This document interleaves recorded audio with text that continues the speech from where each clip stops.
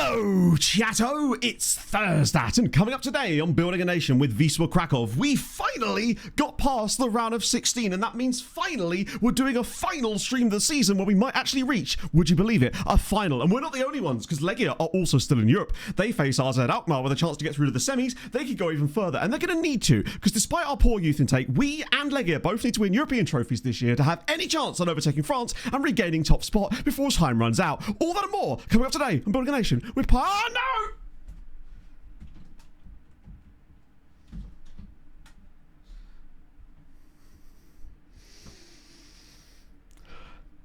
You don't even know what I was about to say there. For some reason, my brain was like, it was about to say, with Pirates of Malta. You could hear the P sound forming on the tip of my tongue, couldn't you? I was about to say, with Pirates of Malta. What? Yeah, no, pirates was the word that was on the tip of my tongue. Sirens, pirate. Yeah, no, I could totally see why you'd think I was going to say that, because the P started forming and my brain was like, Pirates of Malta. It's like Pirates of the Caribbean, but on a much smaller scale. We do actually need like a little intro counter, like a record over the year or over each, like, yeah, over the, fuck it, we'll start in next stream. I'll have a little counter that can sit right next to the temperature gauge. Hello, Manda. Promise you didn't see the intro. It was nothing. I'll do it again. Is that a Tottenham shirt? This is indeed a Tottenham shirt, yes. Tottenham, I have a personalised Tottenham shirt. I do actually, no I don't. I don't have many the only other English clubs I have shirts for are Cheltenham and Cambridge United, because of various things. It's okay. Tottenham is my country, it's true. If they brought that in, immersion features for days. Let me just turn the music down a little bit as Hyperdrive continues there. You're right, we put Ginger out of a job. Or we just put Ginger in charge of the counter. So it only listens when you put that message in chat, and it updates the counter, but only when you specifically tell it to. I can program it to only listen to you. That is the thing I can do now, which is kind of fun. Ely City, of course, yes. That's a good point. Maybe I should have said Fulham was a different side then. I'm feeling a bit more Cambridgeshire coded these days. Forming a club. Pirates of Malta, that'd be such a sick name for a team. I mean, you've got Orlando Pirates. I'm sure there are other pirate-based teams. That's probably going to be the first look up of stream, isn't it? Exactly, Jinjo. Steer into the skid, my friend. Like, we've not had any bot trouble for a while now, actually. Right, paying the winners. Can he do it successfully, firstly? I'm going full screen OBS today, so I'm going to have to use a different monitor. Choose prediction outcome. Will he mess up the intro? Oh, wow. That's a heavy difference to last stream. There was a lot of, Jinjo, bot boy from Botswana return. Next save. You got it. Consider that. I'll make you a deal. Me and Adrian will sort you out. Right. Let's see. Will he mess up the intro? I nearly clicked no. Will he mess up the intro? Yes. But only right at the very end. Not that it matters. It's not about how you start, it's how you finish, ultimately, right? If you fall over before you get to the finish line, it still doesn't matter, right? Called Pirates and Marvel Rivals Esports. Well, there should be more pirates than that, I would have thought, right? I know you're paying that role. I've only done it twice. If it had happened once, then fair. Speaking of Gibraltar, I had to put this in my notes from yesterday because of how much this made me laugh. This might be one of those you had to be there things, but basically, Gibraltar yesterday were playing a friendly against the British Virgin Islands. I believe it was the British Virgin Islands. And obviously that gets abbreviated in score apps because it's quite a long name of a thing. And my friend came over yesterday, just because he does that. He just rocks up at my house. So he was here and we had some food or whatever. And he was looking through the score apps, just looking at see what friendlies are on that day. And he goes, Gibraltar versus British 6. And I'm like, British 6? What's that? I thought maybe it was like some fancy special game. No, so it had been abbreviated to British VI. This is what I didn't realise at the time. He was like, British 6? Who's British 6? And I'm sat there like, is it some sort of like all-star 11 type beat? But there's only 6 players because they can beat Gibraltar. And then he turns the phone screen around and I'm like, right. The second that it like tweaked in his head that it was not a Roman numeral was fabulous. What was the score in the end for that game? Gibraltar, good to see it. Virgin Islands, well, of course, yes, indeed. 4-0. That's probably one of Gibraltar's biggest wins, I'd have thought. Well, recently, at least. Because it's actually like fully on the rock, isn't it, basically? Or like, isn't it called something like The Rock? The Lego I have seen the Lego drama related to that shop and the 200k, if that's the same thing, Hazy. I've seen little bits of that, but it's one of those things where every time I get some kind of content for it pushed across my feed, it's always like more and more insane, to the point where I feel like I'm going to just wait for the Netflix documentary. Because it does be feeling like it's heading into that territory. 19-year-old, okay. And does he play domestically, or is he sort of in the English pyramid, or one of those other things? Oh, 4-0 games. Oh dear, was there a bad? Is their record win? No way! It's weird that a country's record win would be 4-0, but I suppose when you're Gibraltar, I suspect... I'm trying to think, when did Gibraltar officially start playing to the point where they'd have records? Because they entered UEFA, and they're not technically part of FIFA still, are they? Or are they now? I forget, actually. Man U at Swindon. Oh, really? Okay.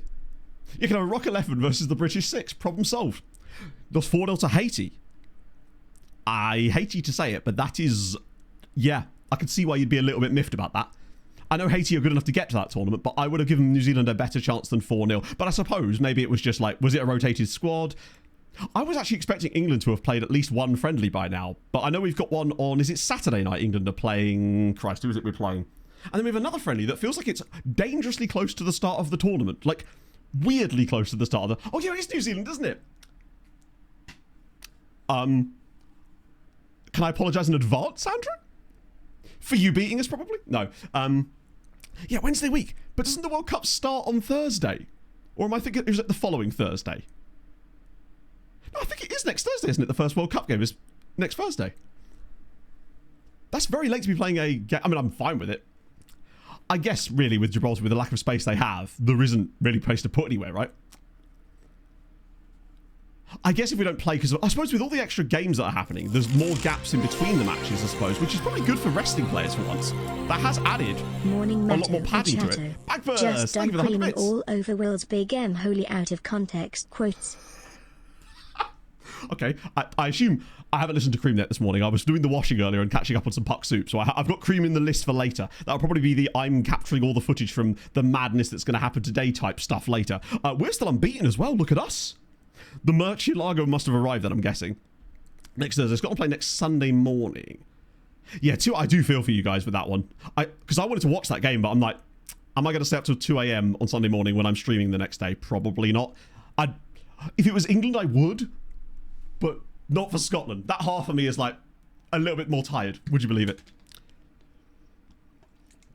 Yeah, it's not till the 17th. So what's the difference in terms of average rest time in group stage matches from this World Cup compared to the previous World Cup? Because obviously we're going from 32 to 48 teams, which adds an extra 16. But I don't know how many extra days of rest that's going to be. I feel like it would be at least 2, probably more. Because it's adding an extra 50% teams, essentially. So I would have thought that the rest days would have increased by at least 2. Which does certainly add an extra layer of strategy to the tournament that perhaps was missing before, where there was quite a tight turnaround between matches, but now it feels like you get like a week off between each one, or it certainly seems like it. Wednesday after. And when's their next World Cup game after that? 9 p.m. and 8:11 was a warm-up. Ooh. I suppose at that point you're like, can I complete the full marathon here? Do I want to go the full bore? Towards the jersey in 1999. Sorry, 1993. Okay. So it's only been since 2013. I guess those are the ones that they're probably counting against, right? Not that their record win is unlikely to come in a defeat anyway, but yeah. Oh, God. It's still like weirdly hot today, and I hate it. I might crack the window at some point, actually, just because it is getting a little bit silly already. Before I do any other lookups, I do want to quickly look up Pirates, just to see if there are any pirate-based teams in this league that aren't Orlando. There are. There actually are. Multiple teams, in fact. Most notably, City Pirates Antwerpen. Hello? So you get only 4 days then. Oh, I guess because the last day is a bit different because obviously the groups have to be played simultaneously, don't they? Darren Baisley. It was a big rotation of subs at half-time, including a goalkeeper. Jesus. And did Haiti rotate? I suppose Haiti probably don't have the strength to rotate, do they, really? That is a fantastic team. I don't know why Chigutu are in here, unless they're Chigutu Pirates. They must have nickname Pirates or something. It was literally a Jolly Roger on their badge. If so, Fair Play FM. It's probably on their long name or something. Otherwise, I don't know how FM would even know that. But Fair Play, if it actually has got... It's just reading the badges now. 3-month World Cup with all nations. I mean, I'm here for that. More international football like that, the better. Is it cool? Oh my God. It looks like... Stay with me here. Cereal box art. It feels like it should be called... Like... add a bit of sugar to that, a little bit of milk, and you've got your breakfast. These guys are high in fiber. And I wish I could see this bigger. It's very Captain Crunch. Yeah, 100%. Italian brain rot. It is a bit socio-coded. God, I hope someone... Does anyone know if there's a higher res version of this badge? Because I feel like there's more things on this that need investigating. For example, there are stuff either side of the pirate and things towards the top and things down here that I want to see what it says, but I can't... I wish FM had like an expand option where you click things and it makes it bigger. But my guess is the only version of this logo that exists is probably the same version that's on the internet, and it's probably like the one from their banner header on their website or something. Team from East Watini. Yeah, I mean, FM got that knowledge. And that's, remember, in base saves, you might get less teams in it. I think Hadrian did the little trick that allowed us to have more teams actually loaded into this, which does slow things down a little bit. Legend. Ah, man.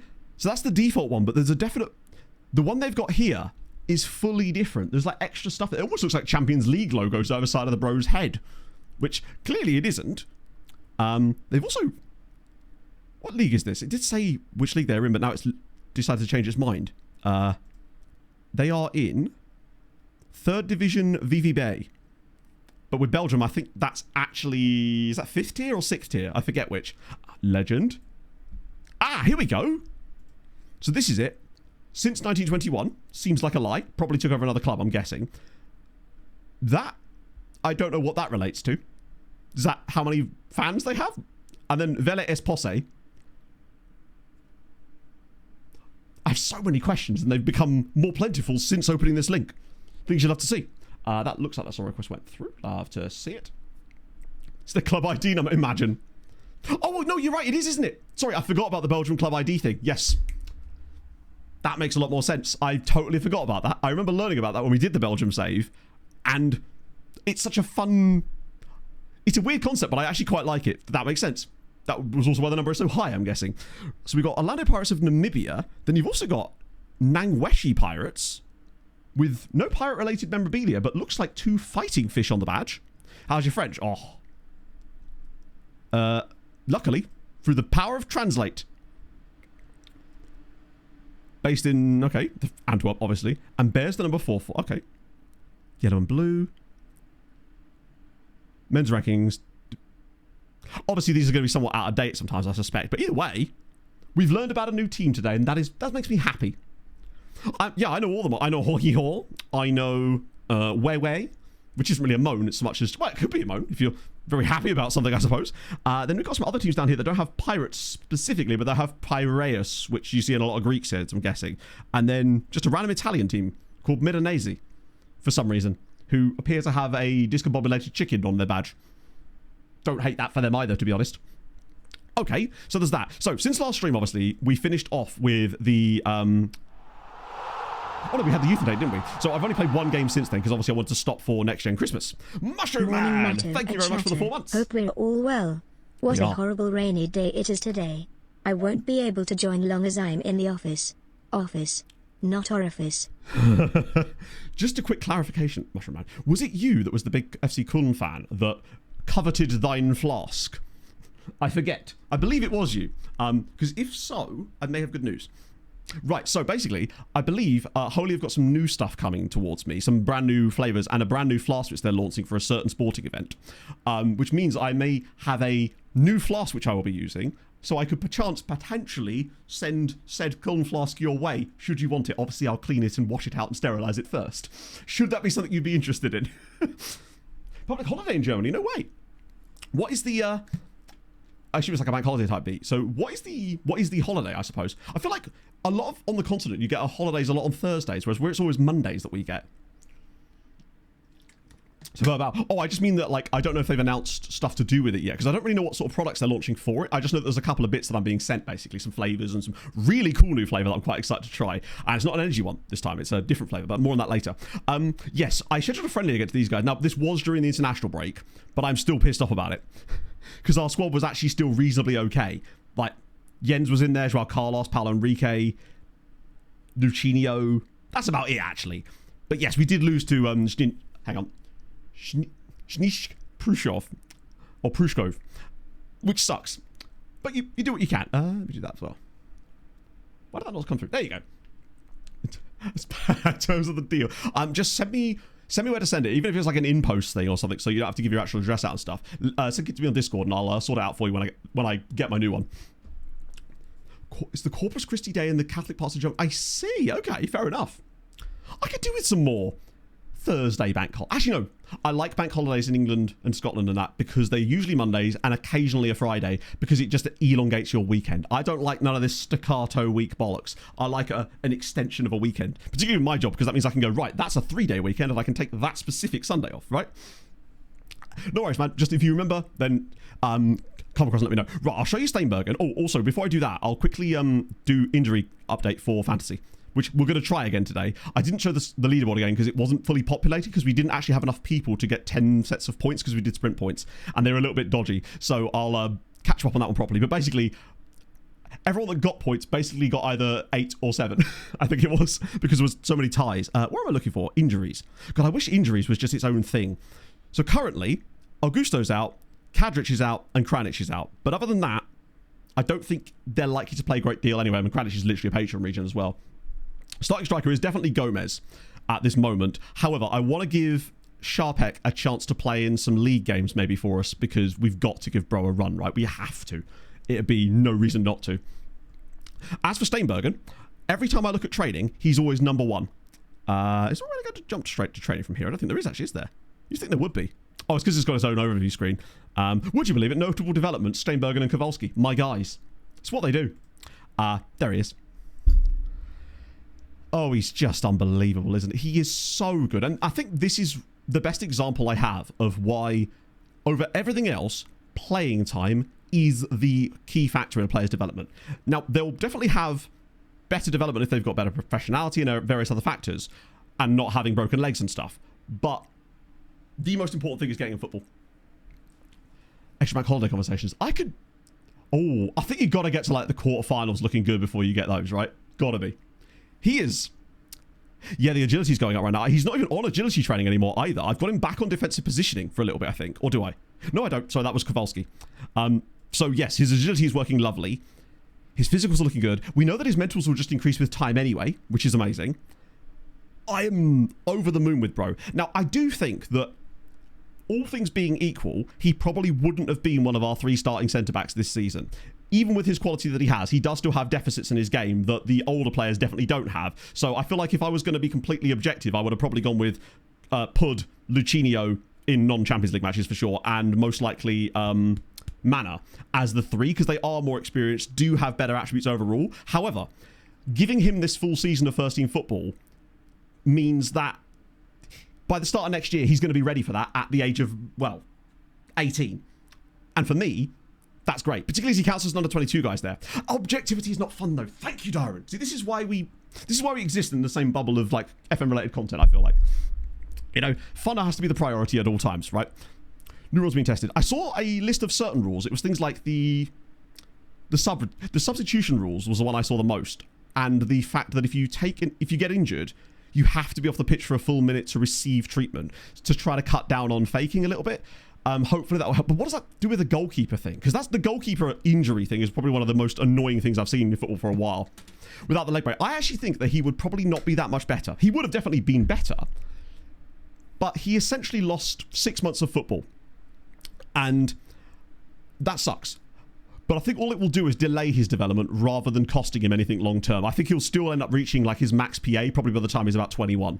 Whereas before he might have been 20 and a half. Aren't the coaches? Really? That's cool. Yeah, cutting down time on free kicks is... Or like, is it just for throw-ins? Or free kicks as well? Because I feel like teams take the piss with that. And matches get very slow and ploddy. And it just ruins the momentum of so many games. And while I get that it's gamesmanship within the rules right now, I'm kind of glad that they're doing stuff to try to stymie it a little bit. Goal kicks, yeah. Fair enough. I feel like goal kicks are actually weirdly one of the least... Because at least that's got existing frameworks in place, right? Hello, Snoily. Finally got internet back after 2 months. No way. Welcome back, my friend.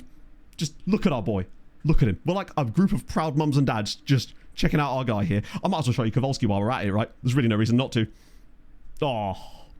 These two, man. These two as a pairing. Back-to-back youth intakes as well. Kowalski, then Steinbergen. And Molsky as well is here. I just feel like he's like, these two are S tier. Molsky's like B/A tier, maybe. He's just not on the same level as these two, which is fine.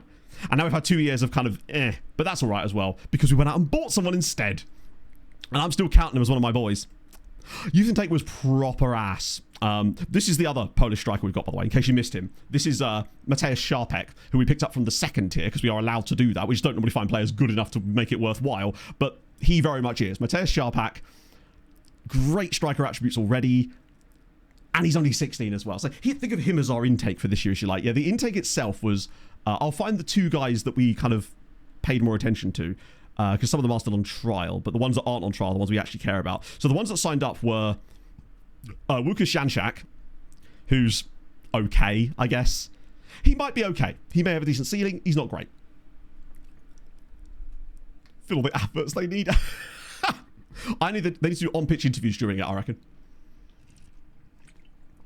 Hello, Rob. Hello, man. Yeah, the Agathon brothers. They're not brothers, but they are brothers. Brothers in our heart. I did sign both of them because I thought, that'd be fun. Pavel Agathon is, I think, the better of the two, even though he seems to have lost... Oh, he never had 4-star PA, did he? Don't think any player did. In fact, does that mean that the other guy now does? Ah, yes. Look at this guy. So Janczak has now been upgraded slightly to 5-star, and he does at least have good, physical attributes other than his strength, but he's 15 years old. I'll give him that. Tackling's okay. He's okay, actually. He's never going to be near our first team. He's not a nepotism child like the others. And then there's Kamil Agathon, who is the slightly worse of the two brothers in terms of his PA, but actually, slightly better now, perhaps. Who knows? And then there was one more guy. Oh, this guy. No, that's the goalie from last year, isn't it? This guy. This guy I also signed because reasons. He loves a punch. In fact, our goalie from last year is this fella here, who's actually looking relatively okay. He's fine, nothing special. We'll circle back to him next year. Molsky himself, he has had some injuries which haven't helped. And while he's okay, I feel like he's certainly never going to be anywhere near the level of Kowalski and Molsky, and he's a year older. He'll be like a solid, useful first team player for us. Maybe he could be what Jens was, but later down the line, perhaps. But he'll take a little while to get there because we can't give him as much football as I'd like. He's sort of in and around the team, basically. So that's okay. He's fine. Paid onto the turf. Can't they just do that superimposition thing that they do on most games? Ads and stuff. I mean, there's always going to be ads at a World Cup. But, I don't know what they could... I mean, you got the, half-time show stuff. But that's only for the final, right? They're not doing that for every game, I hope. Imagine they were. That would really suck, actually. So, yeah. Our core is looking good, which is a good sign. Fulham Green did for the new manager before. Oh, James. I hope we have someone in place before the World Cup, because if we don't, then we're not going to get anyone in place during the World Cup, which means we're going to have to wait till after the World Cup, and then the whole pre-season starts to get eaten into. We're, as usual, a fucking disaster. And I do blame Silver a lot for this, but ultimately, if the club hasn't got contingencies in place for this inevitability, then that's on them. Basically. Unfortunately, no James Scanlon. I suspect that's either because of retirement, but also because of what league he may have been playing in. Although you said he was on loan from Man United, right? Maybe not. Because then again, he may not have got reloaded when England came back onto the save, because I did load them mid-save. Having done much with the Canucks over the combine. Really? But aren't they 3rd pick? Or are they 2nd pick? Maybe the Leafs are going to take Stenberg then. But I guess he'd want to meet with a lot of those teams down there just to sort of get an eye for what's going on, right? Get Poch. I don't know. I really just don't know. All the people we're being linked with, the exception of Kjetil Knudsen, is the only one that excites me as okay, that's fascinating. We've been linked with Lampard. Why would he want to leave Coventry to go to Fulham right now?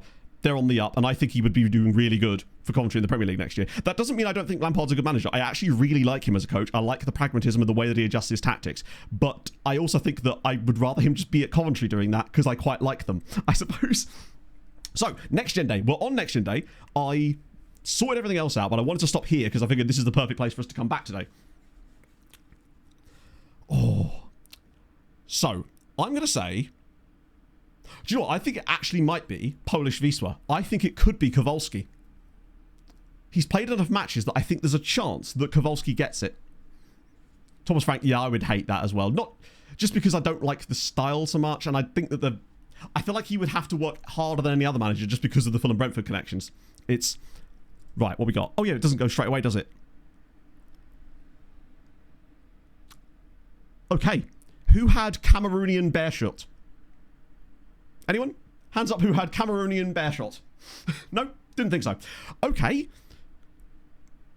But it looks like we do have some scouting knowledge of him at the very least, but this is definitely, say, an example to have another little look at him, perhaps. Has to be a loan. I would imagine it's not. Okay, so just to clarify, we're signing him immediately, correct? He's still only 19 for the loan farm. He's not 20 until September. What's he rated here? He's a perfect loan farm player for these kind of prices. Like, he's got 16 goals in the Belgian top flight. He's basically a goal every other game type player. Big fan of him. So he's Belgian first nationality, actually. Yeah, it got a bit hidden on that screen, in fairness. So he's Belgian first. I'm a big fan. Goodness me. Demon, thank you, man. That's extremely... Just loves Cameroonian at bear shot. And who doesn't, in fairness? Thank you so much, man. That's extremely kind of you. I'm very, very grateful. Thank you very, very much. If you have been gifted a sub by Demon... Am I saying your name right as well? I really hope I am. Then please do thank him as well. It's very, very kind. And breathe, Matt. Oh, breathe. Okay. Whew. Not that exciting, but yeah, Knudsen is the one that I would be like, particularly with the record he's got of getting good amounts of stuff out of strikers with Bodder. It seems like every striker that's left Bodder, with the exception of maybe like a Boniface, has been a bit iffy.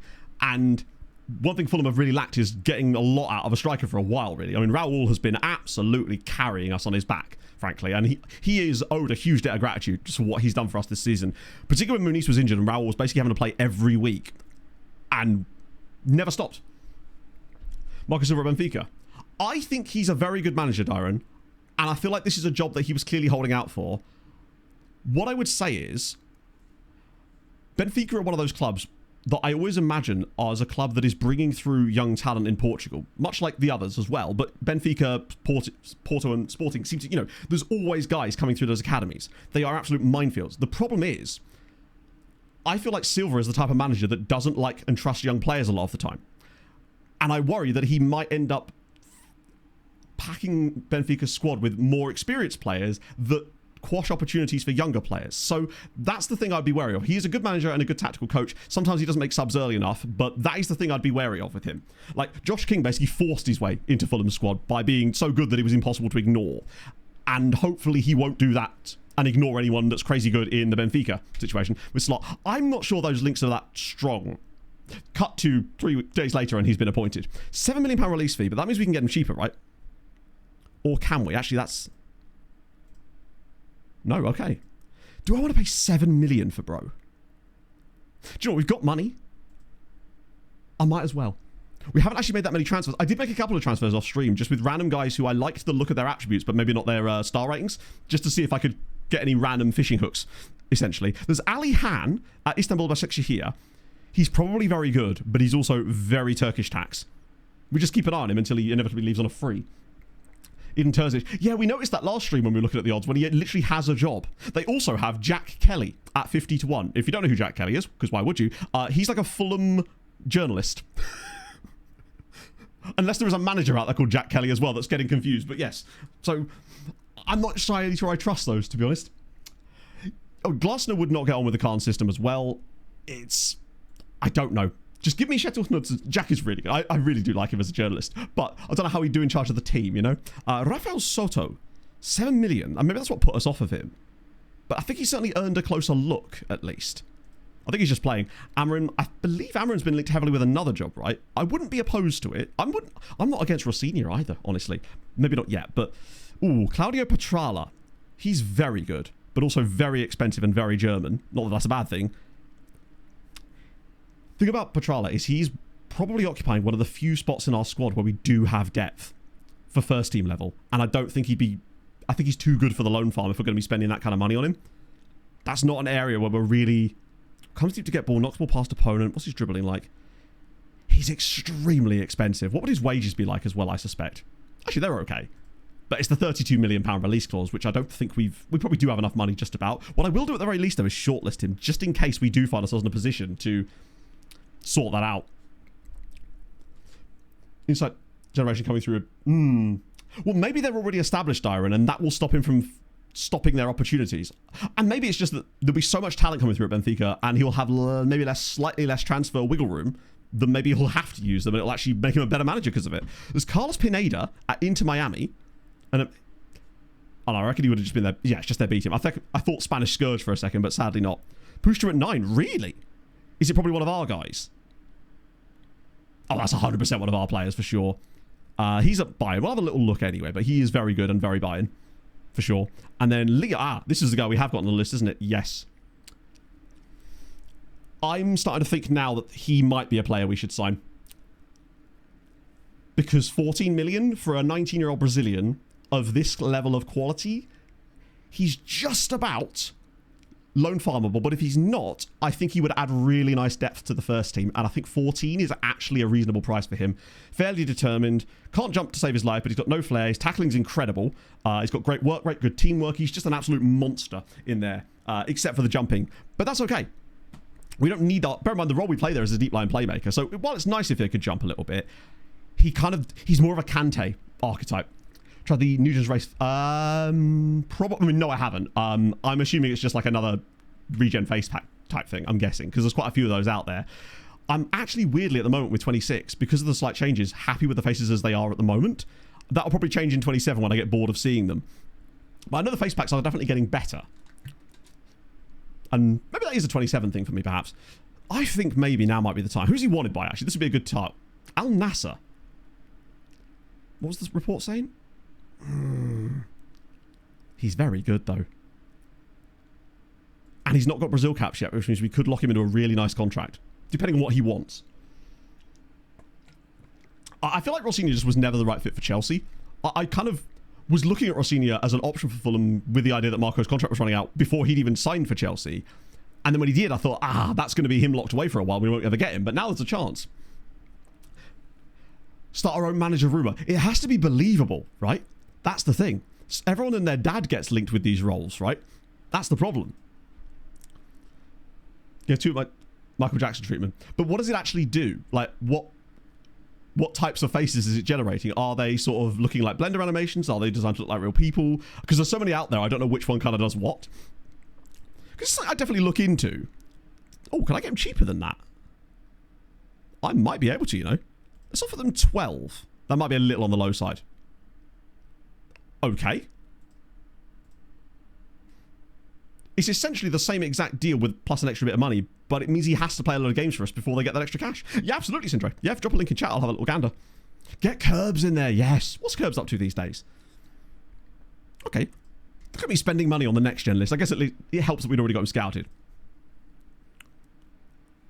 Felipe Luis, that seems to have gone very quiet on that front lately. Yeah, get Pep in. He's got nothing on. Luis Mercado. Yeah, he's actually quite good, isn't he? He's not even playing for them. I don't understand why they won't play these players. Is it because of the rules in the second tier? Youth and Date was last stream. Unfortunately, it was a bit mid. We kind of got two very types of players that weren't really worth talking about, unfortunately. Which is okay. We accept that, given how good we've had in a couple of years. To be fair, that's actually a lot more varied in terms of facial style, hair than I was expecting. Okay, I might actually have to give that a little look. Okay. And you say it's an easier setup. Fair enough. That's actually quite nice.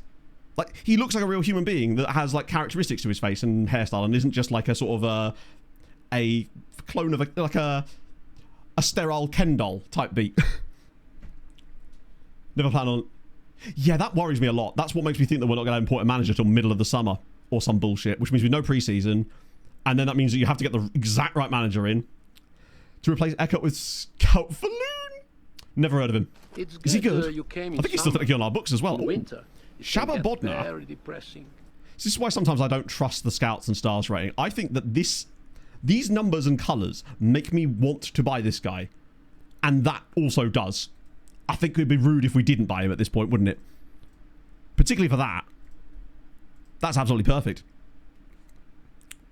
Distinctive feature. True. Or I just make sure that we give him a face that does. We give him an even more distinctive feature, you know?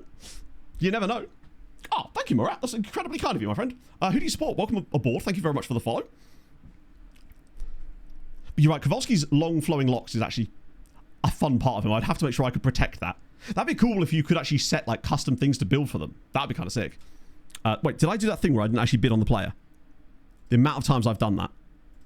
Typical. But I remembered this. Oh, he's got a minimum fee of... That's fine. I'll just pay you... I'll pay you $1 million. They can get over it. Rooney. Dear... Oh, an Arsenal fan. Nice. I bet you're a very happy / No, I imagine you're just happy, right? Ultimately, I feel like a lot of the Arsenal fans I've spoken to sort of see the Champions League, it would have been a bonus. I like the icing on the cake rather than the entire cake itself. The Wiz quiz is fun, isn't it? Plus, it gives me... It means I'm now less... I'm more likely to go and actually just go for a piss. Because I have that horrible, like, thing in my head of, oh, I must hold it and get through this. But now I'm like, take 2 a stream, whatever, right? People are not going to... People have got the Wiz quiz. Oh, he's quite good. Halil Bilgin. Good name. Very expensive, though, unfortunately. At least they're not all just coming through at Galatasaray and Fenerbahce. We're getting a bit more variation in our Turkish friends. Speaking of... Oh, no, he's not Turkish at all. He's German-Kosovan. £69 million at 19 years old. God help us all. Fabian Nicholas. Maybe worth another scout. Don't know much about him right now. Plays and go again. Would you like to see Arteta sort of open the playstyle up a bit next season now that they've got the title? And sort of say, hey, let's actually... But I suppose if it wins, right, why would you stop doing it? I'm curious to see what the next sort of transition in terms of Premier League tactics is going to be, though. Sosnor Fulham will be 2 years behind like we always are. Yeah, classic overpriced. Oh, he's on loan anyway. Another guy at Botafogo, though. Klifa Yamazaki. He's 100% got Japanese second nationality, doesn't he? He does not have Japanese second nationality. Okay. He just got more interesting to me immediately. Klifa Yamazaki. Oh, wait. Ooh, I don't know if I'd pay that, though. Nearly 10 million for a guy who probably doesn't have much of a ceiling. Fairly ambitious. And he doesn't play in the system with you. Yeah. It's a shame, actually, because he's got quite cool little... It's a fun part about him. Also, I forgot to put the name fix in again. My apologies. It was on the list, and then other things just got in the way this morning. I had way more washing and laundry to do than I was expecting. Khalifa is a very good name, for sure. Søren Pedersen. Okay, Norgeland. He's techie. And flary. Don't mind a bit of him. And then a guy at... He feels Spanish Scourgy. Oh, he's not. Harrison Rojas. Oh, that sucks. I like him. Obviously, Saints will be a tough one to get there from. Panama Open Track, no. 20 million for Denzel Dumfries. Wow, was that a release clause? That's incredibly cheap. Yeah, he's Kiefer Sherwood Yamazaki. He's getting all the hits. Amin Zorahi. Yeah, he's technically not Spanish Scourge, but also I don't think he's that good either. I think Real Madrid just... I mean, it's the Real Madrid style, isn't it? They just signed Galacticos, right? Damien Lobos. Oh, he's a goalie. Worth a scout at the very least, even though we have just signed, obviously, our new... Well, I say just signed. Wait. Oh, my days. Hi? Not that we can sign him, but, like, what? Oh, is this the open trading? Don't you dare mess this up. Are they... Wait. Oh, good lord. What is bro doing? Yeah, where did Root get this guy from? So his name's Bradley Amerson. I'm going to guess... It's got to be an Ivorian side, but I'm guessing it's not Asec Mimosas. I'm going to guess Dakwe Suke Kur, or whatever they're called. It's from Asec Mimosas. It was Asec Mimosas. Why did I even doubt it? Bradley Amerson. Why is he not centre back, though? Good question. To be fair, he is a hell of a defensive midfielder because he can pass the ball as well. He'd be a great ball playing centre-back. He might actually have the ability to play there as well. It's the fact that Ruk Herzhov have a guy that's worth 50 million quid. Insane. We don't... A lot of our players that are better than him aren't even worth that. How have they done... This would explain why Ruk Herzhov are doing much better this year. Under Vincent Wagner, they've fallen off a little bit now, but they're still 10th in the league as a newly promoted side. They were giving us a run for the money in the title race at one point. He's a very fun player. Fair play to him, and they're going to get a lot of money if they like sell him at some point, which is amazing. Fair play. We haven't got that many players on this list yet. That's Jonas Georgiou Leganes. Damn, he's a very... Wow, what a weird... I want to look at his attributes, because he's already got Romania caps. Lucinio role. Lucinio doesn't really have much of a role in our team anymore these days. The reason I don't like Lucinio is just because, as good as his attributes are, I think his big matches attribute is so detrimental to us in those big games that it costs us so bad. Hello, he's a bit more affordable, actually. Temporal. Cristo Gay. We've got so many players in that role. I actually think that guy we're getting from Brazil is probably cheaper and better. Rodrigo Duro. Ooh. Ooh. There's your Mexico Monterrey, by the way. How much money do I have left? Jesus, am I over my budget? Jesus Lord. I'm actually have to look at that. Wrong button anyway. It's... No, not wages, although I do need to sort that out.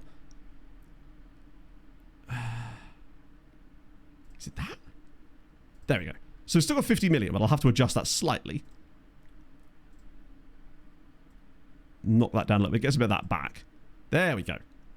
That's the first time we've been overspending our budget in ages. I like him. I don't know if I want to drop another load of money on him. This guy might be cheaper.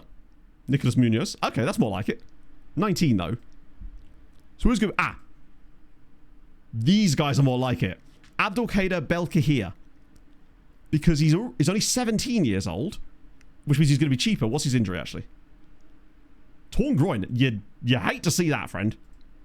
And he would sign for us. Could do with a few of these guys. Not like I haven't been signing loads of them anyway, but the fact that he's actually still in Algeria, 170k for him is perfect.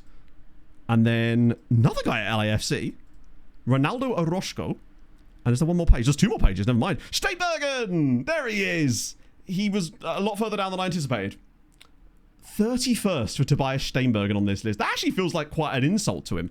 I guess his average rating's maybe not been as high, but I feel like at 17 especially, he should be justifiably further up this list. I wouldn't be surprised if he wins it next year, though, because a lot of them seem to be 18, 19, so I get the feeling he's going to move further and further up the list. But it's nice to see him on there, at least.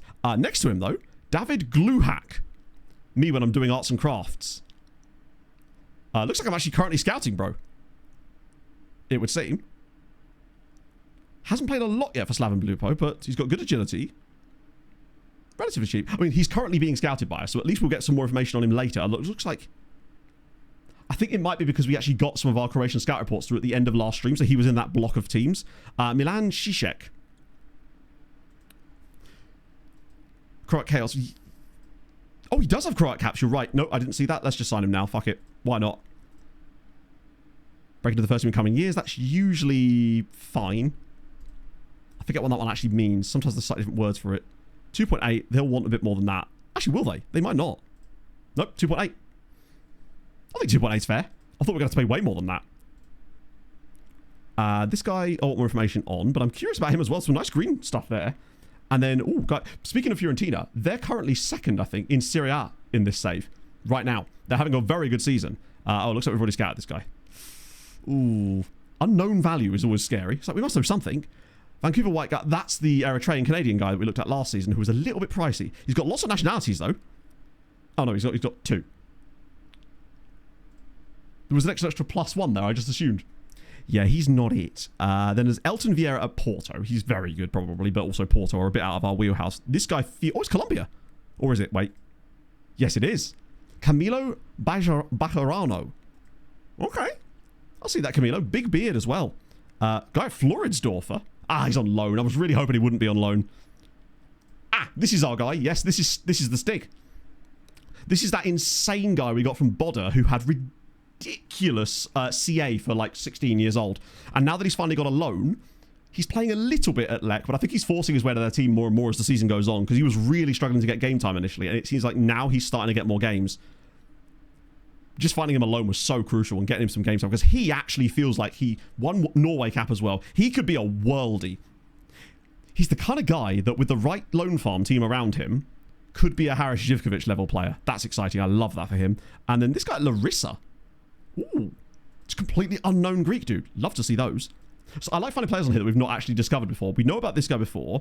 This guy feels new to me. Siva Opset. I haven't looked at Stromsgård very much. Wait.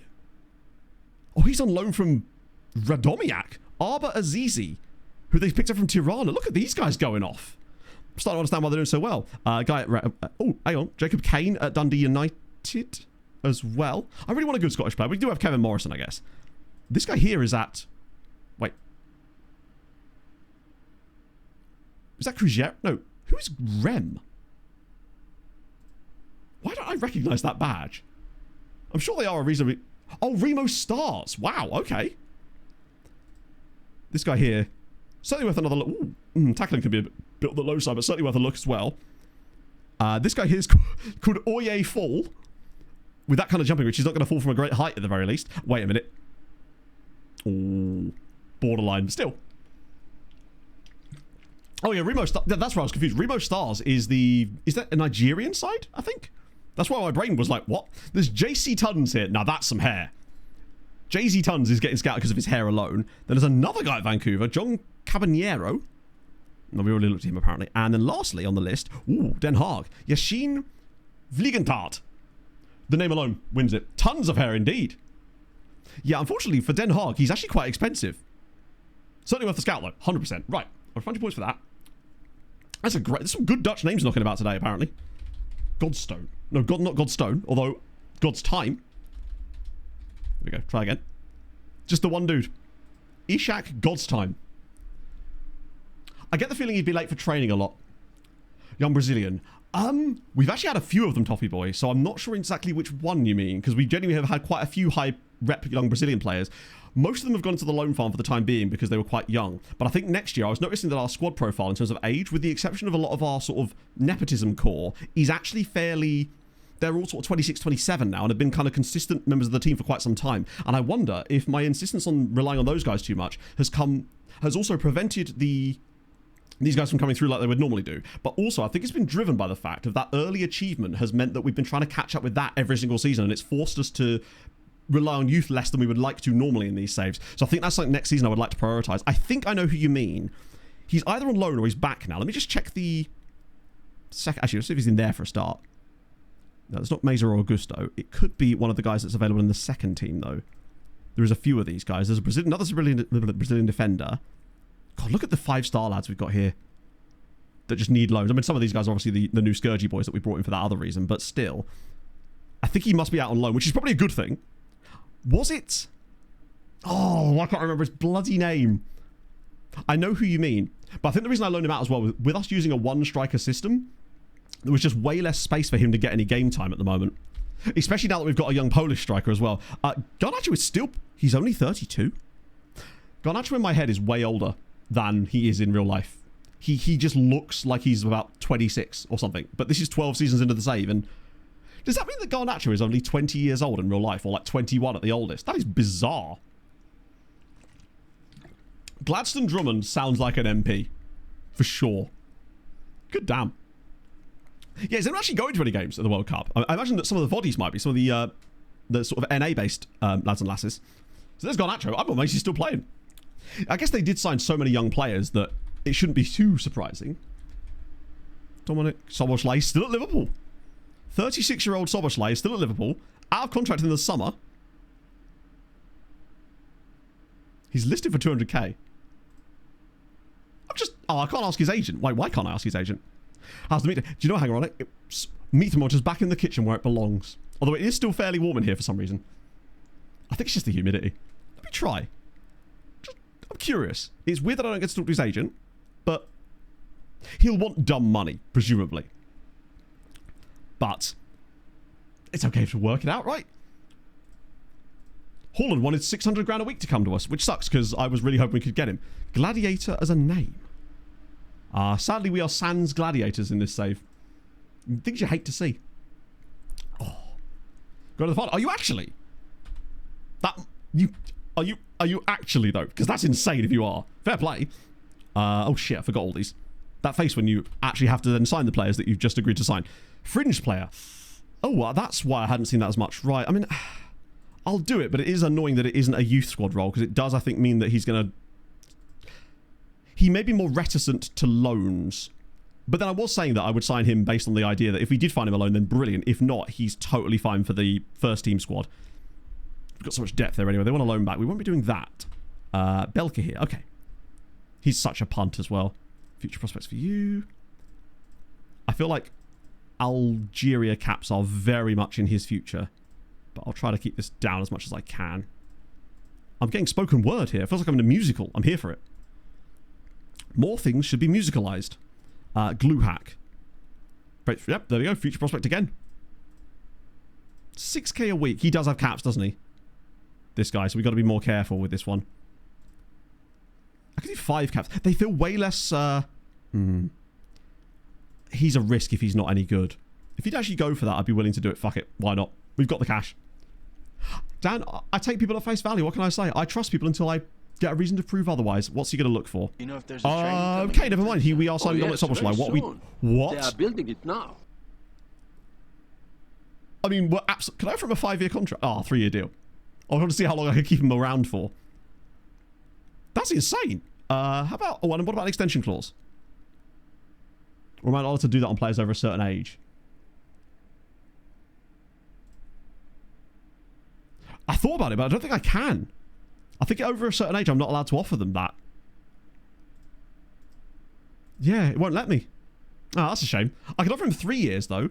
Won't even let... I imagine if I put it down to like a 2-year, it would let me offer him an optional 1 year, would be my guess. Or maybe not. How strange. Well, he probably should already be getting those coaching courses in theory, but yes. We can prime him for joining the ranks of us later. Yeah, no, why won't FM let me keep these guys alive artificially? Damn it. I don't want to pull the plug on Soboslai anytime soon.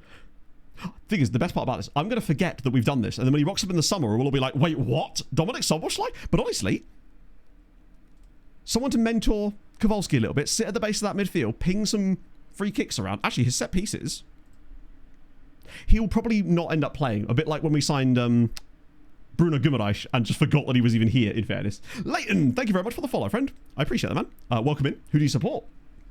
He should get coaching badges almost immediately, though, I thought. He'll do what Fernandinho did, won't he? Yeah, a pair of them at the base of the midfield, just pinging it left and right. Oh. For some reason, it just tried to make me download that, Sam. I don't really know why. I think it's because it's a Discord video link and I can't actually show that. It just tried to download it onto my PC. I was like, damn. Inject the malware. Michal, MX2, thank you for the follow. Welcome aboard. Who do you support, friend? There's a few contracts expiring, but they're either shit players that are in the loan farm and aren't very good, patron regions that I'll re-sign, or they are players from the loan farm that are not good enough and are probably just at pushing the Mitza. So those guys are getting sent away. In fact, what I think my best bet here to do would be to set them for release. Now, unfortunately, you can't select all on this screen, as far as I know. Or can you? Oh, you can. I'm an idiot. Why did I not... I think actually when the game first came out, you couldn't, could you? But now you can. Nice. That's good. That'll save me a lot of effort. And it means that they can start getting contracts with other Polish sides as well, which would be nice. Staff contracts, we leave that for the moment. That's just one youth player who I will also set for release. Also, it means I'll have to go through menu after menu at the end of the season, which is a pain in the arse. Wolves, unfortunately. I mean, hey, there's always next. Some of the signings that Wolves have made have been quite encouraging, I'd say. At least for next year. I mean, what do you think is going to be... What's the expectations for Wolves next season? I know that obviously the expectation of any team relegated from the Premier League is to bounce straight back up, of course, but do you think that's realistic? Because usually there's at least 2 of them that are right in the race, and then the third one catches up late on, Southampton. Our budget. We could probably do with winning another Champions League round, I dare say. Love More Pillar. I mean, the Pillars, we didn't love More Pillar enough, it would seem. Wait, they rejected the £7 million. In that case, I'm probably going to just not bother with him at £7 million. I thought that was a little bit of a stretch as it is. How's Herbasis getting on? Okay. Sweet buttery Jesus, Jorge. No wonder Radomiak have been chefing this year. Yeah, the potential was a bit... I think it's just because the Next Gen award doesn't really go to potential. It goes to players who are playing loads. And that's about it. I think it just rewards playing time for the most part. To an extent, at least. Glue Hack's coming in as well. Love to see... Wow, we're actually... Look at us getting our signing sorted for the summer. Things you'd love to see. Come back day by day. I mean, seeing what United do next season will be really interesting because they'll in theory have what they would like to consider some stability with Michael Carrick. So,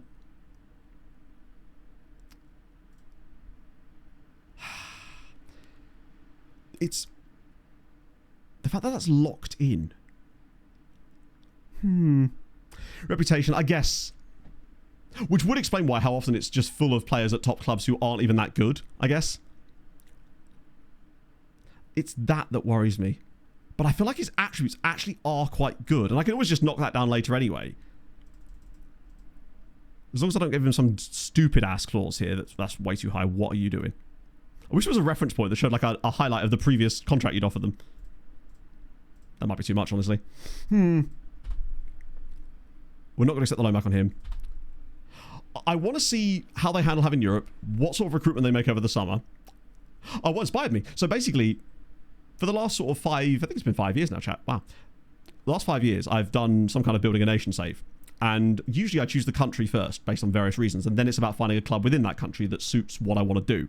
And so I knew that I'd want to revisit Poland, because I'd done it on YouTube in like 2018, but didn't know a lot about what I was doing at the time, as far as how to actually go about building a nation properly with all of the weird mechanics that we've discovered along the way.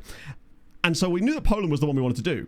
But then it was a question of choosing a club. Now, I normally, especially in larger leagues, choose second-tier sides because it allows you to bring a side up to the top table and draw an extra chair to it, rather than just improving an already existing good side, because you need them to help you later in Europe.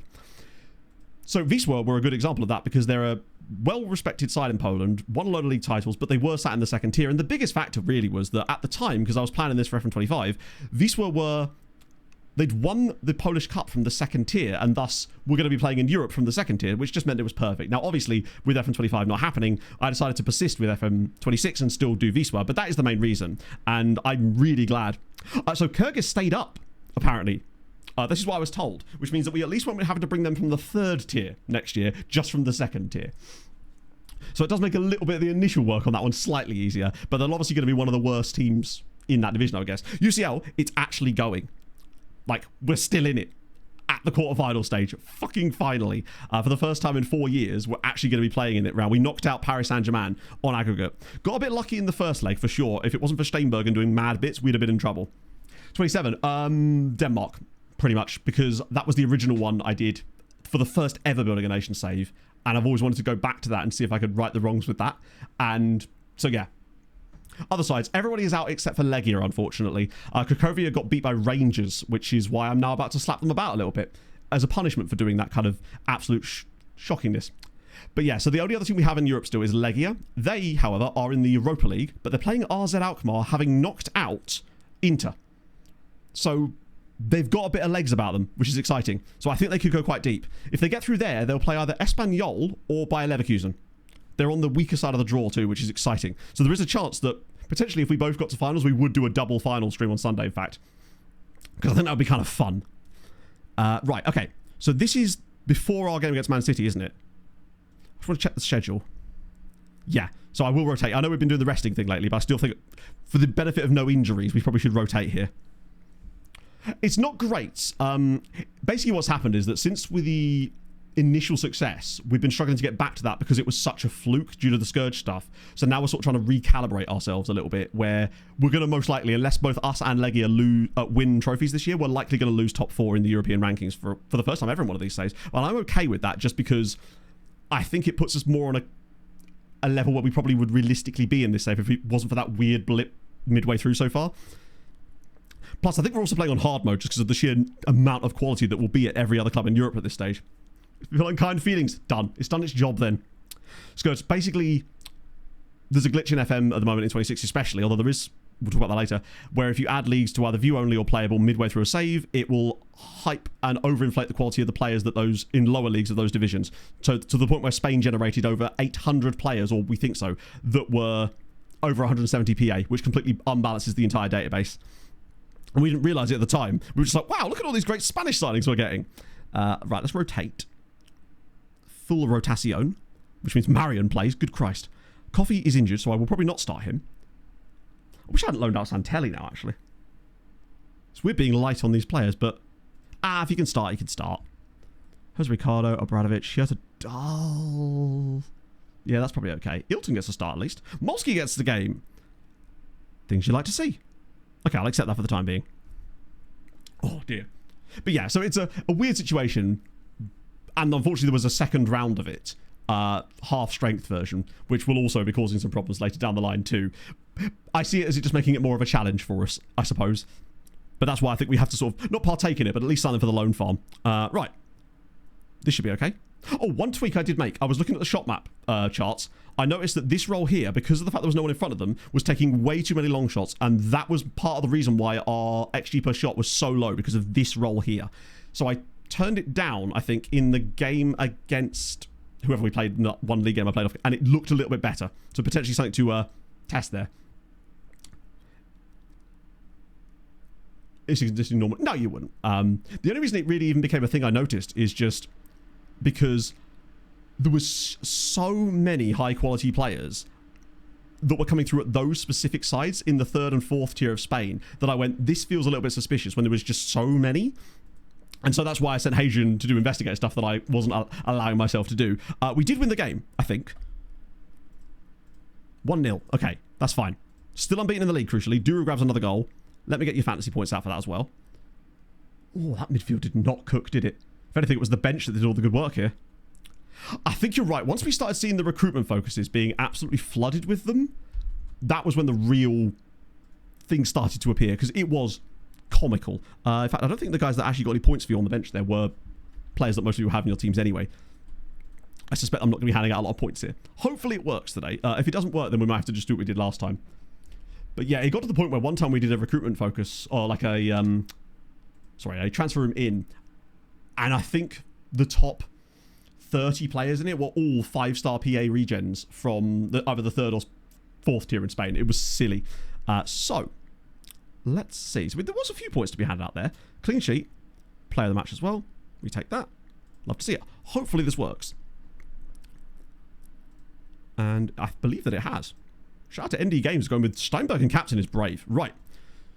So now comes the part that I've been worrying about, which is Manchester City. I don't think I need to rest the squad for this game, do I? I should be playing him. I was going to play him. It's just that often when I do rotation before matches, I forget that I should pick youth prospects and not full rotation. Then it should likely pick him. It's because I keep picking rotation instead. But I really do want to play him some game time because ultimately we do want to give him as much time as we could. I do not want to lose, though, one of our last 6 matches because this might be the only chance we get at an unbeaten season in this save because the other Polish sides are just going to get better and better and better. Naughty words of the FM tweet about much like Keith Andrews. I mean, hey, to give him credit, and I hate to say it, Brentford have been successful under Keith Andrews. Now, whether that success is sustainable, but from none of the stats that I've looked at, it doesn't seem like they're massively overperforming XG monster sort of stuff. So they seem to have built a strategy that is working for them, and I guess full credit to them. It feels weird coming out of my mouth, I admit, but still, Jesus Christ, they're still underperforming that. One day we'll figure it out. Nice. Let's have a look. It may be a 30-second video, but it's still somehow a shorter highlight than most of the highlights. So I don't actually know, I don't actually know the context of what we're looking at here, other than that it's TSV versus Roma in a game that I don't actually know what the score was at this point. Oh, it's the goal. It has to be, right? Wait, where is bro going?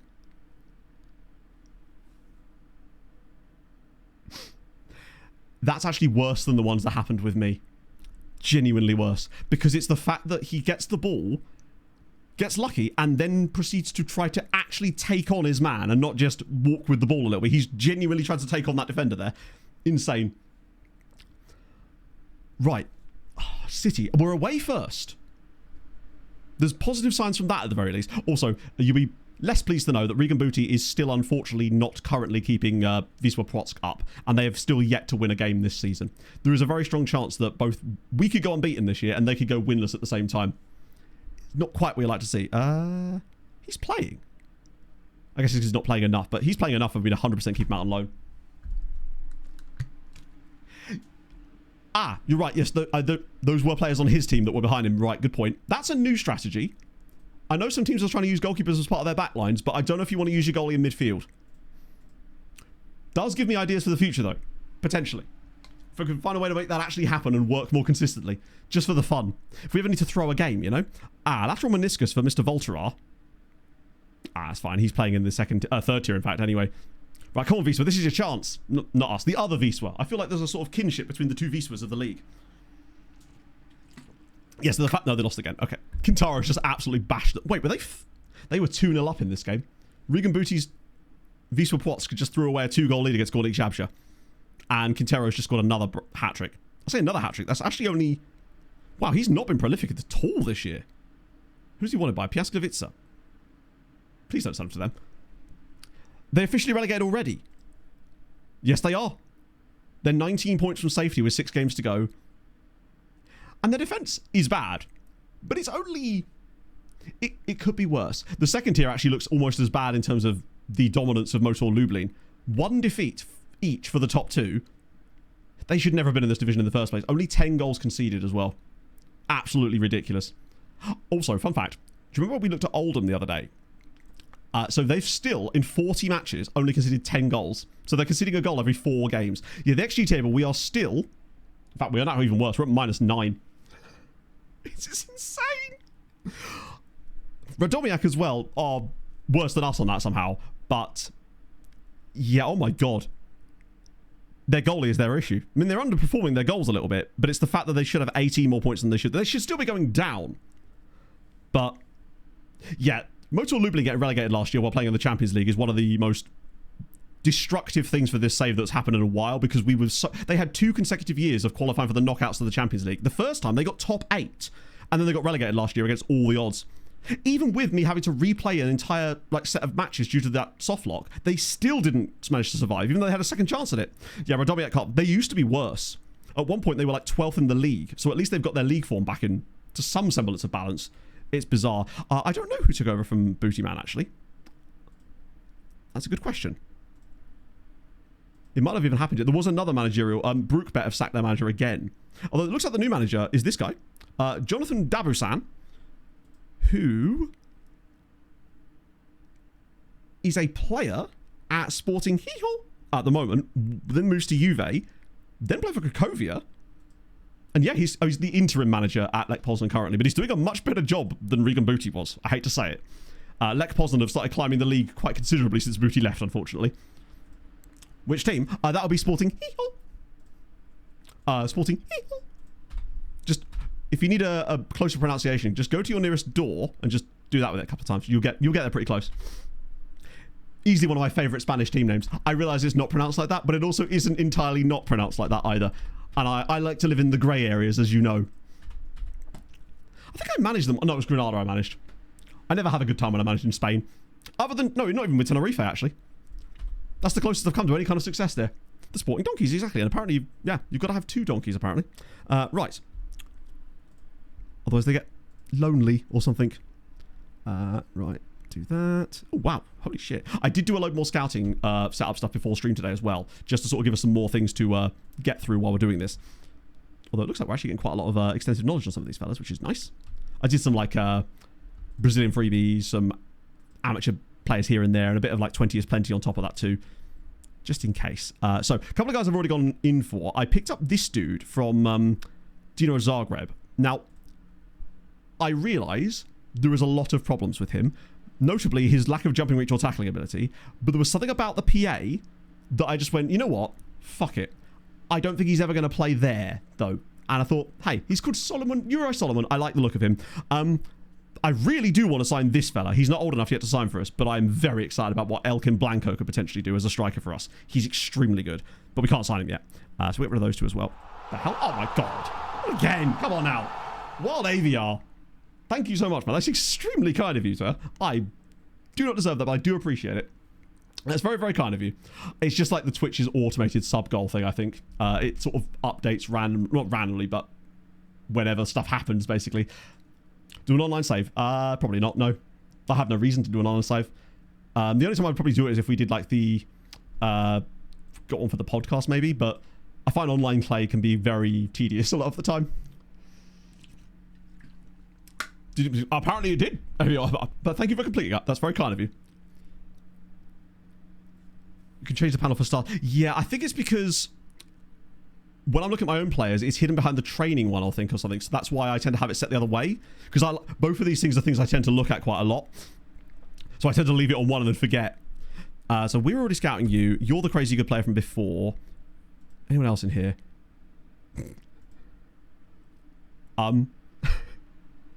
It's not quite Florian Wirtz. It's Julian Wirtz. And I'll be honest with you,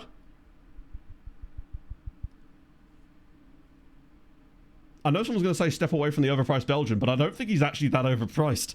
I think Julian Wirtz is actually extremely excellent, and he'd count as homegrown. Recommendation screen. I have mine set to come through weekly, generally speaking. Occasionally we'll lose a player in there, and I think it's slightly more soon during... I wish it would just come through when it was full. He's like Wirtz, but Wirtz, yeah. But in Portugal? Probably not, no. there's really, to me, there's no real fun in a saver that starts at Portugal because it already starts so high up that the entire challenge would kind of be missing from it. Like for me, the part of a challenge in building a nation save is the journey up, and at Portugal it feels like you're almost kind of starting at the floor right before the top floor anyway, and I don't think it'd be very fun. I have enjoyed saves in Portugal, just not in that type of format. I'd probably do Portugal saves like with Journeyman instead. Hello, Zeep. Thank you very much for the 59 months. That is wild, my friend. I'm signing him. I'm signing him. I'm doing it. I shouldn't, but I'm going to. Particularly if they want a sensible fee. They do not, in fact, want a sensible fee. Okay, right. How about... Oh, my lord. About that. What is it about Belgians? In Norway again? Probably not, just because Norway have changed some of the rules in the league that makes it near impossible. Denmark next year, but probably not Norway again, just because of the fact that they've hard-coded the FIFA rules in there for some reason, and it would make it basically completely impossible. Dragan Marjanovic. Oh, wait. Oh, wow. He's got really good mentals in very specific areas, and he's actually quite expensive for Serbia too, but I guess he's 21, so that's probably what's doing it. And then we've got Seming Amli. What's a fun name? We're saying he's a little bit pricey, but he kind of is, and I think I've just spent all our money as well. If he had the extra star, I'd probably be like, it's fine, whatever. Guy Katowice, Simon Huchker. Actually, oh wow, no, whoa, okay. Which I realise that's the same price as the Belgian guy. But he is I'm more skeptical about his PA. I'm worried that he's Mike Seaman Bank again. Well, it's the other thing that I believe in Norway you can only have a certain number of loans as well. Now, it's like hard locked in the same way that I can only have a certain number of foreign loans, but in Norway I believe it's just loans in general, which really sucks. Is there any freebies in here or cheapies? Carlos, I thought his name was Carlos Table for a second there. He's probably the cheapest, isn't he? Adres Issa.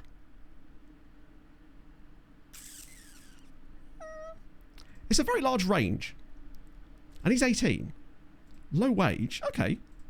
If they'll let me have him for really cheap. Never mind. Actually, wait. Nah, they're going to want like 2 million, aren't they? Or they're going to want around his maximum amount. If you let me have him for 450. No. We tried. Was Wirtz not Belgian? I think he was, right? Oh, City looks like they can't have won the FA Cup. It's only April, Matt. Silly boy. Playing with Hungarian players. I'm glad we kind of got in there when we did then, I would suppose. Looks like Hincapié is off to Palace in this save. He didn't want a dumb contract, did he? Nah, that's all right. 7. Wow, okay. I feel like it's the extra half star on Wirtz. That is what's doing it for me. If he was just 5 star or even anything less than that, it's just that extra little star. Whenever I find players, which is pretty rare these days, that have that, it makes me go, this guy might be like X Factor good level. And we do need to try and find a few more of those guys if we're going to be able to compete with the big boys. Pause again to think about some stuff tonight. Well, let me suggest... Thank God for daily autosave, yes. South American player in their team. Yeah, pretty much. Because, I mean, why wouldn't you, right? South America produces some of the best talent in the entire world. So it'd be crazy if you didn't have a South American player in your team. Deer Antlers. Okay, now I'm in. I'm going back all of a sudden. Right. Steinbergen, Mana, Kwasiopud, Naeem, Kowalski... Yes, that's fine. It's just the bench could do with an extra player on it, which is fine. We can do that, unless there's anyone missing. No. So who's available to go on the bench? I guess August. No, he's injured. So it might as well be Tizone at this point. I like the Sharpak actually makes the bench here. Coffee could play a little bit. Right. Remaining all over again. Yeah, we got 2 of them. But that's okay. It's depth, isn't it? Done South America. Oh, no, for sure, yeah. But obviously not all South America is created equal. So in Brazil and Argentina, obviously you're going to get crazy hotbeds of talent. But you're going to be finding it a little bit less in, say, Bolivia or Venezuela, for example. I find a lot of the best Venezuelan players I get tend to actually be gendered in other countries a lot of the time. New goalkeeper. Yes, this is the guy I signed on a free transfer from Braga. And we've just decided this year to give him a run instead of Marion. And he's been okay. I feel like I'm not over the Marion experiment yet. I wonder if actually Marion might function better in this new style of tactic, maybe than Agipong. But he's not done enough wrong for me to want to kick him out yet. Although what I will say is his average ratings have been a little bit across the board, Whereas Marion at least put up good ratings in other games. So maybe I'll give Marion a run of matches. What's Marion's average rating this season? 7.42. Now, obviously, he's playing in different games. But he does seem to be flourishing a bit more. It's tough to say. I feel like Marion is not gone yet. There's a chance that he comes back in. Particularly as Agipong, I think, is still happy being a backup. So we could actually rotate him back out and he wouldn't care too much. They're just so similar, man. Right. Okay. Champions League away leg. It's Manchester City. I don't know what I'm expecting from this match from us, honestly. I'm just hoping, beyond anything, that we do something good. A good Curacao player. Oh, absolutely. But Curacao isn't really South America, is it? Curacao is... I guess they're playing CONCACAF anyway, so it's sort of an irrelevancy. I feel like we may have ridden our luck a little bit. But maybe that's part of what we do now. Maybe we're actually able to ride our luck more in games. Plus, we've not played Manchester City in years. They've still got a 37-year-old Erling Haaland up front. Chowie, Elmi, McPhee. It's a good team they've got, obviously. But the fact that they're still relying on Erling Haaland at season 12 of this save, when he's into his verging towards late 30s, I would take anything in this game except a defeat. Honestly, I'd even take a 1-0 defeat if it would come to it. So he never left. He was listed for transfer and we tried to buy him. And then because he was on my shortlist, I got a notification that said basically that he'd decided to stay. So I guess they started playing him. His name... Well, we've got two. There's two different names. There's Kem McPhee and then there's Farid Chowie. Kem McPhee is the guy that we'll probably end up marking him quite a lot. He's a Scottish international who's absolutely outrageous. There you go. Scotland could use with him at the World Cup. Right, let's hope for the best. Constantly Chris, thank you for the raid. Welcome in. You come at a very important time as we've just started our game against Manchester City here. Cruise Sports Snacks Emotional. I'm going to need it, potentially, if this goes very wrong. City have already started quite strongly. But, thus far, all they have... Oh, I'm feeling set piece goal today. I don't know why. Okay. It just feels... But we can't really complain too much. Oh, what a tackle from Montparnasse. Hang on a minute. Now, we set this up so we can play better in transitions. Let's see if we actually do. Come on, get the runners forward. Lads, you're going to have to move forward a bit more than this, otherwise Gomez is going to have to do it by himself. And he may well do. Hey, it's a shot on target. It earns us a corner. It's our first opening of the game. But I just feel like we're giving up chances, but we seem weirdly less vulnerable than we were before for some reason. And that's what strikes me so weird. Well, although that being said, City are genuinely cooking at the moment. And it looks like Blanco and McPhee are the reasons for it. I'll see if any of them tick over into the 9s. Okay, so Blanco's gone back down again. Keenan Yield is just definitely... So it's this pattern here, I think. It's definitely where City are getting a lot of their joy. Offset to the right. To make way for the runner from midfield. When he wasn't set to be offset like that, the midfield runner often... They got in each other's way, basically.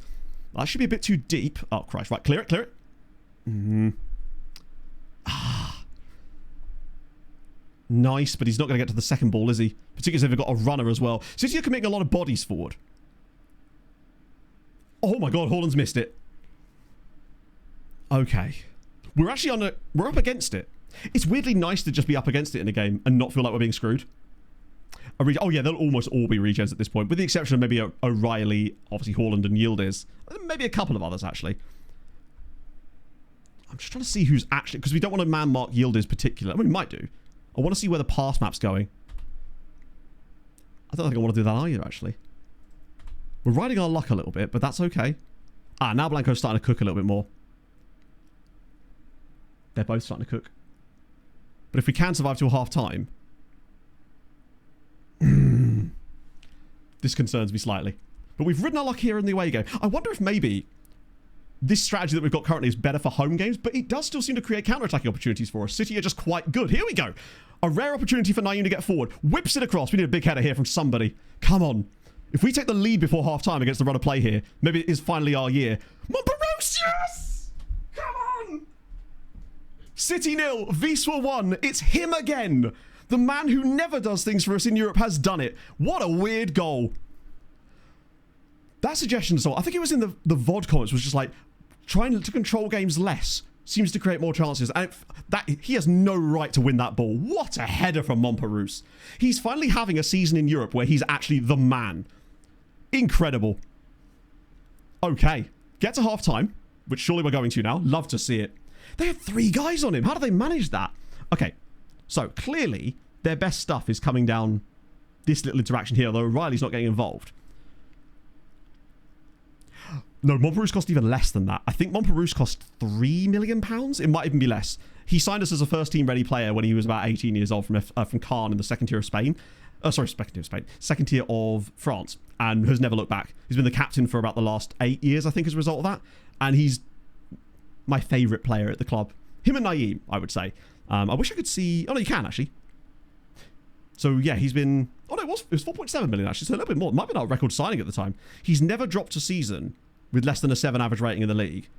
And we're in what now? 1, 2, 3, 4, 5, 6, 7... Yeah, so he's into his 8th year. Best player, probably Montperousse or Naeem. Those two are very much the two standouts. Gomez, the left centre forward. I'm all right, thanks. We're winning the game. I don't know why we would change the tactic when we're winning the match. Okay. Let's see. So actually, weirdly, he's pushing up quite high. Not completing as many passes, though.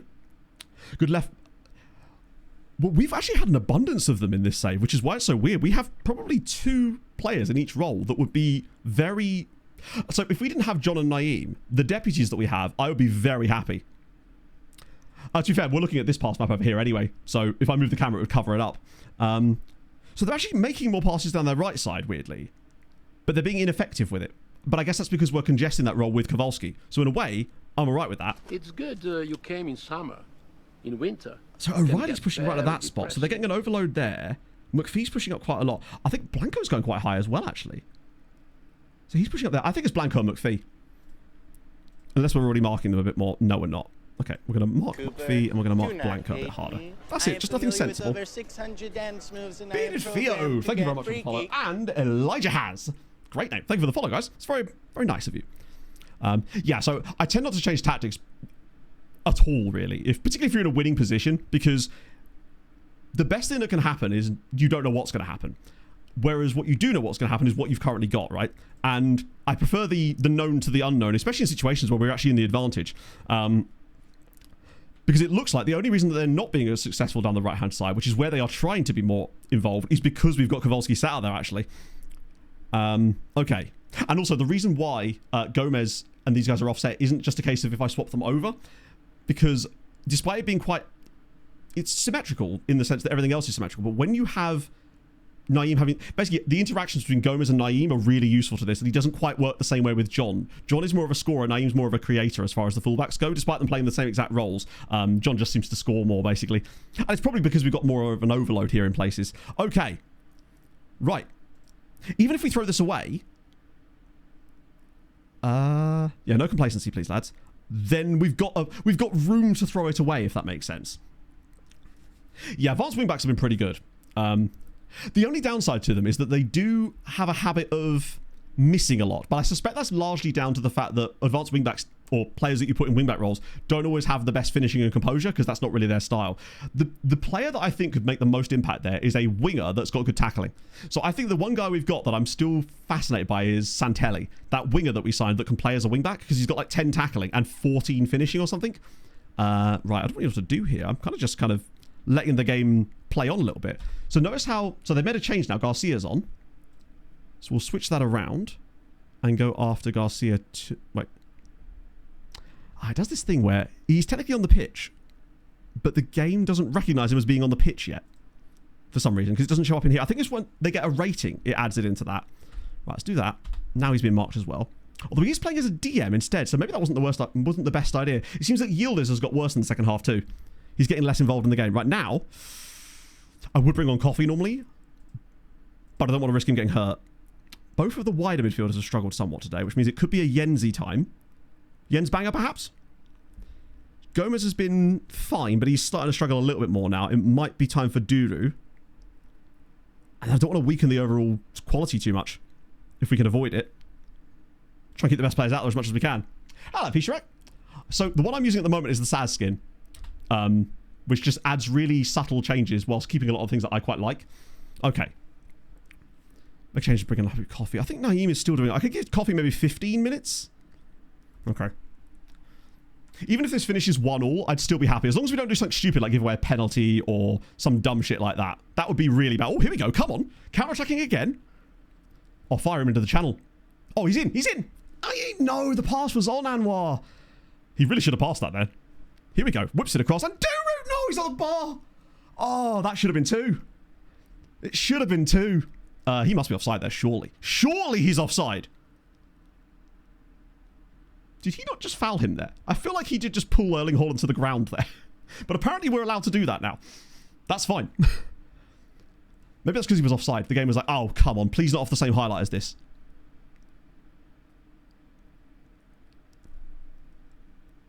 How had the flag not gone up from when he was miles offside already?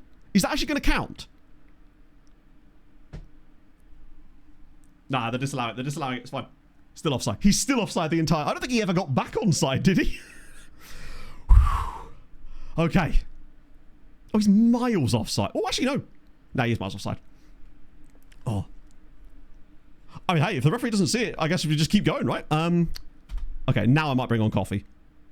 Just to make sure that we've got someone with legs, I suppose. As long as it doesn't get hurt.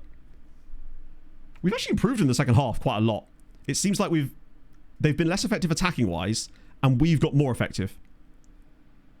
Look at me actually trying to do tactics and stuff. It's like watching a toddler play with tools for the first time. Duru's been really poor off the bench. I really don't like him in this system. There's something about the way that Gomez plays in this shape that is just far better than what Duru offers. That is actually an extremely good victory. At the Etihad, 1-0 victory because of that Montpellier goal right before half-time. We rode the pressure early on. Agyapang actually pulled out saves. It's because he heard me talking shit about him in the pre-match. It's like, Marion who? Amazing.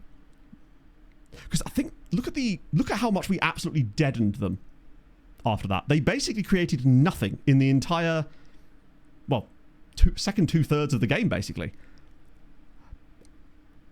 Love that from us. I really do think there's something to be said for that little half-time analysis in matches like this to try to sort of stymie their better players.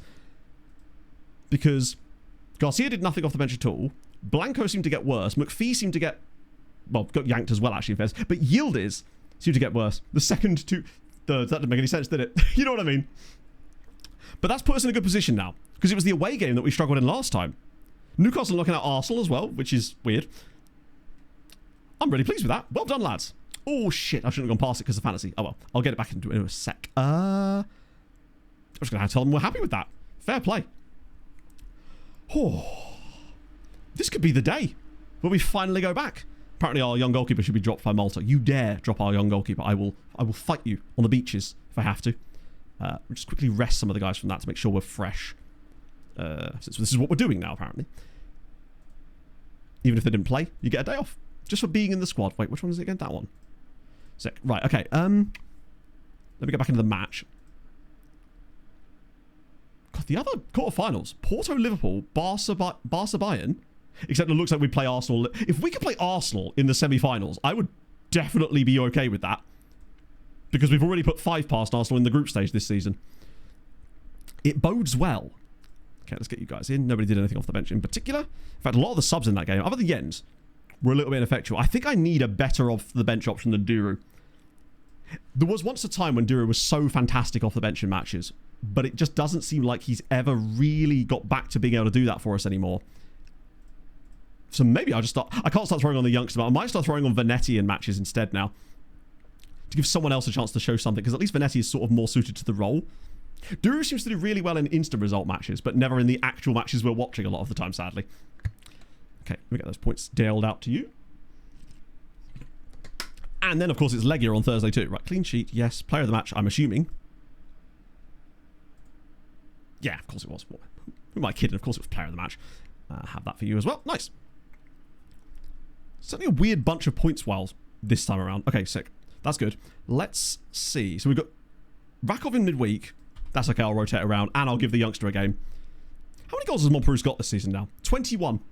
It's rare that he goes through a full season without at least 20 goals these days. I'm so pleased with that. We might actually just sort of slowly but surely be working our way back to a Champions League final.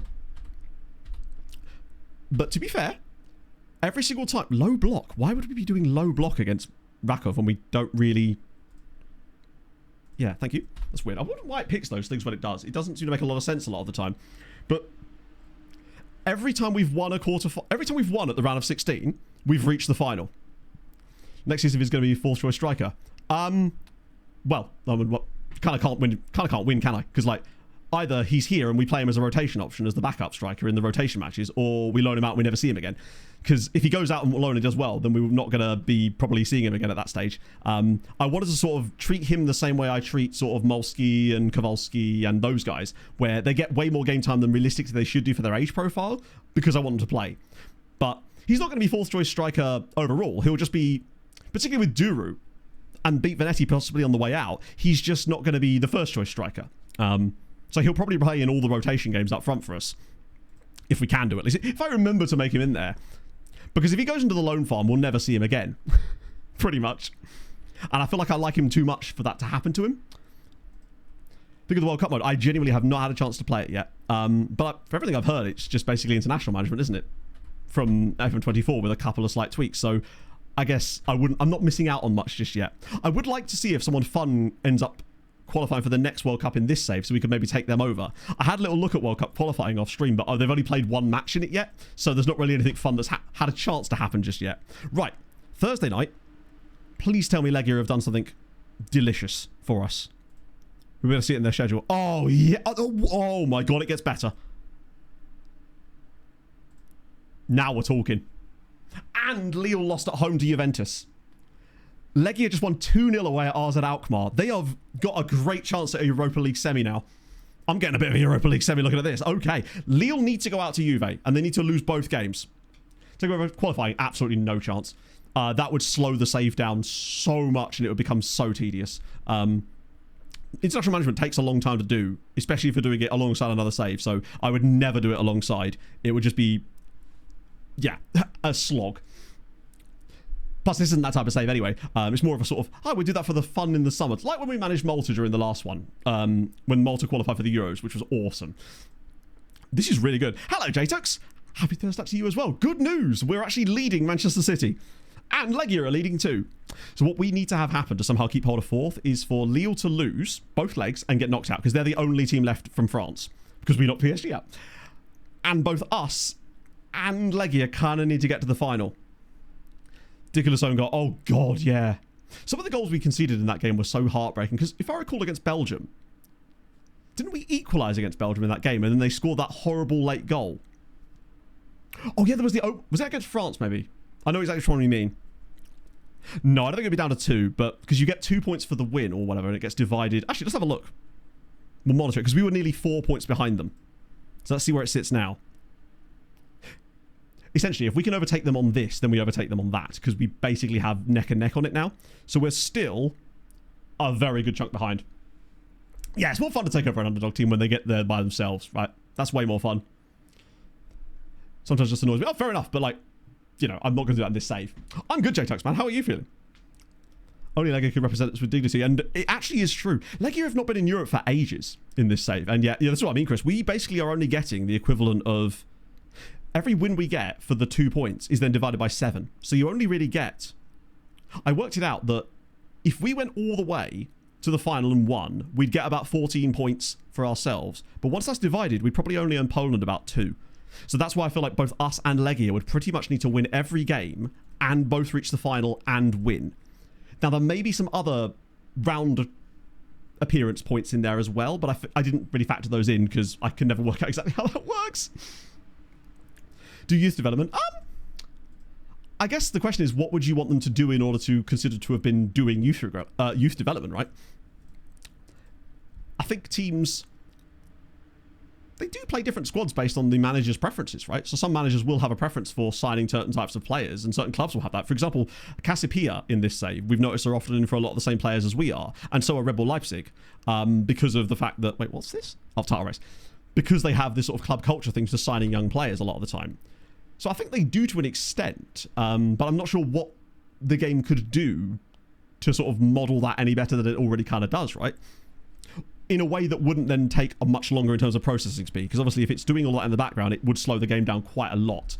And I think a lot of people would choose a faster game over than marginal gains in that side of things, perhaps. Get a bit of that. Get a bit of that as well. Tom Townley's unhappy. Hate to see it. So I'm going to be doing the Patreon recap video as well on Monday. So we'll get a 3-season one instead, just because things got so far behind because of the other city bollock. What the hell happened here? These guys are all at Pushta Pormitsa. Moderate knee ligament sprain for 2 months. Moderate knee ligament sprain for 2 months. Moderately sprained ankle ligaments for 6 weeks. And a badly fractured finger. I have to question what these 4 were up to here. An intense sprint in training. Jumping for a header in training. Sprinting in training. This seems like a lie. I'm convinced they've all got into the same car together and then just had a crash outside the training ground. What on earth? Badly fractured finger. I don't think I've ever seen a badly fractured finger. There must have been but who's getting these injuries in fights? How bizarre. It's the fact they're all at the same club as well. Hardest exam tomorrow. Ooh. I mean, how prepared do you feel like you currently are? I bet you have, Doc. Yeah. 4 injuries in 11 minutes. Imagine if they were all separate. I mean, it's obviously not a match, but imagine if it was a match, they were all separate injuries and you were just out of subs immediately. Right. Barbara could be. I mean, you don't know what it's like down at the Pushta near Porm. It's a massive, you know. Hello, Viva. Right, so this is rotation. But we're going to do youth prospect rotation instead. And it still puts Duru in. Ah, yes, that my 27-year-old youth prospect. I know him well. Put Sharp back in. Molsky's still there. Sadiq. Okay, maybe I won't use him. Just use Alvarez there. I feel like the squad isn't even that different. Before sub... That's a good point. I shattered my scaphoid during a fight. I don't even know what a scaphoid is. That sounds... is it a finger? Good team buys a star youth player in my saves. They just stagnate in the B teams. That annoys me so much. But you see that happen quite a lot in real life, is what I'm saying. Like, you see a lot of big sides buy high-rated young talents in real life and let them stagnate because they never play. I think, if anything, the game is kind of modelling that fairly realistically. Broke my when you stood on a football. Jesus. That's... I've never broken a bone in my body, actually. Like a full-on fracture. I think I had that stress fracture in my foot last year, but that's the closest thing. Smallest bone. Oh, is it your smallest bone? Oh, wow. In a way, that's somewhat impressive, Iron Hammer, right? Did you not break it with an Iron Hammer by any chance, did you? Because that'll probably do it. Well, the thing is, if it happened in FM Gormless, the game doesn't actually know how to forfeit matches. If you lose players on the pitch in FM, unless they've changed it, they just keep playing. I thought it was a bone in the ear, but I'm actually still pretty small. Because there's a lot of bones in the ear, isn't there? I guess they get used for hearing and whatnot. My badge of honor? Bone of honor. Not quite as fun as Medal of Honor, perhaps. Right, okay, sick. Here we come. This feels like the one we finally lose. We're like 37 games unbeaten in the league as well now. And I feel like that's about to finish right about now. It's the leg, right? Presumably.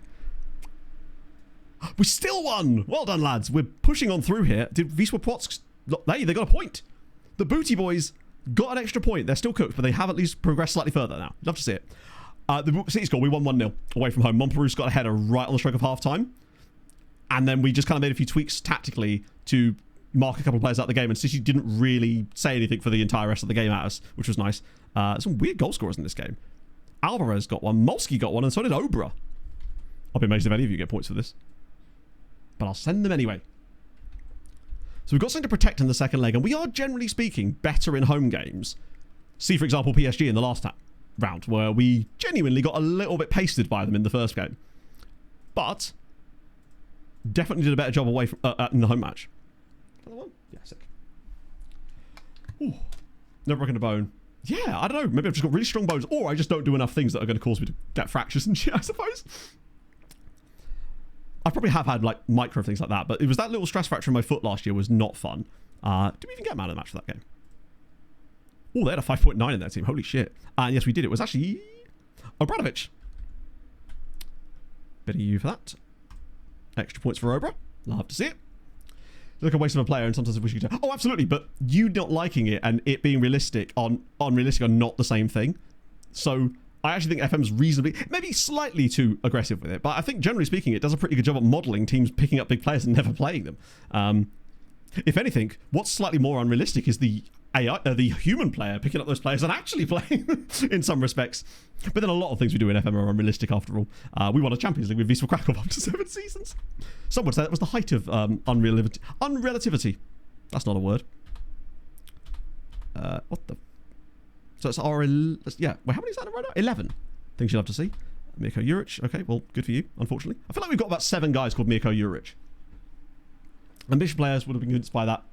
Do great things, but the thing is, the ambitious player would take the move to the big club in the first place because they back themselves with their ambition. That's sort of, if you think of a lot of players that have made those big moves, what you often hear is they did it because they backed themselves to get into those teams, even if they have that level of belief. And I think you need that level of belief to become a professional footballer in the first place, right? That's why it's weird when you see a player that has low self-belief.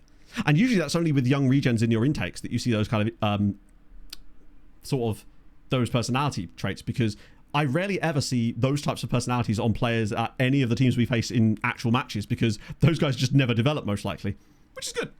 Poland is very fun because you've got a really big top flight and quite a big second tier, so there's a lot of stuff to happen as well. And for some reason, just in general, like in real life, Poland is just kind of all over the shop in terms of what happens there. Hang on. I thought Jay Spearing was managing Liverpool for a second there.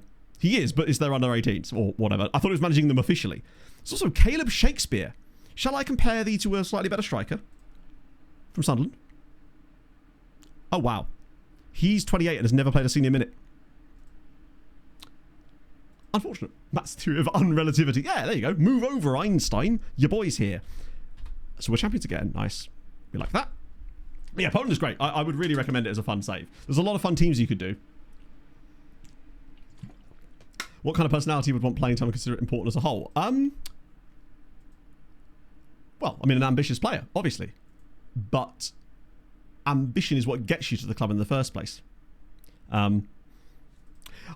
Ultimately, FM is limited by their squad roles, right? So usually those players sign on future prospect contracts at those clubs, which means they're not going to kick off about it because they're generally speaking quite young. So I'm not really sure what the game could do, which is other than having another mechanic which dictates sort of... I mean, surely every player wants to play football. That's why they're in the game. Unless you're like one of those wonderful swanning about third choice keepers, in which case, fair enough. Those guys have got it good. I think we'd all like to be a third choice keeper in the Premier League right about now. Some of the names that are the third choice keepers for Premier League sides are fantastic fun. Because you're just like, oh yeah, that guy. I remember him. It's fantastic. Another improved contract for Naeem. I do want to, but I don't want to pay him the money he wants because he wants something stupid. Let's try again. See if his agent's more sensible this time. He's actually got less sensible. Cool.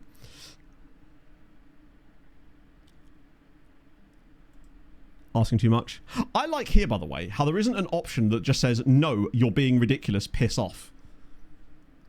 I can either agree or stall. No, I won't be stalling. I will be saying goodbye to you at this time until you sack your agent. Overgrown mascot. What? Because is Marcus Bettinelli still one of them? I actually forget. I genuinely don't know who a lot of the third choice goalkeepers are, but just the ones I do know of, I'm like, because who's Fulham's one? I'm sure we do have one. Probably a youth player maybe for us, actually. Because obviously, we have not Marit Rodak, sorry. We've got Bert Leno, and our backup is French fella. Oh, is it Borto? There you go. I would not have known that, genuinely. It's usually either a youth player or someone like that. African Stars. Bettinelli. I swear Bettinelli was at Manchester City for a bit, and then he was definitely at Chelsea for a while. Lecomte, that's who I was thinking of. Yeah. Yeah, no, that's the thing. He is worth that kind of money, but I just can't afford to give him... I'd give him 100k, but obviously he wouldn't want 100k. He'd want 120k, which would obviously push 40 grand above where our wage bill is right now. I may have to do it at some point if he won't ever take anything lower than that. What we need is for him to have a bad run of form and offer it to him then. The downside is that this Anwar Naeem and bro never has a bad run of form. He's probably the most consistent player I've ever seen, for the most part. I'll get you guys out there as well. Still a few more in here. Right, anyone that's fun. He's very good, but he's also... Wait. Technically, he isn't Spanish Scourge, but also... He's sort of not really a striker, I guess he's got okay composure. Verts were obviously signing. I've looked at so many times now. You were the... Oh, no, wait, is it a different guy? No, it's the same guy we looked at earlier, isn't it? With the really good physicals. That guy we looked at already. I think some of these are just the second round of a lot of those. That's the same guy again. 26 years old. 30 minutes, quite a lot. Finishing easy to train? No. I tend to find... I mean, it will go up, but it's not... Composure is the one. If you've got a choice to a player with really good finishing and shit composure, or really good composure and shit finishing, the guy with the bad composure is the one you want, because you can train composure so easily, but finishing is far more difficult. There's a guy here called... Oh, it's Svard. I thought it said Sword. Victor Svard. Anyone free? That's Carlos Toby. These guys are not filling me with technical good. I mean, dribbling also helps too. I think it seems that most of the consensus is that pace, acceleration, and agility are actually the most important attributes across the board, pretty much. Even on things like centre-backs. Yeah, I think I've kind of investigated most of the guys I liked off that list anyway. Hello, Haywood. I'm very good, but I'm still a little bit nervous because we're playing Manchester City in our Champions League second leg in a moment. We are winning from the first game for once. And it was away, and I think we played quite well. I just want to see if City set up in a similar way. But if we do get through, it sets up, most likely, it looks like a game against Newcastle. Who... Didn't we beat Newcastle this season, or did we draw 0-0? We beat Newcastle 1-0, thanks to a goal from Gomez. So we've got previous against... Actually, we've got previous against both of them, in fact. Because we have already beaten both of them this season. And they're playing first. We'd already have an idea of what the other side of the draw is going to look like. I'd love it if Porto got through. They're not going to. Okay, cool. Should have seen that one coming. Bayern are through, Liverpool are through. So it's Liverpool, Bayern on the other side of the draw. Lighthearted, good or bad. So lighthearted, I find... I don't believe lighthearted... Actually, the way to tell, with a lighthearted player, have a look at their media handling if you can. That might potentially give you more information. Because if there's certain things in the media handling, and I've already forgotten what the 3 things you want to look out for are... Because as far as I know, lighthearted is one of those personalities that doesn't actually require any specific threshold of professionalism in order to get it. So it doesn't bear... I might be wrong about this.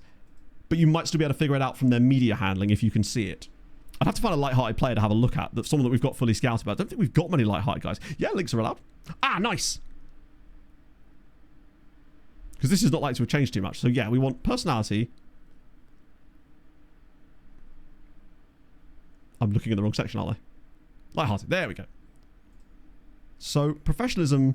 Yeah, it could be 1 or it could be 17. So it could be all over the shop. What you want basically is a media handling style that indicates evasive, unflappable, and there's one other as well, isn't there? Is it outspoken? Might be. Evasive and unflappable, though, as you can see, really adds a lot to that. So that's certainly the one that will help. Is that a different one? Ah, this is the one I always used to use. But yeah, that should give you a general idea. If you can see that about them, that will certainly help. Or just use this to try and see what you can figure out about the player, but that will certainly help. The only other team we've got in Europe this season, reserved. I throw out Unflappable's quite good too, though, generally speaking, but I don't know if it's actually... Those are the ones that we used to look at. I remember I had this really long discussion with FM Guru about this at the pub once, and this is where I first learned about this. Following for interest, what's the deal done? Yeah, I'd be loving to, but you've already... Let's see what he actually says. Star player, no. 115. Okay, listen. If I'll give you 105 if you give me a 5-year extension and I will whack up a massive agent fee. I'll give you £10 million in a loyalty bonus as well. We've got budget, we just don't have wages. I will literally give Anwar £10 million in loyalty over that 5 years to amortise it to go on to £105,000 a week. I'm okay with that. I probably could have got him actually a bit lower than that. His agent's going to make out like a bandit. Probably could have got his agent even more. But we do need to get Anwar a new contract because he's a lifer. He's a not going anywhere type player, you know? Yeah, so the other team we've got in Europe is Legia. They are 2-0 up from their first game away from home against RZ in the Europa League quarterfinals, which means they've got a great chance of going to the semis, which would either be against Espanyol or Bayer Leverkusen. So it's looking good for them as well. What's looking good for us here is that in theory, Coffee, he's still a little bit screwed, isn't he? And now Kwasiolpud is looking weirdly in... Did he come off the bench in that last game, or did he get a slight knock? Either way, we should be okay.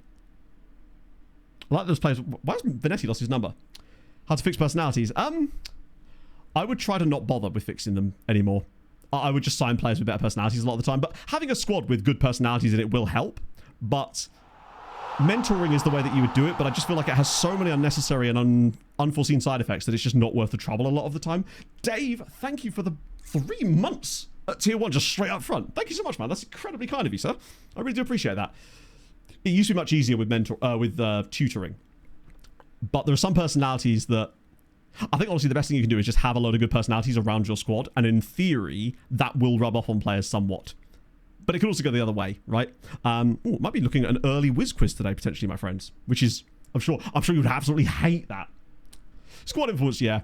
I mean, the most sensible way to do it actually would be mentoring, but you'd have to be so careful with how you set it up. Otherwise, your player might get a good personality, but end up with a whole load of traits that you never want touching them, basically.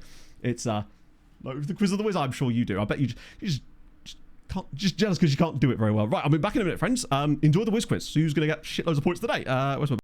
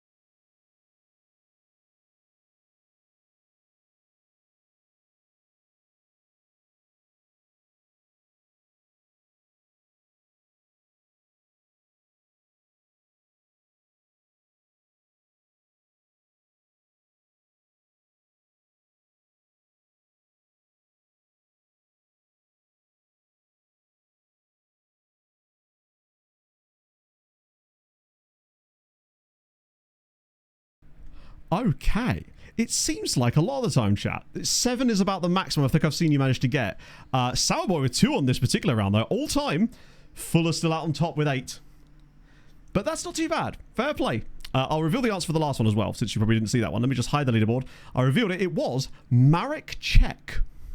So there you go. Let me just get off of that for a moment. Oh, dearie me. You love to see it. I like that we've not had a single issue with that since the first time I used it. I'm back with Holy, because of course I am, in my lovely crabby glass. Hello, Mike. How's it going, friend? Trying to think what else I can do with it. Hey, that's the thing, grind. Sometimes you just... Half them I don't know. And bear in mind, there is like 3,000 players in the database. So I feel like at some point it will just randomly be a player that you're like full on, I know that guy. The next step for me probably is to add in other leagues to it too. Do stuff for going on holiday. So you're off to Spain, you told me, Mikey boy, right? Mate, so basically it uses a node server, and then it's just got like a web app interface that I use, and then you basically have like a, it's like a, what's the best way to describe it? It's got like an OBS version of it that basically you see as a transfer, not transfer, sorry, a, hang on. It's basically a browser source in OBS. I have my own version of it, which has the control panels on it, and it uses like a node thing in the background basically to power it. I say power it, to sort of, and then I also have a thing inside StreamerBot that reads chat to actually get the information through, feeds it back through, and it sort of does things from that. Not sure what else I could do to it at this stage. I think it's kind of at a point where maybe if I expand the leaderboards a little bit, but other than that, it kind of cooks. I'm quite pleased with it. Oh dear. Syria. I could do Syria. I would just need to make sure that the Wikipedia page is scrapable. That was actually the hard bit, was the scraping Wikipedia. That's how I ended up with all that weird stuff in that first one where it was like, footballer born 1988 or some bollocks, you know? I'd probably have it set to... That's the thing, because the Premier League itself is like an era of English football, whereas other leagues don't always have those same eras to look for, so there could be even more players in there, potentially. I actually don't know how many there are. I was doing some unhinged shit yesterday when my mate rocked up. Like, truly. You know the Premier League archive? The thing that you can go onto on My Premier League if you log in, and you can watch old matches or highlights of X, Y, and Z. Does anyone else agree with me on this, where I say that it is one of the most difficult things to behave and use with because the interface and the way that it filters is incredibly unintuitive and simply doesn't work very well, basically. It is a pain in the arse to actually use. So I thought to myself, wouldn't it be fun if I could find a way to scrape the data and make a front end for it that just links to things properly? So that's what I was just randomly looking at when my mate rocked up yesterday afternoon. Because it's a really cool thing, but they just have no idea how to actually use it properly, it seems. I'd love to be able to go in and be like, hey, show me all the games that Jermaine Defoe scored in or something, and it would just list all the show all the matches, and you could just click to go straight to the highlights. Things like that. So caramel Beppis. I haven't tried that yet. I've had the Raspberry Ripple one. Also, I've gone back to regular Cola Koala Holy today, because I'm not ballsing around when I said that this is my favourite flavour. It absolutely is. It's that good. Right, I think we're good to go. Sick. That being said as well, thank you to the person who put in some massive order on Holy a couple of days ago. And I think it was the first time person as well, which is really, really cool of you. So thank you for it. I appreciate that. Not sure if what the chances are like of another contract up with Holy. Obviously, I would like to do that, as it allows me financial stability, which is nice. But ultimately, they've still been a really fun brand to work with. Tropical Beppis. I have tried it. It's okay. Like, they're okay. I still prefer this, honestly. Right. Let's see. I guess we kind of are, but I don't know if the players are going to enjoy that. Maybe not. Oh, God, that's good. I feel like it would go better with ice, but I can't be asked to keep buying ice a lot of the time. I need like an ice maker. Rest of your life for a tub of mustard. I hate both of them, but which one do I hate the least? I hate mustard for different reasons. Mayonnaise, I just don't particularly like the taste of that much, whereas mustard, I have... From that night I worked in that pub, and that person shouted at me because I didn't know the difference between English and French mustard. When they asked for mustard specifically, they didn't specify, but it was my fault. So I think I'd rather be mayonnaise, just for that alone, so I just don't have to think about mustard. For all I know, I could be the biggest mustard fan in the world. Ooh, love to see it. My inhaler has arrived at the pharmacy. This might be the first time they've ever actually texted me about that. Good to know. Keep refilling. I know, but I'm lazy. Friction is not... Anything that adds friction, Daz, I'm just not going to do it. I have to, like, simplify everything possible. If I'm going to go for a run in the morning, I have to lay my running clothes out, because otherwise I'll just be like, well, that's extra steps now. Only eat mayonnaise. Well, I wouldn't want to eat either of them, honestly. Because neither of them are really food. They're sort of food adjacent. I suspect you might be right, Bolskov, with that. But I figured, hey, if I could just make some front end for it that would allow that kind of searching, because a lot of them, the slugs are actually quite easy to follow. So I thought to myself, maybe there's something there. But that's also a proper, like, a hyper-focus thing I don't want to be focusing on right about now. Thankfully, I'd finished all the stuff on the Transfer Room in-app, so I actually had a little bit of time, which is now available, by the way. Like, we've put it out to a few more people to test, and so far, I don't think anyone's actually had a problem with it at all, which I was not expecting. I was kind of expecting a bug or two so I could fix them. But, oh, go on, Johnny boy, come on. Oh, over the bar. But this is a much better start from us. This is what we need in a game like this. This kind of performance where we're actually looking a bit more feisty and going for it a bit more. They've lined up the same way, it looks like, too. It's really good. If you do want to try it out, let me know in the Discord and I'll give you the role that lets you see the channel the way you can see all the information for it. Like, and anyone that's already got Patreon connected to Discord and is on the Patreon should already be able to see the channel as well, because it was just an easier way to give a load of people access at the same time. But so far... It seems to, I realise that some of the stuff with the tutorials are a bit overkill, but the idea was that people could take... It basically means that there's less ways to get it wrong, I suppose. Previous message. Can only eat mayonnaise. Or 1 second, we might be about to do something bang in here. Oh, Naeem, come on, he keeps going. Oh, it's a good save in the end. Right, I can't... Oh, Twitch won't let me scroll. Ah. Going on holiday. Did I scroll too far this time? Oh, a guess and a prediction. Absolutely you can, Mike. We love a guess and a prediction. A second nationality to the mustard. My mustard is declared for Poland, unfortunately. I say unfortunately. Maybe they could do with a bit of mustard in there, you know? When one is giving it the mustard and that. We've actually been quite good in this first half. I'm just a little bit perturbed at the no goal part. If we take a lead here, suddenly that changes everything. Johnny boy! Why is bro shooting? Oh, that would be frantic. I think they'd have to be kept apart in qualifiers, Adam, frankly. At that point, there'd be two of those nations that were never allowed to play each other in tournaments. Here's one for you. If there was a condiment European Championship qualifiers, which condiment would represent each nation? No, fuck that, World Cup. Why would I do European Championship? John again! Oh my god, the chances are all falling to John. Which is fine and all, but... Actually, let's do Mike's thing first. I'll give you 1 hour to name as many footballers as you can, past and present. How many do you roughly think you could name? Okay. So I've got 60 minutes and I'm locked in. Past and present. And I don't have to write them down. I just have to name them and it gets tracked from that, right? I reckon I could do a couple every other second, maybe. So maybe like 30 a minute, 30 to 45 a minute, times that by 60. 300 seconds an hour. So maybe I reckon maybe 2K? Maybe 1,500, because I feel like you would start to slow down after a while. Because you'd go through squads in your head, but then you'd have to start thinking past and present. So I think actually, maybe 1,500 perhaps? And why is that, Don? Is it because you hate me? I mean, it works just fine with bottled water, or just a lovely Brita filter. I usually put Brita filter in it. It would certainly be over 1,000, I'd say. Mostly just from watching you lot do whiz quizzes, genuinely. That's I think how it would come about. Because it's like when you know when you do Sporkle quizzes. British out of water, I am. It is. When I drink it, it's no longer bottled water, it's bottled water at that point.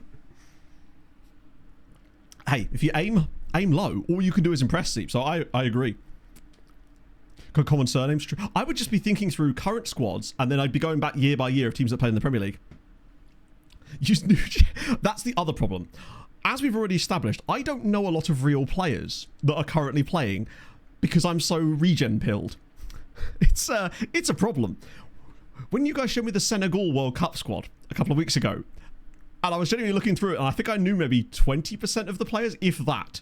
Just because I'm so, like, Fulham focused, kind of Premier League adjacent, but yeah. Oh, it would be very draining to do it for an hour straight, 100%. It should be used as a test of attention levels. I would fail immediately. Okay. Now we are winning, so I'm actually going to just praise them anyway. But this is,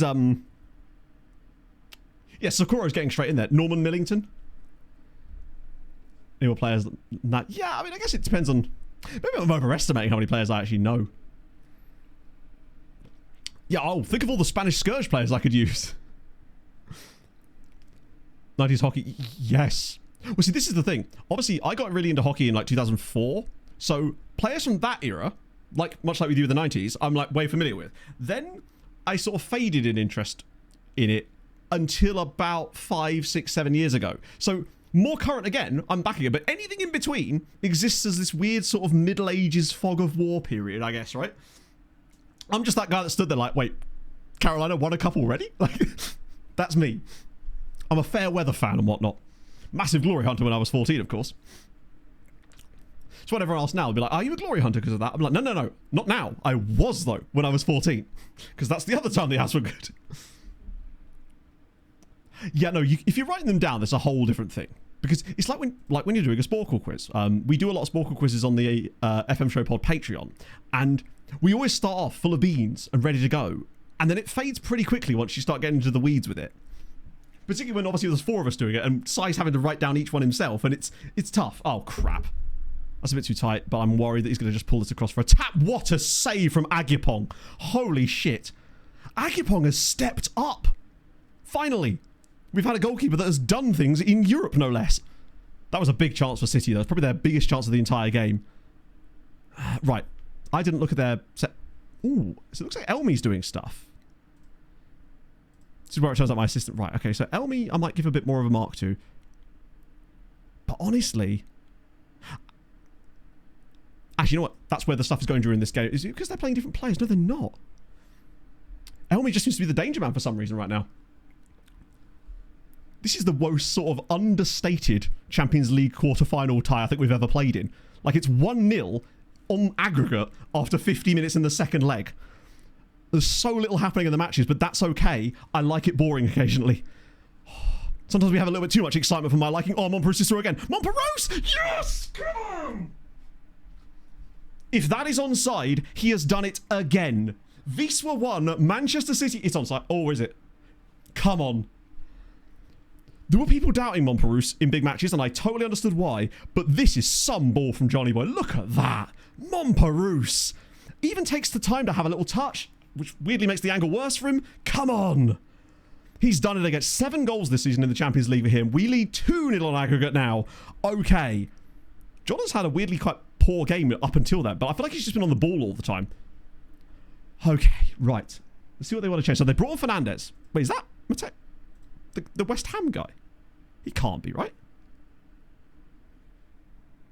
Wait, no, West... Oh, no, it is West Ham guy. It is Mateus Fernandez. A 32-year-old Mateus Fernandez has just come on for them.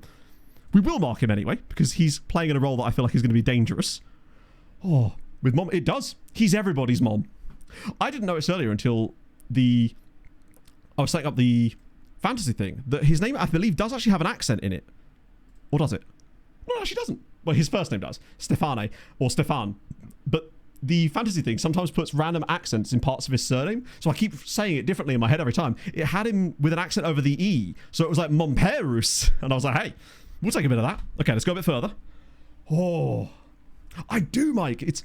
We used to do this with sirens. We'd have boring sirens. It would be brilliant.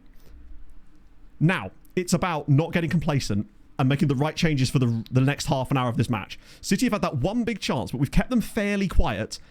It's just a question of whether we can keep doing it. That is brilliant from Mana again. These little counter-attacking opportunities now. I reckon Mompa could be it again here. But, by the way, the person asked earlier about the reason we have the offset striker, you see now, this is the reason. So Gomez, when I had him more central, just in a normal striker spot, he would be kind of sat right here, and sometimes they'd be directly in each other's way. Whereas now that he's offset, you essentially get 2 strikers in possession because of the Montparnasse runs that he makes all the way from CM. Like this. Oh, he nearly did it again. That exact move has worked for us several times in this match. That's that pass into space that we've been using. It really does seem to cook in moments like that. It sucks that we're still underperforming a little bit on the night, the XG in that, and Steinbergen has had a weirdly slow game today, which I don't really understand why. I don't think he's done a lot wrong. Oh yeah, I'm truly a genius, mate. I just get lucky occasionally. Montparnasse is in again. Blocked, and it's cleared away again. Oh, thank God we've got a bit of a buffer, because otherwise this could start to get really nasty. What is going on here? Right, just stand him up. Or don't. Okay, surely this is just... It's gone a bit wider here. Okay, it's all the way back. I don't like the length of this highlight. Nico O'Reilly, right? Force him to shoot from range or something. Oh, my goodness me. Nice little touch on it from Agipong. He's been very good today. He's done what's needed to be done. And so have we, in a way. Right, have they made any other changes? Garcia's on at DM. Holland's had a terrible game. Gomez has been poor again. But Benetti's injured. Duchan I'd rather bring on elsewhere. Am I actually going to bring on a 16-year-old? I might be about to bring on a 16-year-old in the Champions League game. As if I wouldn't do that already. Like, as if I've not done that multiple times in the past. Their goalie is having a time because he's making good quality saves. The thing I've noticed that since I turned this to shoot less often, we still get a good number of shots in games, but our per shot XGs, we get better quality chances, just a few less of them sometimes. And maybe that's been the key. Kwasi will put us a little bit knackered. It might be time for Hernandowski. I know Luchino could come on, but he hates big matches. Just fresh legs there could do us a job. Paulo Enrique for maybe Obra. And then having Jens in here, or I could bring on Jens for Kowalski, who's had a very good game. I would, honestly, Viva. He needs the match experience. To be fair, I think Steinbergen played for us in the Champions League when he was 16. Maybe he's even been 50. Oh no, can't have been, because we would have already been knocked out by then. I just realised we've not played at this stage of the Champions League since he was in this team. This is his first taste of the deep, dark knockout rounds. John is on a booking. I'll save the other sub. It'll probably be Jens for either Joao Carlos or Kowalski, depending on who gets tired fastest. Sakura was maybe even been 50 when Sakura was in the team, right? He was very young. I'm glad we gave him the football, though, because he got absolutely chefed after that. City have had little blips of creativity and dominance in this game, but I do feel like we're going to give up a set-piece goal in this game. Or we should have done in the first game, honestly. Uh-oh. Second phase, maybe? Oh, yeah, 100%. Oh, not much you can do about that, unfortunately. Second phase of set piece, you just have to take it on the chin. It sucks, but nothing we can do tactically is going to stop that from happening sometimes. We score them ourselves occasionally. It sucks when this happens in the Champions League, because it did with Real Madrid last season as well. But this is the second leg. But there's nothing you can do about it. The players just stand around as if they're still defending a corner, unfortunately. Agapong's never getting down to that. It sucks, but hopefully they won't get more luck. But if they do, there's not much we can really do about it. We've done all we can in this game so far. I'm kind of hoping that Alvarez can just keep firing it into the channel for Montparnasse, because that ball seems to be on pretty much every time we get any kind of little transitions. I'm thinking maybe 10 minutes of Jens, though. Perhaps for Kowalski, so we can sit a little bit deeper, because he's slightly better defensively than Kowalski is. That might allow us a bit more space. Or slip him in. Go on, Naeem. Take your man on. Go on. Whip it across. Or just go alone. Or just go alone. Oh, just... This is the quarterfinal. My apologies. Sorry, yeah. This is the quarterfinal. Come on! I know, Jay. Us actually winning in a knockout game in a not round of 16 type. What a ball.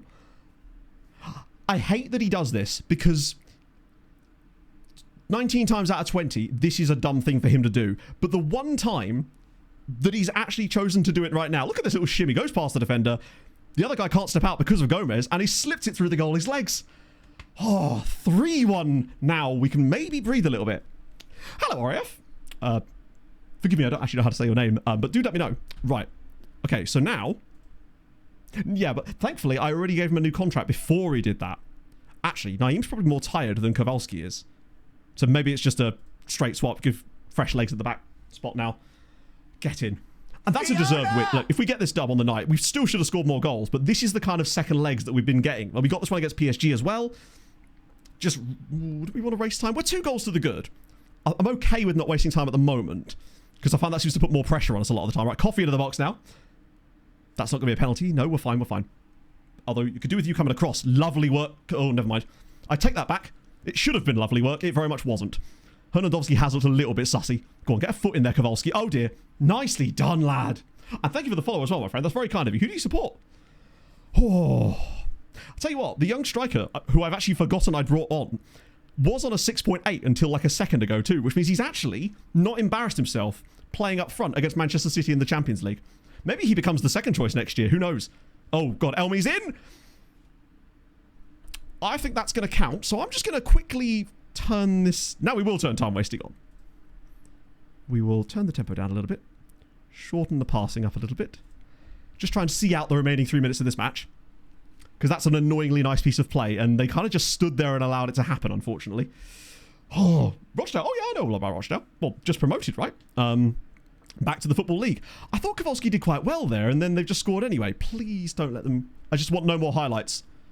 If we get a kickoff highlight here, I'll be fuming. We don't.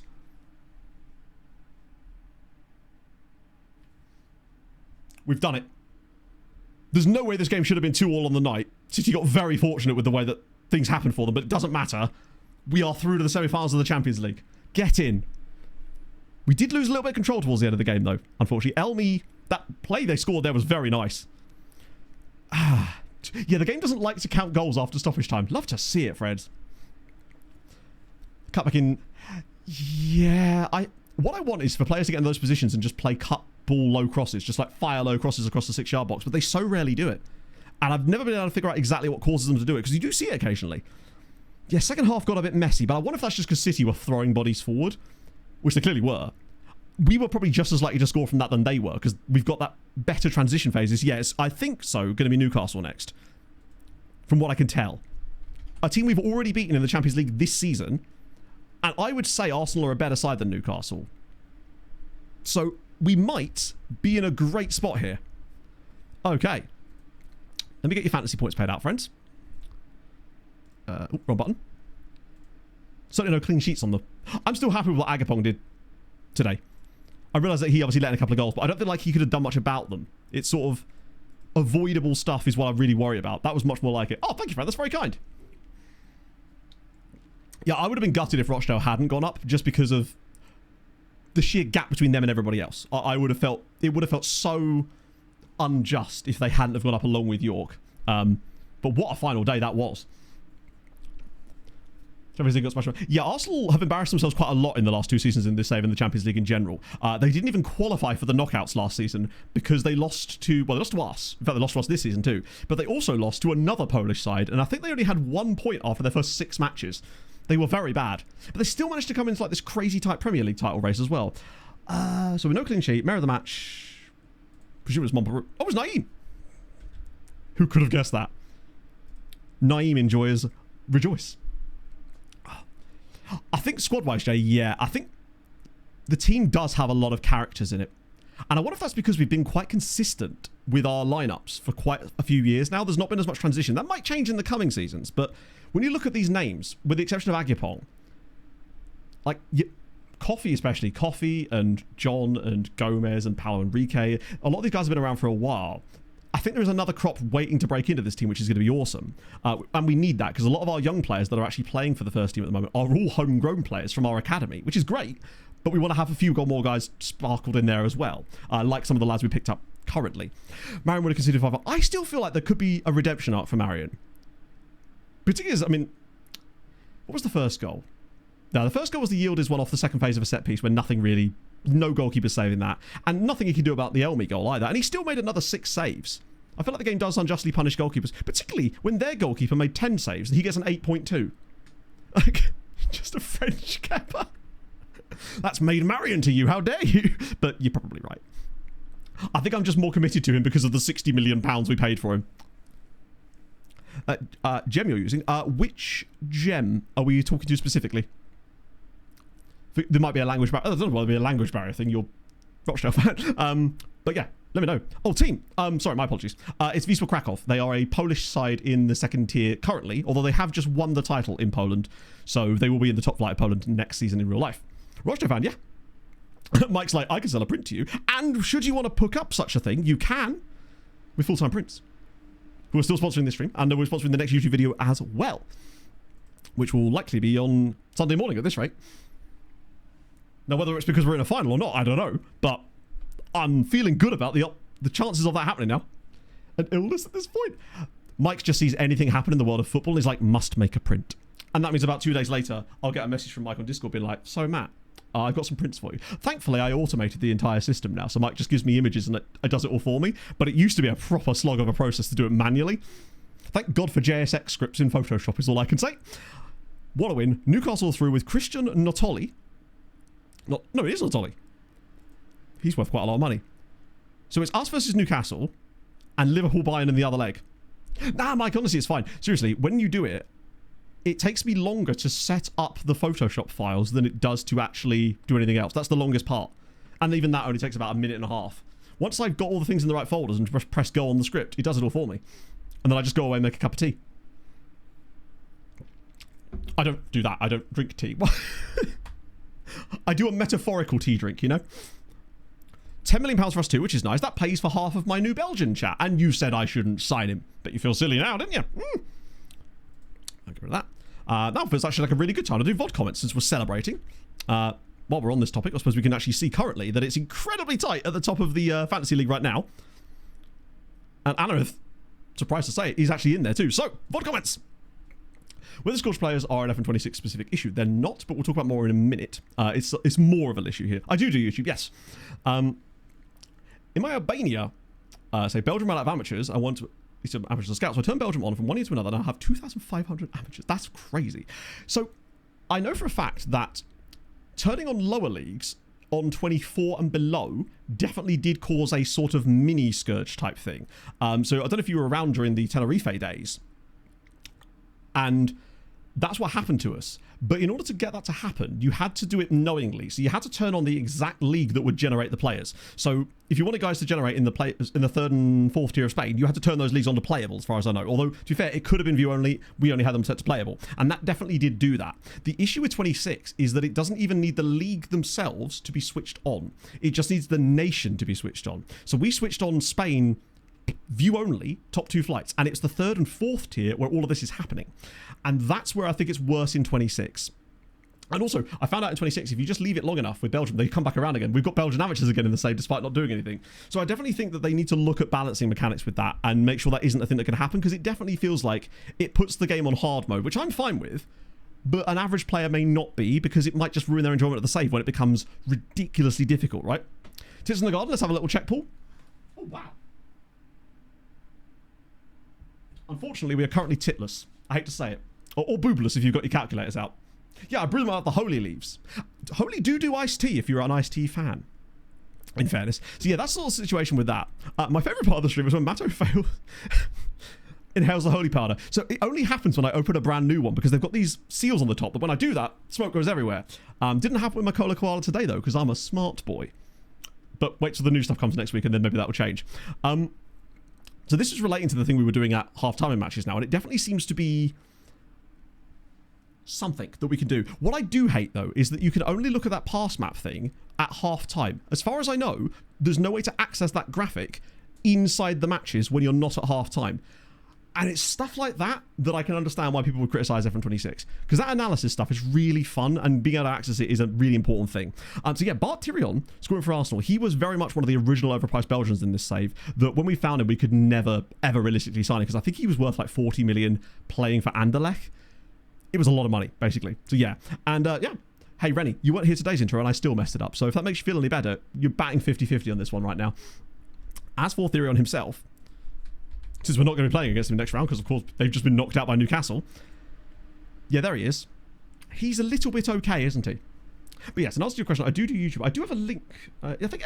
Socials will do. I don't have a direct link on my stream deck that actually takes you to YouTube, other than for the second channel, but not for the main one. Oh dear. I haven't actually had as much of the Holy Iced Tea as I'd like. I probably should start getting on that a little bit more, especially with it being summer. It's the perfect time for it, right? That German centre-back from the start. Which German centre-back? Oh, I know who you mean. Oh, fuck, what was his name? Oh, we'll just go to Atletico. The guy that turned us down to join Atletico and then scored an own goal against his team for us when we played Atletico last. I'm actually really glad we didn't sign him in the end. Oh, that reminds me actually. Before I do anything else. Some of these guys probably could do with a little resty rest after that. While we're on the topic of that. But yeah, Atletico guy. What was his name? Yeah, it was something like Varanasi or Zogoli Good. I think he's good, but I've also thought that about several other goalies we've had in this save, and they've all let us down in the end. There he is. Vafe. This was the guy. So, I mean, ultimately, I still wish we'd signed him, because he's clearly extremely good. He's worth over 150... He's worth like 140 million pounds at Atletico. Jumping reach is exceptional. He does have worse tackling, though, than Steinbergen. He's very good. And he would have been by far our record signing, but his average rating for Atletico hasn't been particularly exceptional. In fairness, though, we did find Mana, like, the same summer, or was it the summer after? And I think that Mana is... I wouldn't say he's better. His technicals, as far as being a defender, are actually slightly worse. Oh, no, his heading's better, I think. Yeah, having a back three of those three would be lovely. We do need a new guy to come through. I think, personally, that Augusto might be him. Might be a guy that we can kind of get there. Perhaps. He's one of the 5-star dudes that I've got peripherally set up to be... I don't know if he's in... Is it this guy here? This guy. The tackling's the only problem with him, I find. But I think that he's got a lot of the rest of the things that you'd want. Although he's 21 now, actually. I think he probably needs to get some more game time soon. Next season, perhaps. Otherwise, we could potentially waste some good development on him. So this is season 12, RF. What do I call you? I'm guessing it's Rochdale AFC, isn't it? The start of a name, right? And then just some letters. What do you want me to call you in chat, though? I could just call you Rochdale if that helps, or Roch. But yeah, he's good. I mean, there's other guys, too, that are sort of peripheral figures in the squad that probably could do with more game time as well. Actually, Mazer is another, who I brought back from his loan because he wasn't getting much time there. Now he's wanted by, but he's 21. It's tough. We only have a limited number of spaces in our squad a lot of the time. Which is why the loan farm is so beneficial.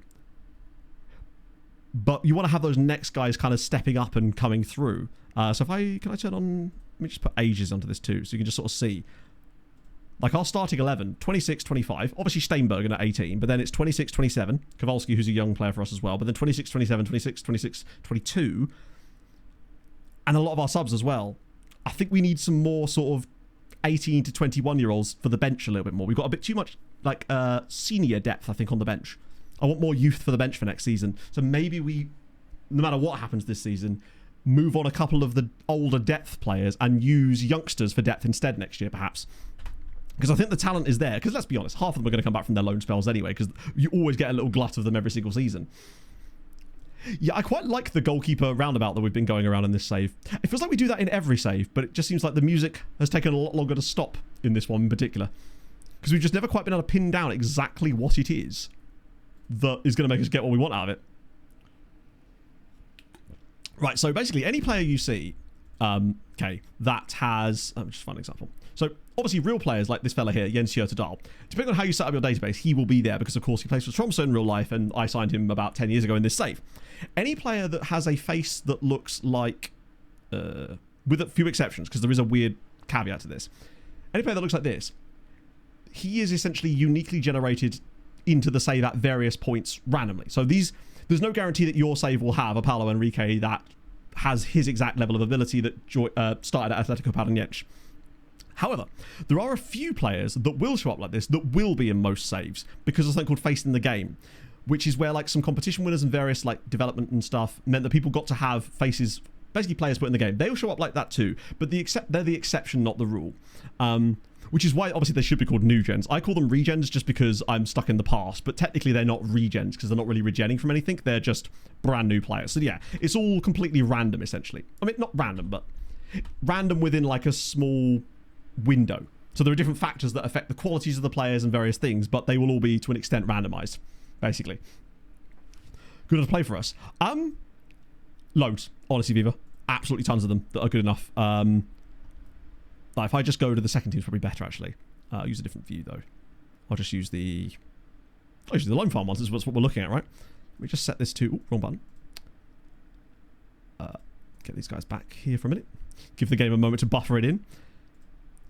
So, for example, this group of guys here, all of them are on loan. And you'll see that, I mean, he's literally 3.5-star CA.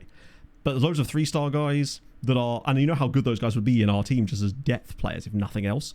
So there's a very good chunk. And also, there'll be some further down that are still... like, maybe not on the highest CA, but they've still got that potential to grow as well, which is quite exciting. So, yeah, there's a decent chunk of guys out in the loan farm. I think, honestly... The ones I'm most excited for in the loan farm that may potentially come back at some point. These guys probably not. As you can see, they're all sort of 26, 27 for the most part. Those guys, their loan farm life is pretty much because they're doing a lot for them. There is a couple of exceptions to that, though, that I'm hoping at some point they may return. One of them is our young goalkeeper, Martin Vincent Belabraidic, who might have been the guy all along. We just needed to give him loads of game time out on loan to actually develop. The other one, who really excites me, although Kota Arbe's done decent too, is this dude here. He feels very elite. Mohamed Al Shankiti, Iranian, 21 years old, 15 goals and 18 caps for Iran, worth £100 million while on loan. He is the one that's... I really hope Rakov get into Europe, basically, because he needs to get as much football as physical. Oh, he's light-hearted as well. This is perfect, actually. So he's light-hearted, but he's unflappable, which suggests that he's quite good. He's 21, so we don't know what his big matches are yet. We won't find out until he turns 22, which is not till another year, actually. So he's only just turned 21 himself, which is good. Oh, absolutely, Jay. I find that, if anything, our squad is definitely aged older than it would normally be at this stage of a save because of the fact that we got that success so early that I had to try and keep up with it. Now we're sort of slowly winding back down to where we should have been, I suppose. What's a new contract? You've got 2 years left, but I think you also have a 3-year extension, which I'm now going to trigger. That'll get that sorted and you're back to 5 years all of a sudden. Weird how that happens, isn't it? I think I might just ignore that, actually, because I think I can. Just make sure I check the database stuff here, because there was occasionally... Oh, to be fair, if we're doing Scourgy guys for the loan farm, then that's still technically allowed, right? A few seasons injured of being with a bad budget. So this is the thing. Some of the best signings I've ever made, in fact, most of them, have been very, very cheap. Because I feel like a signing, when you make a huge signing for a load of money, and this might just be because any time I do spend a load of money on a player, chat will rip me relentlessly the second they don't do something good. Which is often. But some of the best signings you can make are the free ones. Particularly amateur signings. It depends on what save you're doing as well, Kate, right? So, That would probably help, actually. If you tell us what save you're doing, we can probably sort of guide you towards maybe some things that you might not have thought of, because there are some pretty unhinged ways to do some scouting at this stage. Our record signing. I don't think he is our record signing now, right? Pretty certain our record signing is Marion, who admittedly isn't amazing, but I wouldn't say he's a complete flop.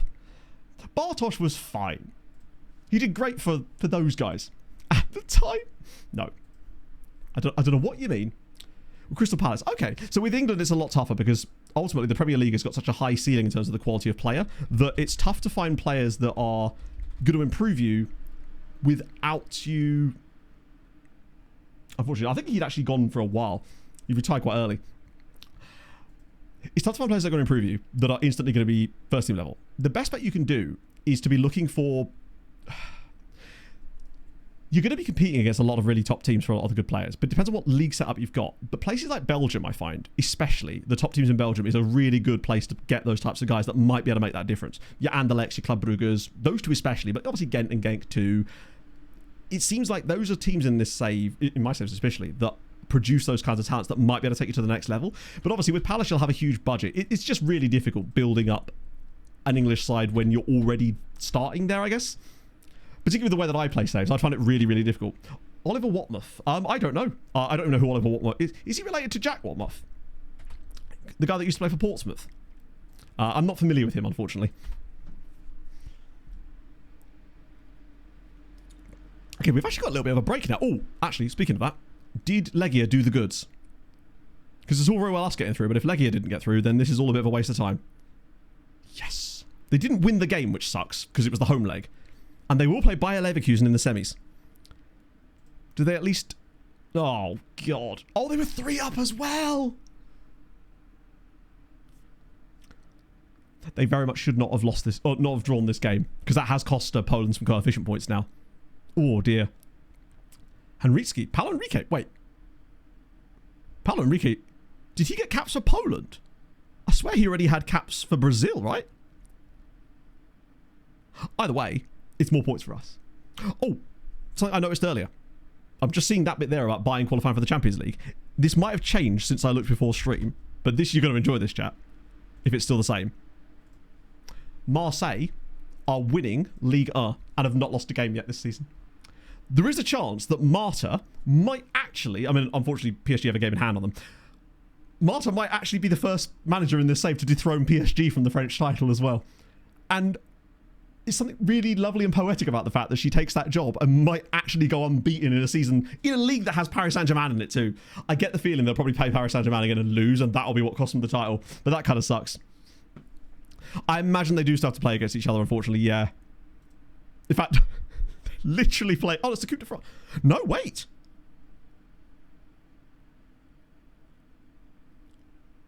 They don't have to play. They do have to play Monaco, Reims, Lille, and Stade Rennais, which kind of sucks. So they did beat them as well. They don't concede a lot of goals, do they? Christ. Fair play. Have the goal difference. But I think, isn't it head-to-head? I don't actually know the rules. It might be... don't know if it's head-to-head or not. Maybe not. Either way, they've got plenty of chance to score more goals. It's the fact that she's even got them that competitive is what's wild to me when you consider how goated and over-the-top PSG usually are, right? Bracketology. Oh, I see. I might have to give that a go, actually.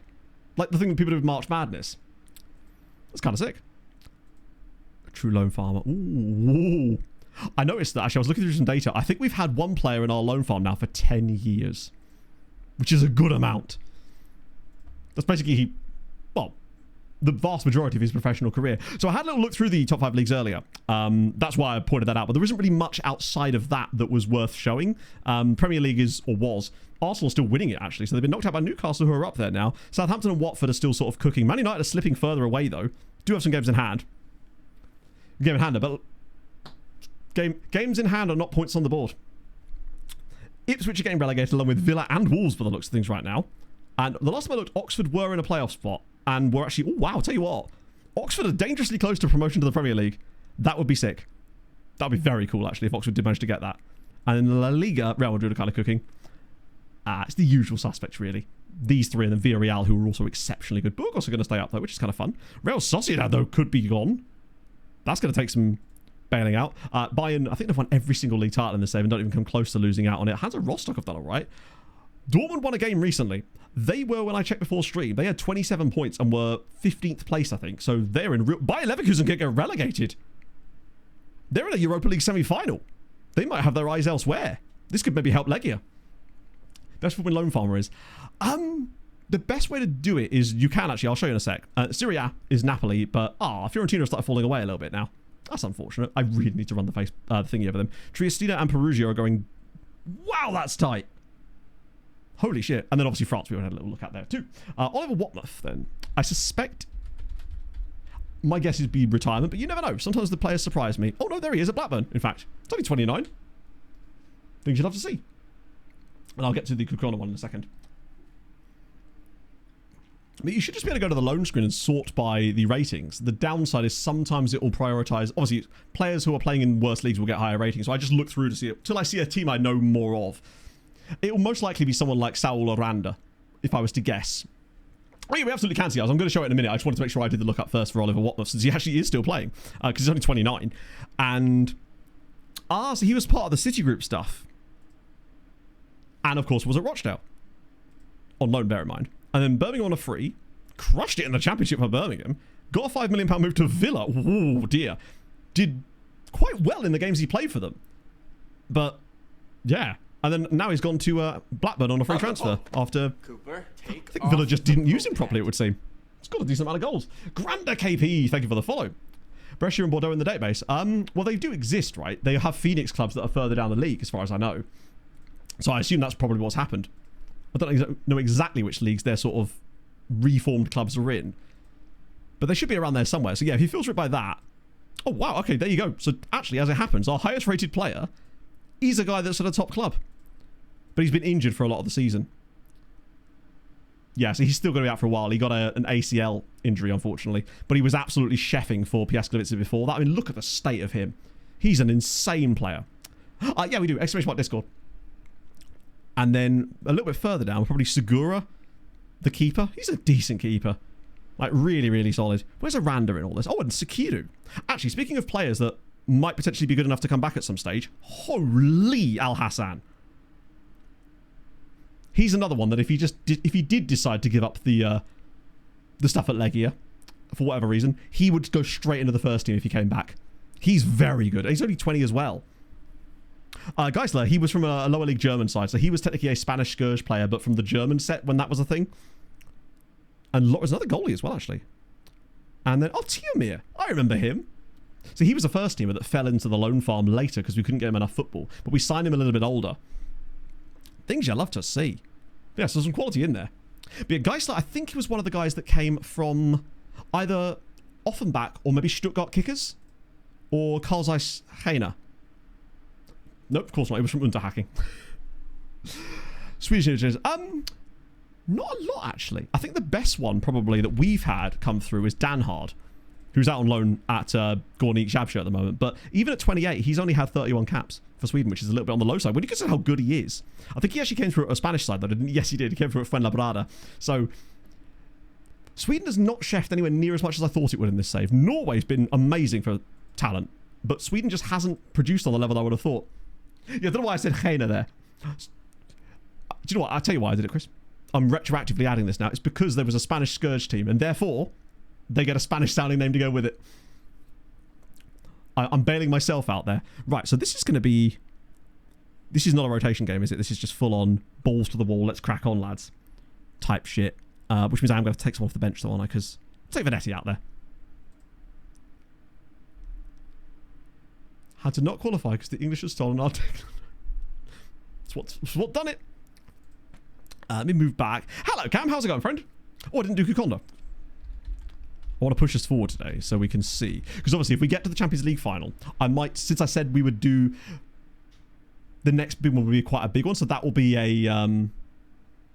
I've spelled his name wrong, haven't I? It's Kukanda, like that, isn't it? There it is. It will be a suit-up type job for a Sunday stream. which means I better get the loan farm extension script working in order. However, if both us and Legia got to finals, that means we'd get 2 full match on Sunday, and you wouldn't have to worry about the loan farm stuff because it would just be its own self-contained thing for Sunday.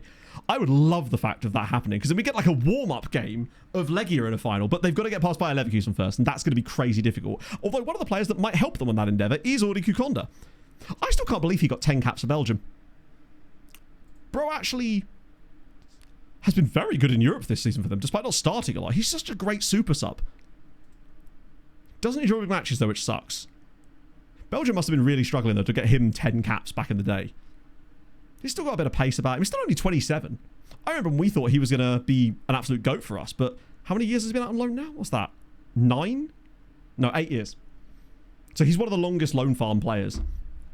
I think he was like season 3 of the farm. Let me just do that look up first, and we'll look at the Finnish national team as well. I'm really looking forward to streaming during the World Cup, and I don't know why. I mean, obviously I just like streaming, but I think it's just going to be fun because we'll have like fresh, new shit to talk about every single time, and there's just so much stuff going on, and I kind of like that. It's just like, it's like the infinite scroll, but with football, I suppose. Andre, where are we at? Yeah, that contract extension. I mean, you're earning a reasonable wage. You're actually quite a good player. And maybe declaring for Poland when you did that was perhaps a bad idea. Or was it... Did you declare for Poland? Were you New Zealand up front? I forget which way around it was. You have, apparently. Yes, you have. In fact, got one the goal there. Another one there as well. Occasional goal. Not bad to see. Instead of Kukonda, now they did sell their best right-sided winger, so I don't know who they're playing instead of him, actually. We can see who's got the most goals. I guess that would be a good way of figuring it out, wouldn't it? Let's check. I'll choose the simple analysis for a minute. So their top goal scorer is a real player. LSA Sarov. There you go. Wow. An intro right, that would be no. I do them occasionally. Gotta keep you on your toes.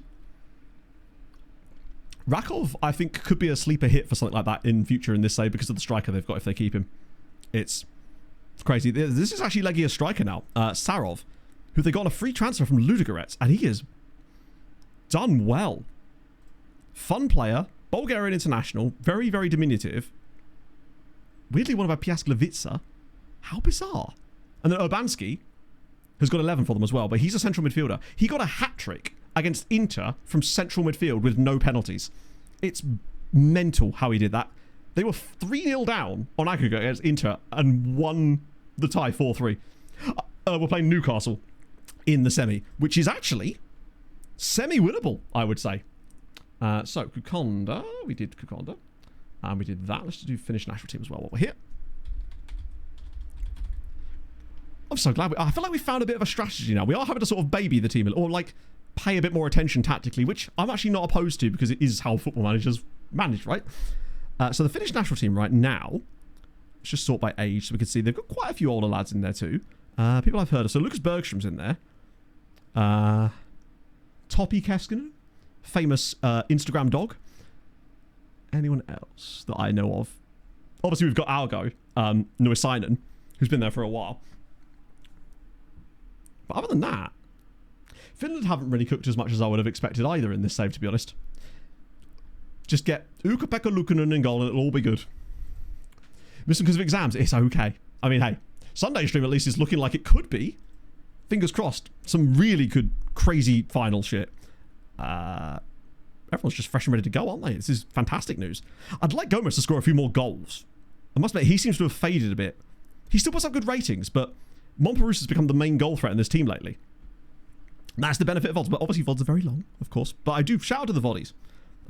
They're like 700-800 of you that watch those VODs, so I'm very, very grateful for you guys keeping up with things. It actually is mad when I think about the number of people that actually watch these. Not all at the same time, but, you know, it's crazy.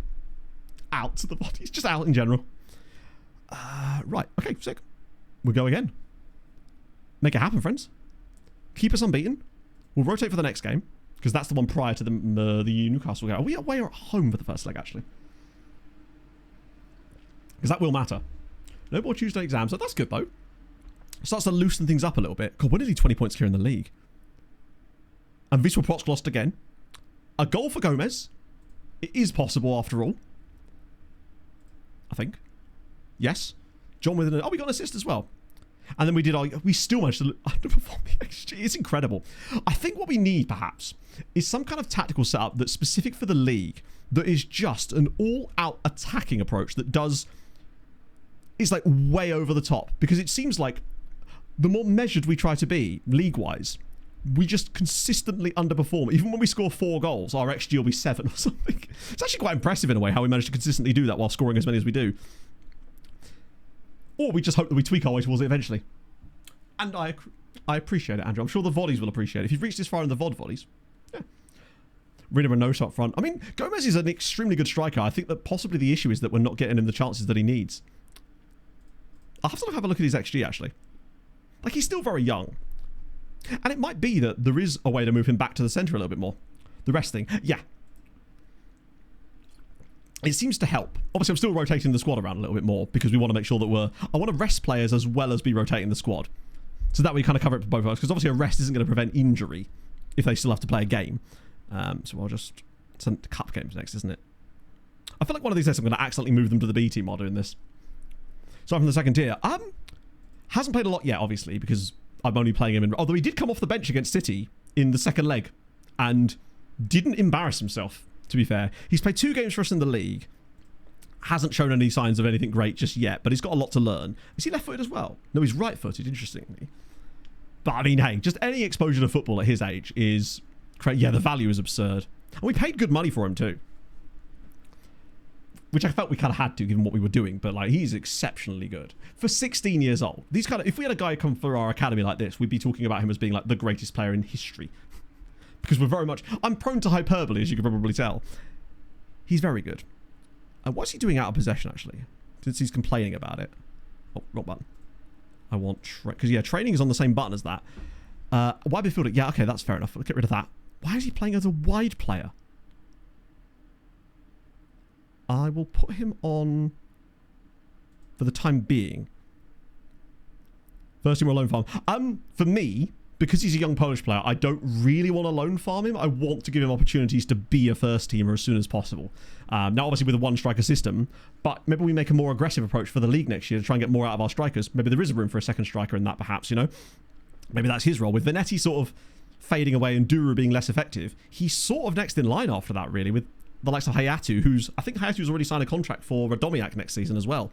So I think if he went to the loan farm, we'd forget about him and he would just kind of get lost in there. Not to say that... No, actually, I just really don't want a loan farmer. I really want him to be a guy that we have. Tizzy is Polish too. What, was he just like a big fan of Slot? Right. Bit of that. Name's new contract, which is a little bit lofty, and it probably is going to cost us a lot of some other new contracts, but it could have been worse. Dutch, I guess. But he was there before, right? Oh, no. He, literally seconds away from that. New contract is immediately signed, and now all of a sudden, Paulo Henriquez decided that, you know what? I could do with a new contract. I've been really mid this year. I've not scored a single goal. I'm quite a good player, though. Let's see what he actually wants. Because he's on 45k right now. 67 to 82.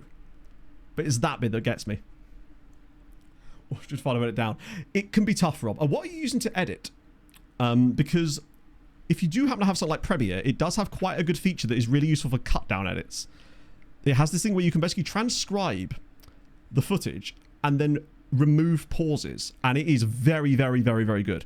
Because when I do a recap video, the recording is like 2.5 hours usually because there's so much stuff in there. But then when I run it through Premiere with the transcription and the cut down thing, it usually brings it down to like about an hour and 20 instantly. Well, not instantly. It takes a couple of minutes to run through. But that saves me so much going through it. And it makes them possible, really. The wage is okay. I just don't like that more than anything else. And he's got 3 years or 2.5 on his current deal. And he's 26. It's like, do I want to do that just yet? Not sure on that one. I liked Gakpo at one stage at Liverpool, but he did seem to become a different player last year. He didn't look anywhere near the same guy as he was before, I suppose. High press, final third, that's fine. Quote, oh, Schnookums, I'm sorry. That's how you know you've got good friends. If your friends won't rip you mercilessly, is it really worth it, right? Because that's how they know they care. It's a weird backwards way of doing it. Oh, CapCut. Wait, is CapCut a PC thing? Why do I imagine CapCut as being like a mobile-only software? I guess it's because that's what it's generally used for, right? I didn't know that actually had a PC suite system. Right, bit of that. Yeah, I thought CapCut was like a mobile software. I think that's definitely the area where it's more widely used, I would have thought. Oh, wow, there's not a lot of it. Oh, this means these are all new players. I say new, like semi-new.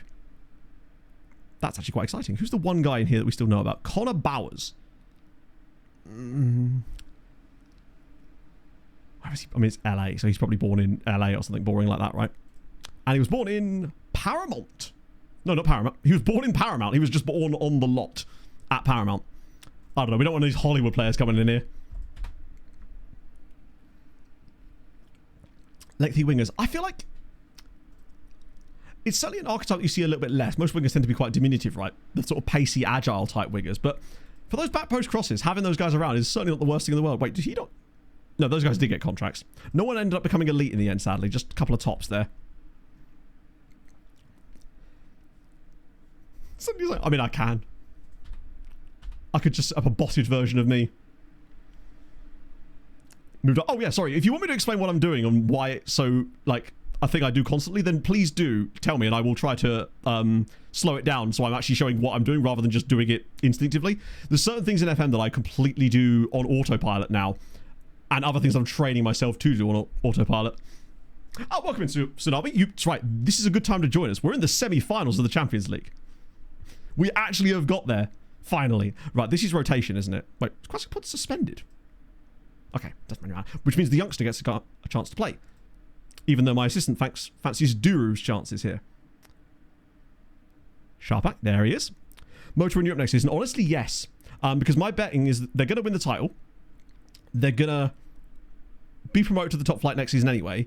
And my prediction is that they're likely going to be a top 6 side in the league because they're that good anyway. They really had no reason to get relegated last year. I'm completely comfortable with Motor potentially being in Europe next year.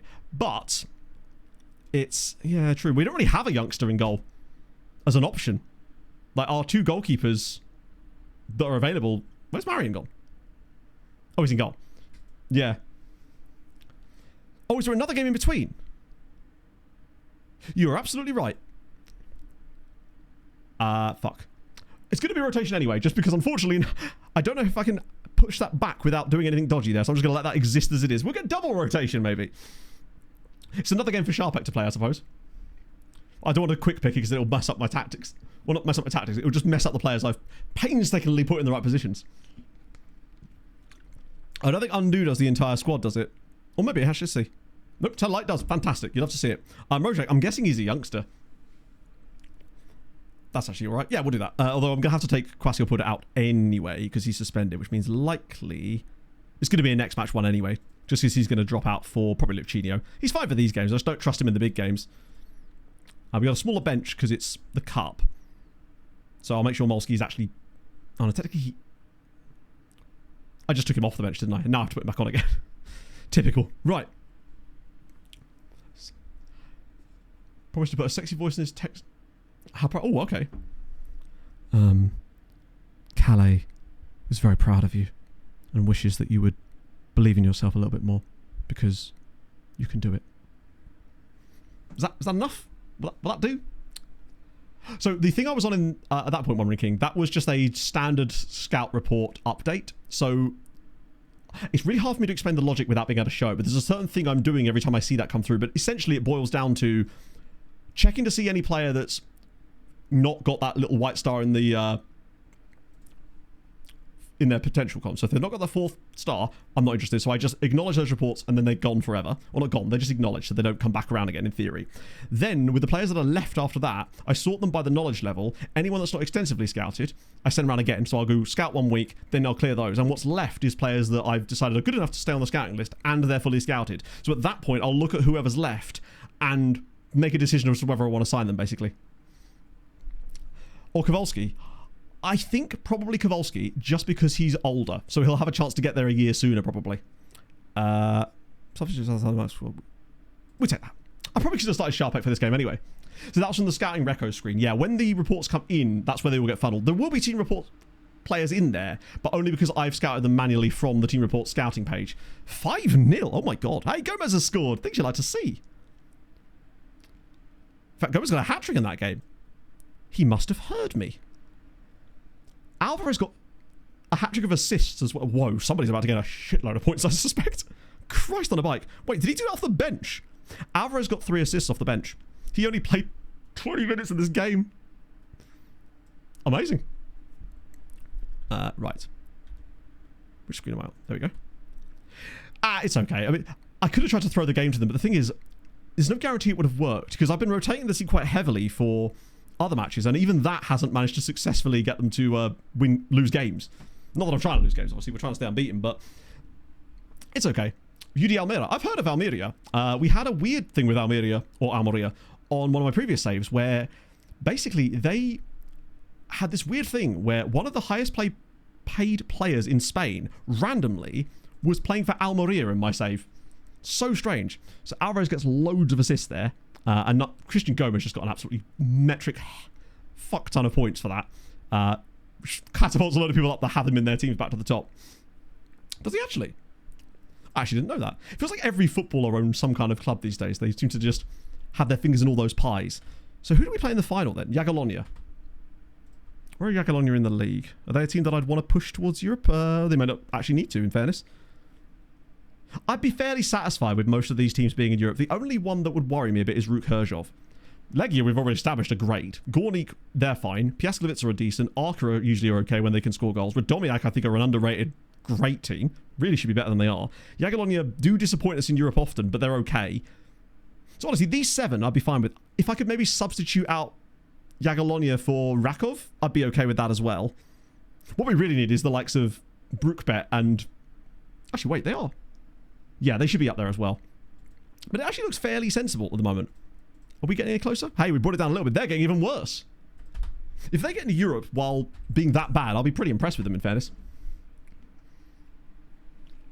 75%. Man, that's quite a lot. But is it a case where he owns that personally, or is he just part of like a private equity group that owns that? Because it's like when people say, oh, Michael B. Jordan owns Bournemouth, when in fact he has some money in an equity group that owns part of that, right? You would know better. You see a lot of that these days. Up to 200. How could you own 200% of something? How does that work? I think my brain might have just exploded there. Is this like a... I genuinely can't actually fathom how that would work. How do you own more than 100% of something? Or is this literally just because the math is completely different? Homegrown updates. Ooh, Shankiti as well. Dominant second team. No. So our second team is actually pretty ass. For the main reason for that is because almost all of our good players from the second team are loaned out. And those that are left are okay. But our B team plays so low down that... because we don't have the lower league switched on in Poland because we couldn't at the time, they don't get to play in a lot of competitive matches as well, which doesn't help. More dominant setup. Okay. Ooh, that bit there. That excites me. That excites me a lot. Oh, is that a... Ooh. Okay. Because I'm still tempted by the double wingback thing we were doing, but I think that's still quite defensive in a way, isn't it? I'll ask Jens. I mean, I don't want to give him a new contract because he's got a 5-year current contract. I'm never giving an extension to a man with a 5-year deal. Joe, I'm going to decline. He can kick off all he wants. Here for it. Ooh. Is it Amarim? I would still be intrigued by that. It wouldn't be uninspired in the same way some of the other ones I've seen us linked with would be. I really want Kjetil Knudsen. That's the one that would make me go, okay, we're about to have some fun. Yeah, we tried a playmaking wingback once, I think, during the initial stages of trying out the wingback thing that we were doing. But I don't think it worked very well at the time, but it might just be that we didn't have the right players or tactical setup around it. Harry Wilson off too. I mean, he's still being linked heavily with Villa. That's kind of similar to what... The problem with that is our wingbacks can't play as wingers. Although then again, if it's our possession that they're playing as wingers, it probably wouldn't be so bad. Because the one I built was this. That was the double wingback one I was looking at. But I think I'm still stuck in the mindset too much of not enough movement in between things. Better for Amarim. Have Palace even been linked with Amarim? To retires. Jens, for me, if he wants to stay, will stay until he retires. Back five football. I mean, it's more back three in it though, because Fulham actually have some players that I think are quite good as wing backs. Sessegnon is basically that anyway. If he likes to play a back five with some wide players like as wing backs, we're kind of well equipped for it. Link with Benfica now. Surely isn't Marco Silva going to become the Benfica manager? Hasn't that already been agreed, right? Isn't that why he's saying no to Fulham? Or I imagine if he left Fulham and they just didn't get the Benfica job. I thought that had gone through. That'd be incredibly funny though. But yeah, Jens will stick around until he retires unless he wants to move on somewhere else. Start our own rumour farm. I think we have to think about this more. Maybe that's something to do on Saturday, Andrew. Saturday? On Sunday stream, just because it's going to be... Well, it might not be transfers. It might be double finals. Anyway, with Andrews, fun isn't allowed. Yeah, I mean, would you trade him now? As in, would you trade the season Brentford have had under Andrews for the unknown of that slightly more interesting managerial appointment? Because right now, we're kind of in the exact position you were last summer. But I don't really know who the uninspired Keith Andrews-esque signing for Fulham would be. I mean, it's probably someone like Kieran McKenna, isn't it? Or even... I don't know. I think it probably would be someone like that, right? Kind of meat grinder. Ooh, we like a meat grinder, though. What I'm looking for is just one that allows us to... It scores a good amount, which is what I'm looking for, really. Because obviously, I want to be able to play it in the league. Because I actually really like this for... The way we're playing currently seems to work really nicely in Europe. Sabitzer is a manager in Poland, yes. As is Liam Rosinia. Marcel Sabitzer is currently the manager of Rakov and has been actually for 3 years now. He was managing Barcelona's under-19 squad, I think. And the other fun one, though, was Rosinia, unless he's left. Because that kind of snuck up on me. I didn't realise he was... Actually, let's just do it the other way. Go straight to the extra class of managers, just in case there's been any other random appointments that we've missed out on. Wait. No, it's the wrong one. It's under... About... No, it's not. Clubs. Then managers. There we go. Got them in the end. Well, Booty, I think... Is he still in a job? I hope so. So yeah, a couple of new men in there. Obviously, we've been here a very long time. So's... he's been there a while. They were going through a lot of turmoil at one stage, but not anymore, it would seem. Sabitz has been there for over 1,000 days. Rossini's been at Piast Novica for nearly a year now. Pretty stable. Alfred Johansson's been at Legia for ages. Matteo Udol is at Arca now. The newer appointments, though, we've got Maciej Skorja, who I think left a second-tier job to take that. And then Marcin Brosz, who is the new manager at Brookbet, who left Wisła Kraków, and then they replaced him with this guy, who left Urawa Red Diamonds? What a pickup! I mean, he was technically a manager in Poland all the way back in the day, but he'd been managing in Korea, or is that... No, Japan, for the last 13 years. Love that for him. Welcome back, my friend. That's kind of cool, actually. President of the Rebel... I thought that Florentino Perez had sort of... Yeah. He's a man-ager. I've not seen that before. Run the sim to stream date with every major league switched on, start our own space and what changes in the sim. That could be quite a good idea, actually, just for the memes. That'd be a fun video, but we do it as a live stream thing where we have to go through the database together and then make rumors based on... But how would we actually get the rumors out there, you see? I don't have that kind of clout on social media. I don't know who you think I am. I'm not that guy. Run it in real life. In that case, they've chose quite wisely, I'd say, then. Sushi here sucks. It's going to be great in Poland. I don't know. Like I said, I don't have the clout for that. I don't really use those kind of platforms frequently. The only time I ever like tweet or X or whatever is when I'm... What the hell? I forgot to rest them after the game. That's fine. They'll get their natural rest now anyway. So now this is the rotation game. So we want to pick roll. No, we're not picking rolls. Oh, imagine if I accidentally picked rolls there. That would have been catastrophic. Duru's in. And my lad. He's now gone with Alvarez there for some reason. Who's Chaibi? Algerian fella? Sure, why not? In you come. Molsky there.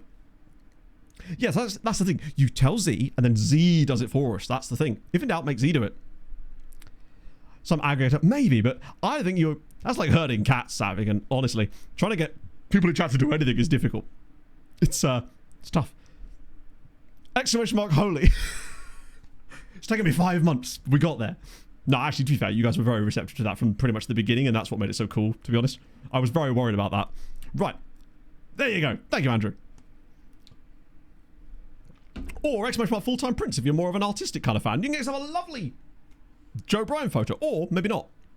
And when there's a giveaway, that too, yeah. That will get them going. When there's biscuits on offer. Who else have been playing? Solid. Consistent, solid, not spectacular. that role kind of lends itself to a guy who's just ticking things over. He's not as flashy as Jens because he doesn't shoot from range as much. He just keeps things going. He always puts in a 7.1, 7.2 pretty much every game, which is what you want. And it's just going to slowly get there, I think. Holendowski, I've grown to like him more since he became Polish. Weird how that happens, isn't it? Doesn't even know his own. I've got a button for my own command. It's on the second page of buttons because I ran out of buttons. No, we finally lost a game. Sharpex scored though. But that is our first defeat of the entire season. We got to 31. We got 30 games unbeaten before the first defeat came to Piasklevice. It might help them get into Europe, but damn. And it was to Liam Ross Sr. as well. And I have a horrible feeling we didn't deserve this defeat. A draw would have been fair. Frustrating. Marion. Wasn't in the cup. Well, yeah. It does suck to lose a game directly before. Is Alvarez going to get man of the... He is actually, yeah. He gets man of the match despite the defeat. Fuck, man. I was kind of hoping we'd get away with it. But you tend to get worse results when you're going for the youth prospects pick rather than rotation. Because our rotation team is actually fairly strong. This one does throw in some slightly more unknown entities to it. Right, let me just get rid of some of the random tabs I've got open. Because I have a lot of them. Oh, no, shit. I deleted that cool tactic idea. Fuck. I need like a third browser, Mr. President, to actually use for this. There we go. Penalty, though. Yeah. Oh, well. It is what it is. We're bound to have that happen eventually. I was hoping we could get through the full season, though. 800 at the time, because... Oh, I remember the Aberdeen one as well, which, if I remember correctly, there was... So we did get man of the match for Alvarez. There was a rumour started, I think, about an Aberdeen player, or that someone was going to join Aberdeen, or something along those lines. I think. Did I send those points out? Yes, I did. Lovely. So maybe I underestimate my influence. Sometimes messages start to me sometimes with "Dear Influencer," which means you don't know my name, which is fine. It's usually like the first stage of filtering when it comes to receiving emails. Is like, if it starts with "Hey" or doesn't actually include anything, and then this has obviously been written by a robot or is spam. And if it's like, sometimes it's like, "Hey, Second Yellow Card" or "Second Yellow Card team." Bold of people to assume I have a team. My team is me. I am my own teammate, and I hate my teammates. Right, nope, not loan status, Matt, you melon. Get them nice and rested up anyway, just in case. Because some of them weirdly could still do with a rest, actually. Some of the guys that played in the last game. Pog is technically on my team, but she doesn't get paid for it. She's just an unpaid carer. Not again. Lad, we just discussed this. You don't deserve it. Or you do, but you haven't played well enough recently in order to earn that extra contract. Oh. Yeah, I mean, to be fair, the voices are quieter these days. But they're still there. Sideholder Goulet. I'd respect it more if it was "Dear Mr. Card." I'm all over that. That'd be great. Right, mid-block. Progression. Are we home or away? We get away first again. This is great. We got quite fortunate with the way that these games have broken for us, actually. Only 3 more games for Wisła Kraków to not win a game either. Can Booty do it? There is an ME, that's true. Hadrian is the closest that we have. And I do pay Hadrian for things sometimes when we've, like, for example, with the Malta database, the sheer amount of work that went into that. I made sure that he was firmly compensated in football shirts. Quite a large delivery of football shirts. But Norway is favourite in the Venezuela derby. Okay, that feels like it's lacking context, although I'm really curious to know what that means. Watch Off Campus. You're damn right I've watched Off Campus. Yes, I have. It's great. I love it. I absolutely adored it. It was so good. So many songs from that show went straight into my playlist as a result of that, but yes, it was very, very good. Random Saturday afternoon, I was like, oh, Pog, there it is. Can we watch it? So, yeah. It's a very good show. It just felt so wholesome to watch, and I really enjoyed it. I think I actually enjoyed it more than Heated Rivalry. Truly. And I thought Heated Rivalry was great, but I think there was something a little bit more wholesome about it. I think it was less smutty, I guess. Oh yeah, I think it was 2 sittings for us because we ran out of time, but it was so good. I want more stuff like that, and luckily, we're getting it because there's an awful lot of these adaptations being done over the summer by Prime. There's a book that I really enjoyed called Just Like the Movies by Lynn Painter. That's getting adapted. There's another book I really like, I think by Catherine Center, that's being... I read a lot of rom-com books. I literally finished one last night, which I think was called The Do-Over. Pride Month Wave. I don't know what that means. I've just watched television shows, innit? So no Eric Bartos is, unfortunately. But if there is one out there, I will find him and I will sign him for many monies. Because that's how this works. Oi Wemp, that'll get my attention. It won't.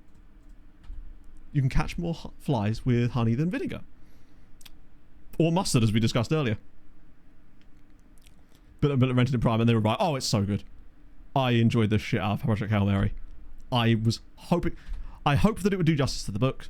And while it does things differently in the right places, I think it was easily the favourite movie I've seen in a long time. But that's just because I was obsessed with the book. No, Off Campus is just a fun little show. And it's nice. It's just fun shows, isn't it? Oh, yeah, no, the book, I read the book a couple of years ago. It's obviously, it's still better than the movie, but that's because it has more time to do things. But I think the movie does a really good job of adapting what it could. Sexy one, now you're talking. Sexy Wemp, now you got me. Every year after, I've seen adverts for that, yep. I could just eat that shit up. It's so good. There was another one that was, it was an Emily Henry book that was recently adapted. I think it was also Prime. This was maybe 2 or 3 months ago. I can't remember what it's called. It was a movie, not a TV show, this one, I think. Was it something to do with summer? It's usually something to do with summer. That was also decent. I love that kind of stuff. Amaricho Penis. We've actually signed a second Amaricho Penis. Mr. President. Another one. We found, incredibly, a second guy with the same name, so he's also joining us in the summer, because of course he is. Oh, that's Gluehawk. Wait a minute. Sorry. That and that doesn't line up very well with what I'm seeing here. But maybe we're missing something. Summer I Turned Pretty. No. It was definitely an Emily Henry book. People You Meet in Summer. I think that was the one. No, People You Meet on Vacation. That's it. It might be there's a language issue with that one. Yeah. That's the one. Followed by The Martian. Martian was also really good. I just enjoy Andy Weir's writing in general, honestly. Because I think he's working on a new book now, right? So there's a guy just called Dew. Hang on a minute. If he's tall, I would be calling him Mountain Dew. 6 foot. Is that enough? What's his full name? What? Eduardo Tura.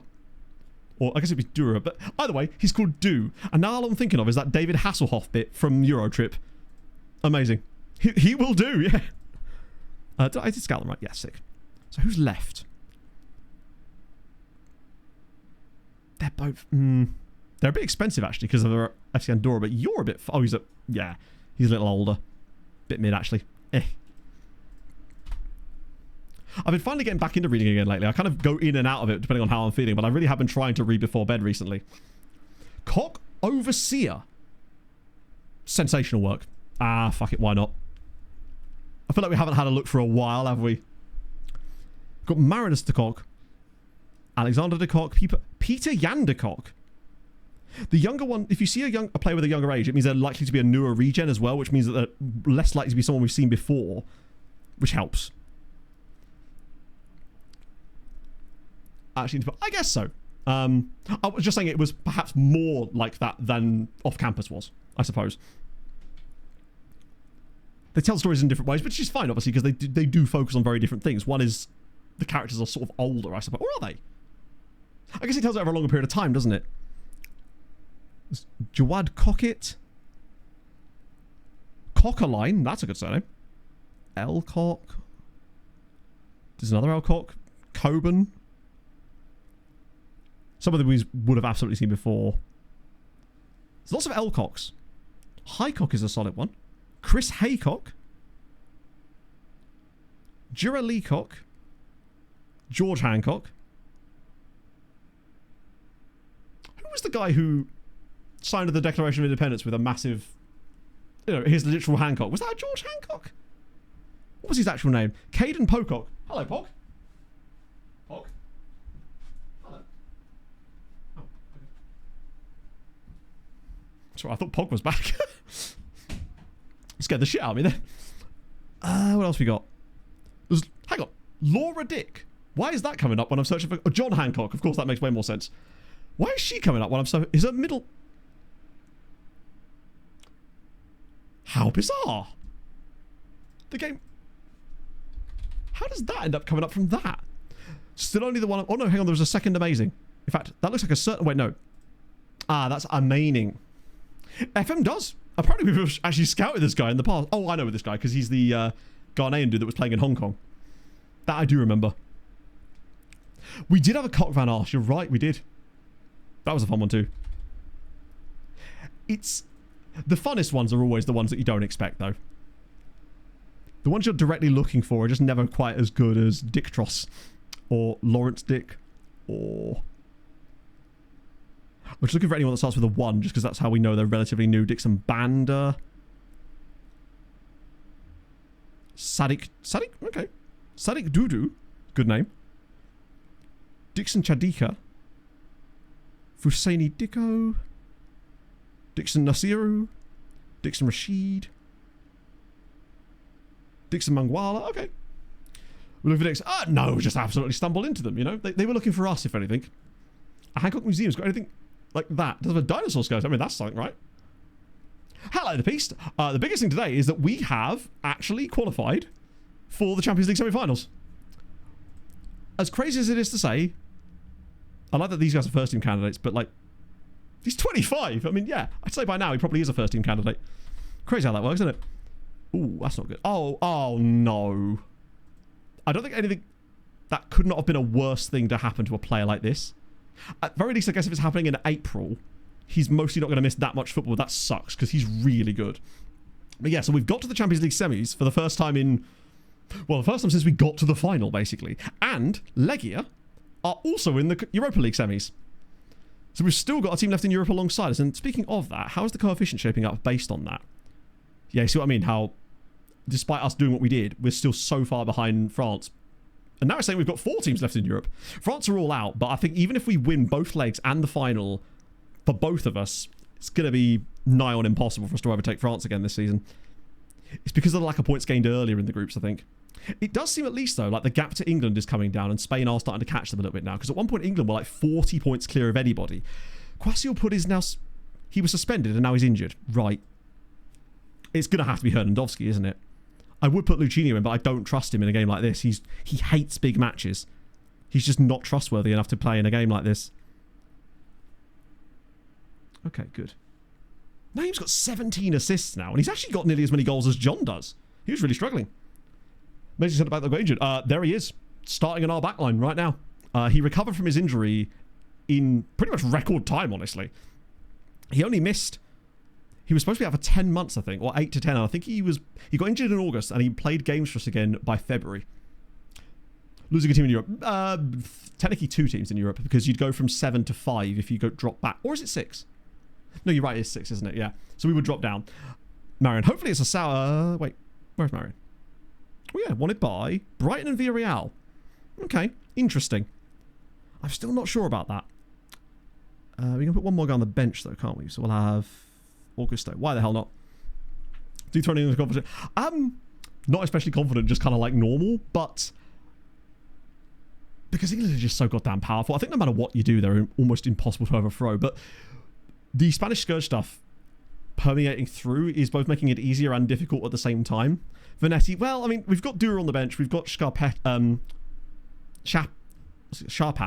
I'm like, Vanetti's not really done anything off the bench when I have played him this season. And he's not fully fit. I think I'd rather honestly just have Sharpak on the bench because he did okay against City, right?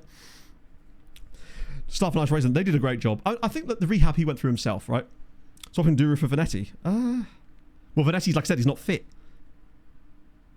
He's not even really allowed to, shouldn't be playing any minutes, and has not scored a single goal for us this season at all. I think I'd rather honestly just throw Sharpak in at this stage. Because he didn't do awfully off the bench. And... if he's going to play, we may as well give him a chance to play now, right? Right, oldest player still playing. If we want to give our youngsters some time, now's the time to do it. Well, not really now's the time to do it, but I guess I just clear everything, right? Oh no, because it only shows 10,000 at a time now, doesn't it? So if I do ages between... Do it for the bit. Surely the bit would be putting the youngster in the team, right? Unfortunately, if there is any players above 30, 45, it actually won't show them. But luckily there isn't, as far as we know. So the oldest player in the game right now is this guy, Santiago Mele. Love Smash Bros. With the camera. Which is... Oh, that like soft lock thing from last season. No. I had to Alt F4 the game in the end. After about 2 hours of trying everything with help from SI, there was nothing we could do. That bug will never happen again, though, because it was patched in the latest... version of the game, so you will never run into that issue yourself, thankfully. Apparently, if I'd have left the highlight running instead of hit leave match, that would have actually let us get out of it. But obviously, why would I have done that, right? So, no, unfortunately, I had to replay everything that happened for that entire stream because of it, which sucks. I mean, that's the reason things have kind of rippled through from then. But yeah, unfortunately, how it is. Semi-final is us versus Newcastle. And the other one is Bayern versus Liverpool. So we've definitely got the better side of the draw, I would say. Yeah, he's 39 years old. There's a Chad. There's a guy from Chad underneath as well. Emmanuel Mifsud. He sounds Maltese. But then I'm like, Mifsud. Fair play. It's nice when there's still players in the database around that are older. There's 2 Polish dudes as well, actually. I like how many of these guys have face pack pictures too. Łukasz Soszinski. Oh, he is retiring now. But at 39, he's had a good run, I'd say. Would you rather play in the final? I think once you're at the final, it doesn't really matter who you play, because Bayern are really good, Liverpool are really good. I think the only thing we could maybe look at would be where they finished in the groups, but they probably got both top 8 anyway, right? So Liverpool were... Actually, they were 12th. Bayern were 13th. They've got identical records as far as their wins and losses and stuff. Liverpool had a reasonably okay run of things. Dropped points against Napoli and Shakhtar, whereas we at least got a draw against Liverpool in the group stage. They lost to Chelsea and Bayern. Lost to Bayern. I think when you're at the final, unless there's a really obvious team you'd rather play, then I'm happy to take whoever. Oh shit, that's not the right button at all. Oh, I just realised we went to the Champions League page from in there. I didn't know you could even do that. Person from different Arabic speaking sounds Maltese, I guess, but I thought Mifsud itself was a...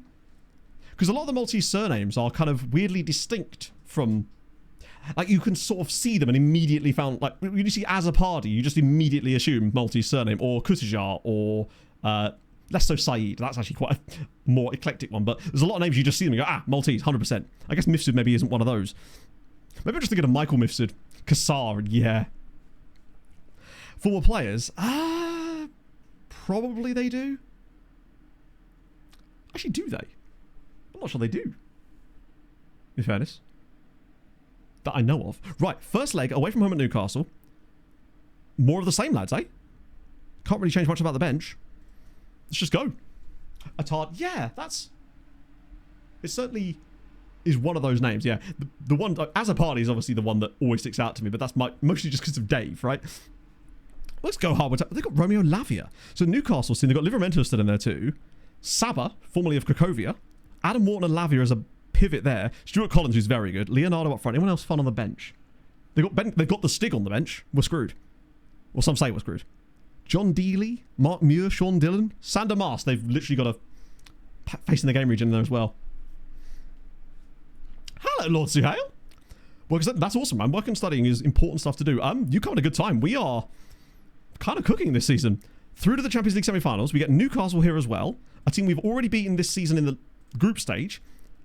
It bodes well. We're doing okay. Apparently Maltese. I figured it was. It didn't sound especially Arabic. But then obviously, you know, what does, I suppose? I guess Saeed or Said. Because it's Said, isn't it, in Maltese? We didn't have actually many players called that in the Malta save. I'm mostly just thinking of like regions we had during that save. No, always, don't worry about it, Peace. I'm here for the questions. Plus, also, think about it like this, right? When you're asking a question like catching things up and stuff, you've had the sort of impetus to ask that question, but there could be 10, 15 people that are lurking that have just joined as well and may also want the answer to that question too. So just don't think about it as purely as you asking for yourself. You're asking for the group, right? It gives me a chance to sort of restate things. There's actually a new Twitch update that they're adding that will allow me to have an update button that you can push that will actually give you a TLDR of what's happened on the stream. I don't know exactly how it's going to work yet, but I think that's a really cool thing. I'm tempted to make one myself that at least recaps the previous stream or something that becomes a command each time, basically. So the no-nonsense goalie, oh no, Paolo's hurt himself. He will do it to an extent, mostly because of the way that our defense is set up. The crosses are usually within his wheelhouse. What he doesn't do, though, is usually run out and do silly bollocks, basically. Because we did have him set like that for a while, and it just simply wasn't it. What's the injury? Lower leg. Oh, it's probably going to be Dushan. Just because I want to keep Jens in the back pocket for later. VODs as well. Does it actually? There you go. I guess if you're watching them specifically on the Twitch VODs, right? No, it's not the first time here. We haven't been to a semi-final for a while, though. So, in our last think of the last 6 seasons of this save. We won the Champions League, the first time we ever got to a final. Then the season after that, we got to the final again and lost. And then the last 3 years in a row, we were always knocked out of the round of 16. And it was very frustrating. But this is the first time we've managed to get past that again. And so we're trying to keep the record alive of every time we've got past the round of 16, we've reached the final. And if we were to do that today, that would very much be the case. Which is a very bizarre record, although we have just given the ball away in a horrible position. And Stuart Collins is a very good player. Don't foul him. All right, come on, keeper. What a save. Agyapong is stepping up in the Champions League for us. Finally, he's doing something. And I think it's something to do with the way that we're allowing a certain type of chance to happen more frequently, but not the other ones. Right, so Lavia's doing some stuff, and he might be the one we want to go after in the second period. I'm guessing they're doing a lot through Lavia. They're not getting Escobar on the ball at all for the most part. This is going exactly how I hoped it would. Other than maybe if we'd scored a goal. That would be nicer. Nobody's really struggling for us other than maybe Hernandez, but we've got no choice. Gomez isn't having a great time. We're dominant, which is good. What's the possession like? That's fine. So who's doing things for Newcastle other than... So Lavia's probably the one, but what about the pass map? Oh, is he pushing up? Or is he dropping across? Is that Lavia there? No, it's Leonardo. Is that Lavia there? Oh my goodness, look at this. Everything is basically going through Lavia. I mean, there's a lot of stuff going on over here as well, because Saba's cutting inside. Stuart Collins was getting the ball. We don't want to man-mark a winger. I also think if we sit on Lavia for the second half, because he's already made 62 passes, he's definitely the one to target for the second period. And especially as we're not currently doing that. I think I'll just leave it at that and don't want to press him too hard, because that might actually give him an opportunity to pass the ball on. The PSG round, we sort of scraped our way through thanks to that Montpellier goal in the second leg. Then we beat Manchester City 4-2? No, 3-2 on aggregate. We won at the Etihad and then drew 2-2 at home. Very strange. But we were in control kind of the whole time. Like, they were only ever a goal behind us. They never kind of leveled the tie, essentially. Because we went 2-0 up on the tie. Then they got on back, and then we went straight back to 3-2 up again. So we were kind of relatively safe for that.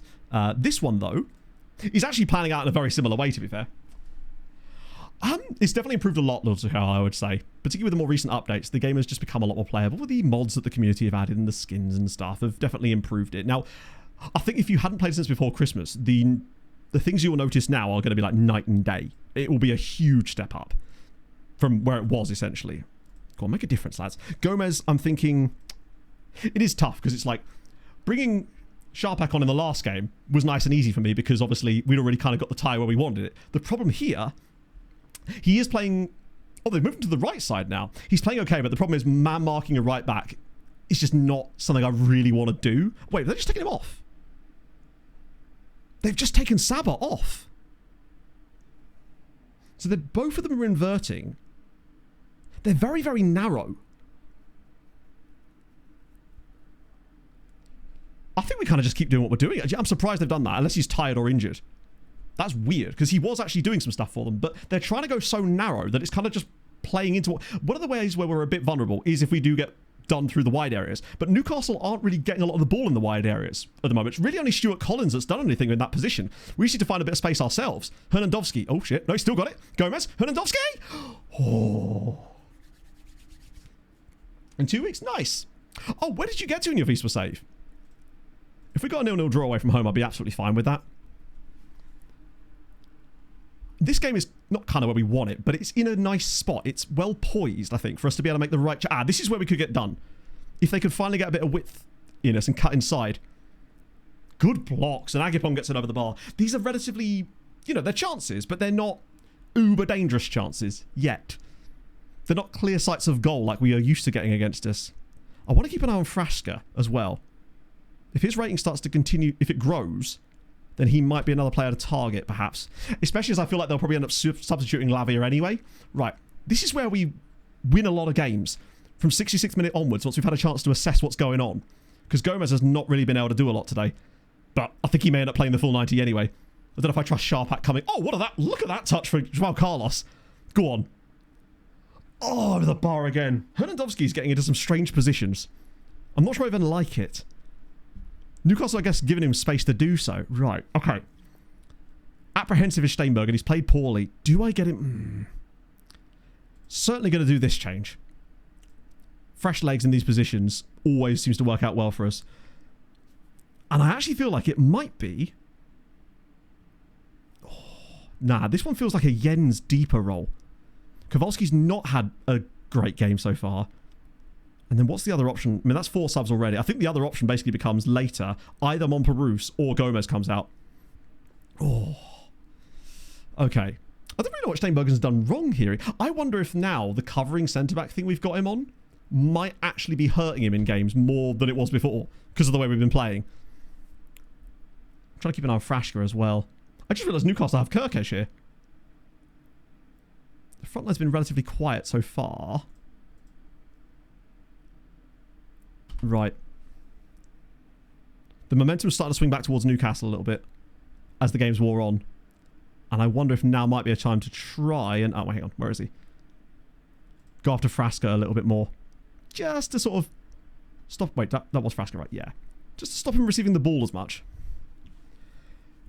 Some of these folks are absolutely ask away. I will inform you about anyone you like. I will tell him to shoot less often because some of those shots from here have been a little bit less good. Right, I want to get this tactical change done so I can bring on the substitute late on. Montparnasse has improved, which means I'm gonna throw the dice on Sharpek. Marshall made Europe next year. Nice for them. Always a fun team to say the name of. Newcastle is certainly finding something, but I think we might have stymied that a little bit now. Oh, 90th minute of the game. This could be not make or break for us, but it could be a moment that is remembered. Because if we score here, it's suddenly a very different game. If they score here, yeah, it could be more difficult. Coffee boy, come on, let's go. That's it. Stick your hands out while you're on the run. Ball across. Alvarez, yes! Come on. 90th minute winner at Newcastle from Alvarez. The wing-back substitutes do it again. They've done it. These two, I love being able to make this change because they get so tired defending against Naeem and John all day. And then who do I throw on but 2 guys who are nearly as good as both of them? Back post header from Alvarez. That is not a thing we see very often. Come on. Massive goal. And I think just about deserved on the night. What about instant highlight from the kickoff, perhaps? No? Wow. Just about probably deserved that if we were to get away with the win. Which we bloody will. Eventually. Come on. Cross the back post. No. He's actually set to cross wherever he wants. But specifically low crosses too. Sometimes they do just ignore it. Which is actually kind of good when they do. Agipol made some crucial saves there. Well done, lads. That's a massive win. I like the way we're sort of managing these games. Testing things as we go along. In theory, making the right decisions. I just love being able to swap those 2 in and out. The fact that neither Coffee nor Alvarez ever kick off about the lack of playing time. I guess they do get a reasonable amount anyway, so it probably doesn't matter to them as much, but it's so useful, man. Oh. So, of course, yeah, it's because we have so many shots a lot of the time. We've cut down a little bit on the shots. But because you have a lot of these long shots that are low XG, the keepers tend to palm them over the bar. So you get a lot of, like, junk corners that never really go anywhere, I suppose. I assume we got man of the match for that, which was Alvarez, of course. Who else was it going to be? Things you love to see. Bang. Ooh. I think they'll probably get absolutely mullered, J-Tux, but it's still lovely to have them there regardless, and I think it's just cool to see. Have we conceded the knockouts yet? Yeah, we conceded against Manchester City twice in the second leg, but other than that, I don't think we have, no. That's the only game I think we conceded in the knockouts. Who did we play in the... Oh no, we conceded to PSG. I think it was 1-1. I can't remember now. No, I think we did concede to PSG, didn't we? Because there was that horrible... Oh, it was the own goal. We had an own goal against Paris Saint-Germain. Right, well done, lads. Very good work. Things you love to see. So, Floriana, Masterslock, Hammer... Wow, Hammer didn't win it for once. I'd like to see multi-size start to doing better, obviously. Always a big fan of that. Oh, that is some result for us. Now we've got... Casually just got the cup final in between. Obviously full rotation. Let me just make sure that we are resting people anyway, just in case. Although I'll rest a few more. Just giving Marion a rest and he's like, boss, what am I being rested from, lads? No, they lost the final, didn't they? In a weird way, I'm happy for them that... It would have been nice for them to get promoted, obviously, but having them playing in the top... in the European competition while being a second tier side does just add a little extra spice to it, right? Just extra fun stuff. Okay, now Thursday comes around and we find out if Legia have taken a step towards, because they're playing against the Bayer Leverkusen side that are in real trouble of potentially getting relegated while this is happening. Oh, that's fine. If we did end up losing the cup final to Jagiellonian, it wouldn't be the worst thing in the world. So I will just rotate very heavily if need be. He's now facing an uncertain future. Lazio's still there. Financials. Are they in loads of debt? I didn't know they were in loads of debt. I imagine that a lot of clubs just are in general. But I mean, when you look at some of the teams that play in Europe, I suspect that their levels of debt is probably quite low compared to some of them, right? Maybe I'm wrong. Maybe they actually have loads of debt. Right, that's Wednesday, so we want Thursday. If we can do, at least. It's weird that Arsenal lost so easily to Newcastle and that. So, ooh, he sounds kind of Polish sounding. Actually, wait. He sounds kind of Polish / Scandi in general. Asbjorn Radziewski. Second nationality of non-existent. Was born in Neuss. Wow. Sounds anything but German at that point. Very expensive to play in Europe. Yeah, but the amount of money they'll earn from playing in Europe will surely offset that somewhat, right? I know that they're going to have to travel quite far to play their games, though, if I remember correctly. Whole team meeting? Absolutely not. Right, so let's move on to the next one. Last extra time. Oh, of course, yeah, because Malta have got those... I keep thinking that Malta's league works like it did in our save, which obviously it doesn't, does it? There are a lot. I mean, there's a huge Polish diaspora there, isn't there? It's like how you get an awful lot of Turkish-sounding names. When you look through the German national team, there's a lot of sort of Turkish and Polish-sounding names in there all the time. Right. Legia. How did their first Legia go? They lost 1-0 away. That is not the end of the... I mean, this isn't great. The run they're on right now is not spectacular. The last game they won was actually... Oh, and it was a penalty as well. I don't think they're done yet. It sucks that they managed to lose that. But I don't think it's entirely lost yet. They've got a shot. There's a Sunday Roman shoots. Yeah. But I think it's just cooler because it draws so much. I mean, just the act of winning the cup. Was it the League Cup or the Cup that they won? Was it the Taça da Liga and the Taça de Portugal are the cups, right? Far away. Isn't it like a 3-hour drive or something to actually get to the stadium which they're playing games in? Because it's the Algarve Stadium, isn't it? The one that isn't technically... There isn't a team that is supposed to be associated. Fulham basically play friendlies in that stadium every single summer.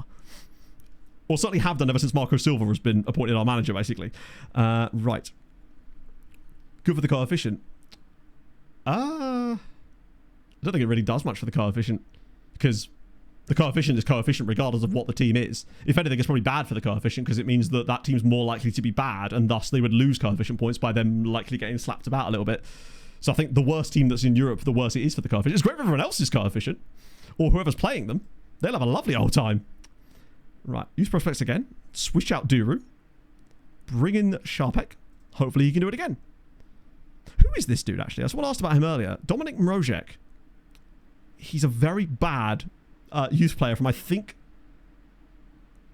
I guess this must be either last year's intake or this year's intake. For sure, that's the thing. It has to be like UEFA ready, doesn't it, to have a certain level. Loletano.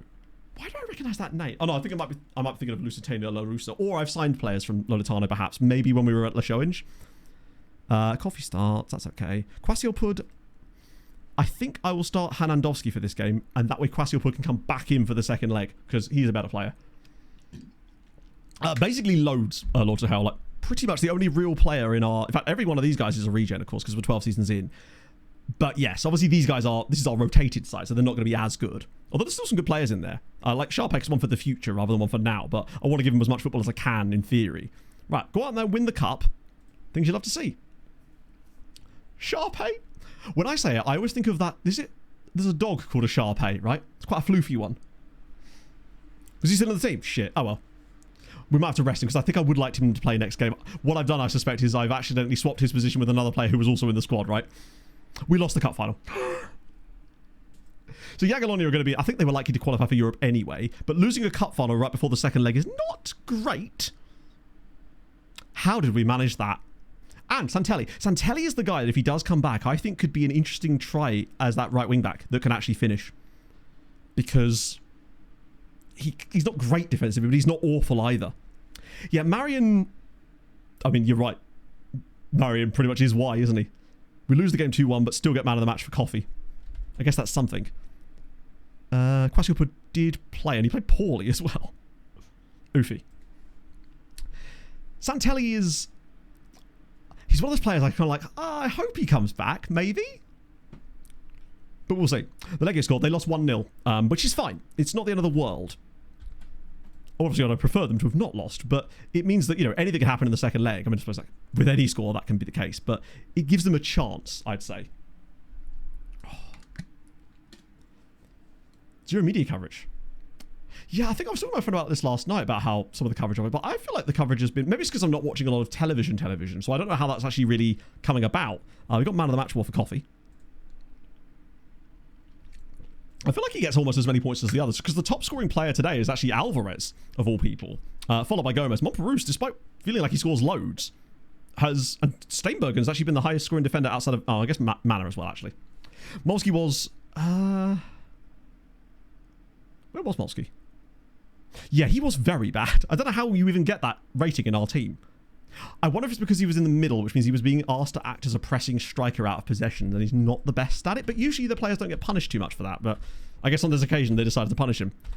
It's okay. I mean, as far as the league goes, Jagiellonia are probably going to be... I'd rather them qualify for Europe than Ruk Herzog. Let's put it that way. As much as Ruk Herzog have a couple of quite good players, I worry that they would be the exact type of team that would get relegated while we're playing in Europe, you know?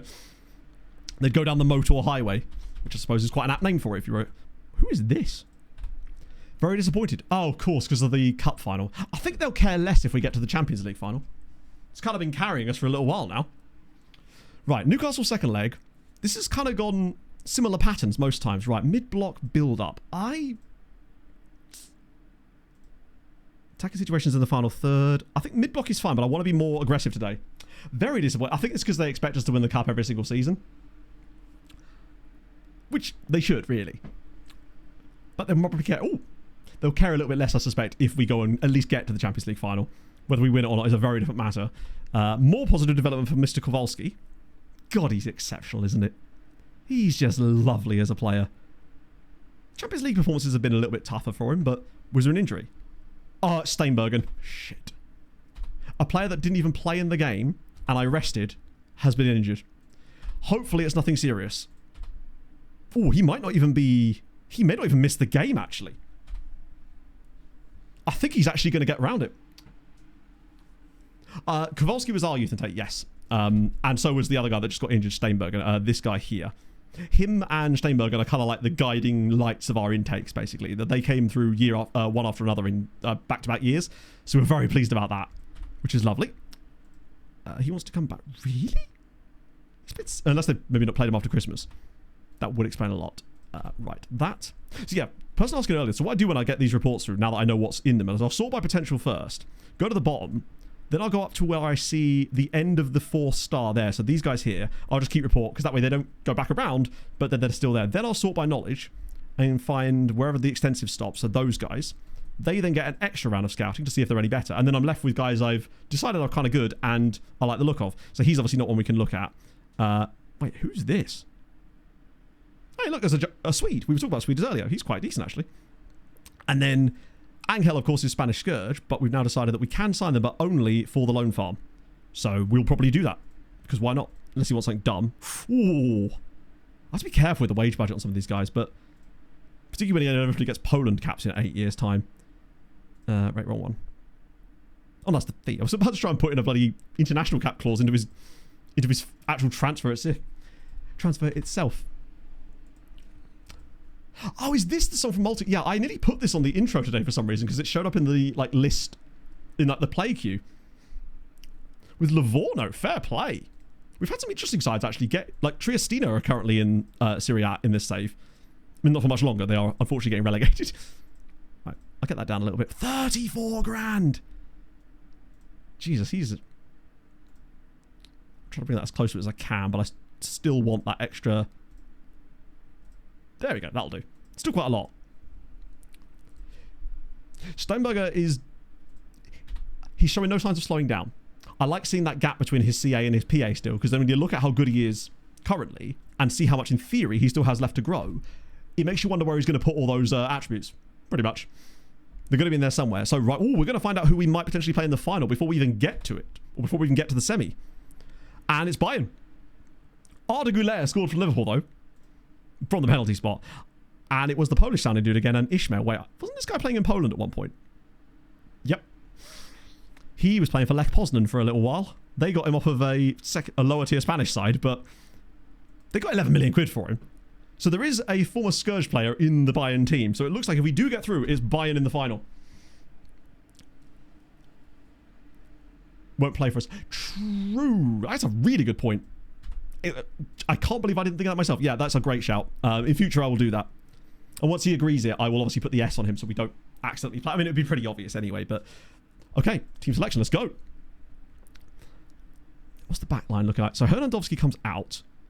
And Kwasiopod, I'm happy to bring back in. He's fine and fresh. Steinbergen's pissed off about the contract thing, but he's already got 5 years on it. He's not injured, crucially. Morale is weirdly dented on some of these guys, despite the results we've been getting. Like, maybe it's because they lost the cup final, and some of them might be a bit pissed because of the me not giving a random youth player a contract, because you know how FM is. I think team-wise, though, there's no one else we can really bring in. I'm pretty content with that as a lineup, and now I'm going to have another whiz break because I'm bursting for one, but after that, we're back with the game that will decide everything. No Lucinho. Wait, is he? He's on the bench, isn't he? Yeah, he's there. He's definitely on the bench. He hates big matches. So it's an absolute like catastrophe trying to put him in the team. Because if we do, he will just cause problems. He was always getting terrible ratings in matches. As you can see from his 6.91 average rating when he has played this year, which is over a good amount of matches too. He just doesn't show up in these games. It sucks. But it's okay, because we've got Kwasiopod. I wish I had Kwasiopod's sort of mentality with Lucinho's ethereal form. Anyway, right. Whiz break from me.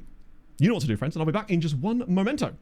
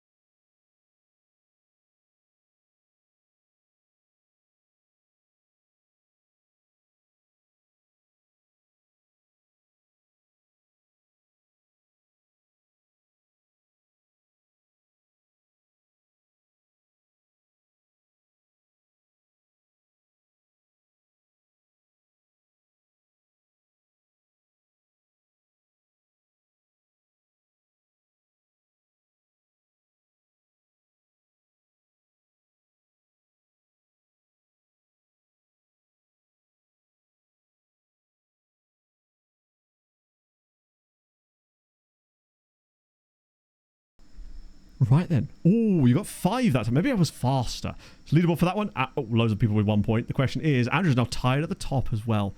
As for the current one, let me just hide the leaderboard for a moment. Oh, I think you got that one right at the end there as well, friends. There you go. Yes, you did. It was Jeremy moving back off. Yeah, sometimes, because it is just random.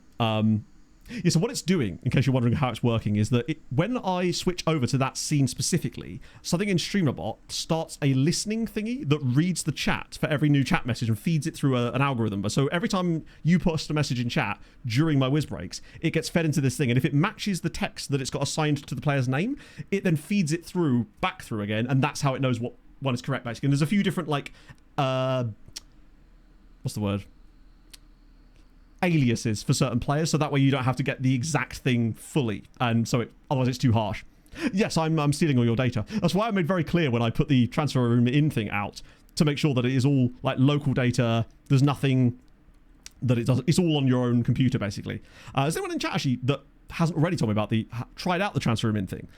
Because I always wanted someone to have an issue with it just so I could try and fix it, but so far we're looking good. Also, I finally went and actually got a phone that I can start filming content on for that running series, because there was a really good deal for me to get an upgrade, and because I was going to buy like an old Pixel or something outright for like a refurbed one, and then I went and checked my EE thing.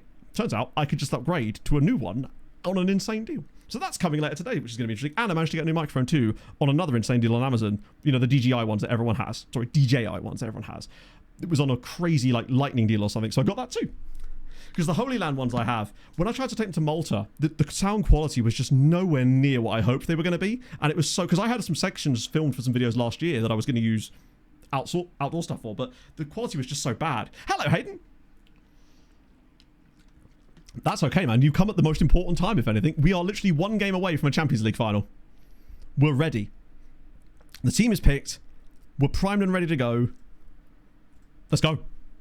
We're 1-0 up from the first leg. Anything except a defeat at home to Newcastle, and we're in the Champions League final. And it's weird, because I don't think like we're that different to last year or the year before, other than the slight little tweaks of opening ourselves up a little bit more tactically and allowing for more transitional phases. Yeah, I've heard they're really, really good. This one was... I've got the single one, so it's a single mic and a single receiver, not the two set, because I don't really need a second one. But the idea is that way I can have it with me when I go for the runs as part of the Ely City save, and I can use the phone with a little tripod and a MagSafe thing to record stuff out there like that for that. Running along like this. Do a running live stream, how about that? Okay. Have they changed their lineup? Most likely, no. Looks to be the same. Oh, the Sunday suit. It's, there's a good chance that it could be. The question is, for who? I mean, for us, obviously. That's the idea. But if Legia get there first, then it will be a double final stream, which we haven't done one of those in 26 yet. I remember the triple final stream we had back in the day. The only time we ever had that happen was we had 3 Hungarian sides in European finals in the same stream. No keeper on the bench. I don't bother with them. If my keeper's getting injured, which has never happened in the 12 years of this save to a point where it mattered, why start now, right? Maybe in a Champions League final I would do it, but in any other game I would never do it. Oh. The coefficient table. So we're currently sitting 4th, but realistically we'd have to probably win the Champions League as well as this game no matter what, and hope Legia win the Europa League to have any chance at overtaking France again this year. It is though, if you think about it, because Sirens, that was 2 cycles Sirens, although 1 cycle technically, and the MTK was the previous cycle before that.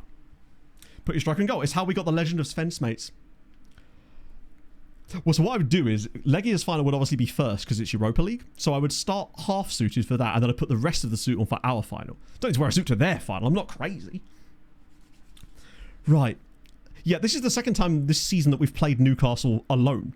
So we're going to end up playing them 3 times. We played Newcastle 3 times this season in the Champions League. Liverpool once. Good, we could have played them in the final as well if we got there. Arsenal. And then 2 games against Manchester City as well. Most games in Europe this season have been against English side. Oh, go on, Anwar. Go on, Anwar! We are serving that. Already we take the lead, and it's big Anwar. Big little Anwar. Oh, come on. No, unfortunately not, Jose. We got to second for the longest time. But in the end, we'd been second for about 6-7 years. And we got to season 30, and I basically said to chat, it would take us at least another decade of this to have any real chance of happening. And yes, I think you're right. The only Champions League side of the Premier League that we've not faced this season is Tottenham. That's a great point. And Tottenham came 24th this year. They only scraped through the knockouts barely themselves. Come on. Not yet, Taylor, but I think I will probably put it out after this, since I think it's pretty... No, you do have to be a bit more careful with it in places. Oh, Kowalski! Oh. The idea basically is that we give up more possession, we allow more chances, and weirdly, it makes us... We get more transition phases. The other big thing is it's more pass into space, more direct, so we're not just... The issue we had before was we get loads of shots from shit areas because they'd get stuck in this low block and we'd have to be just pot shots from the edge of the area that constantly go over. This allows for a higher quality of shots. It still gets those ones. The other semi's already finished, so Bayern beat Liverpool in the other semi. Oh. We're about to try it again. There's no point. Like, it would have just taken too long in Malta to do anything reasonable, which is why I decided that for this. Plus, I think there was the interest in it was waning with the extra FM cycle, so I felt that switching to a new save, which was obviously the Outcast to Icons, and I think I enjoyed that save. Oh, good save. I enjoyed that save a lot, so I'm kind of glad I did change that. First I'm going to do over Twitch. There you go. I think you're NA based, Felix. Pog's going to be away at the end of July, start of August, so I'm thinking I might throw in a night stream or two during that week just for the fun. Oh, go on, Paolo. That's some energy from my boy there. Agipong has certainly... I think it's the types of chances that he's having to face are seemingly more savable, despite sometimes having a higher XG. And Joao Carlos makes it 2.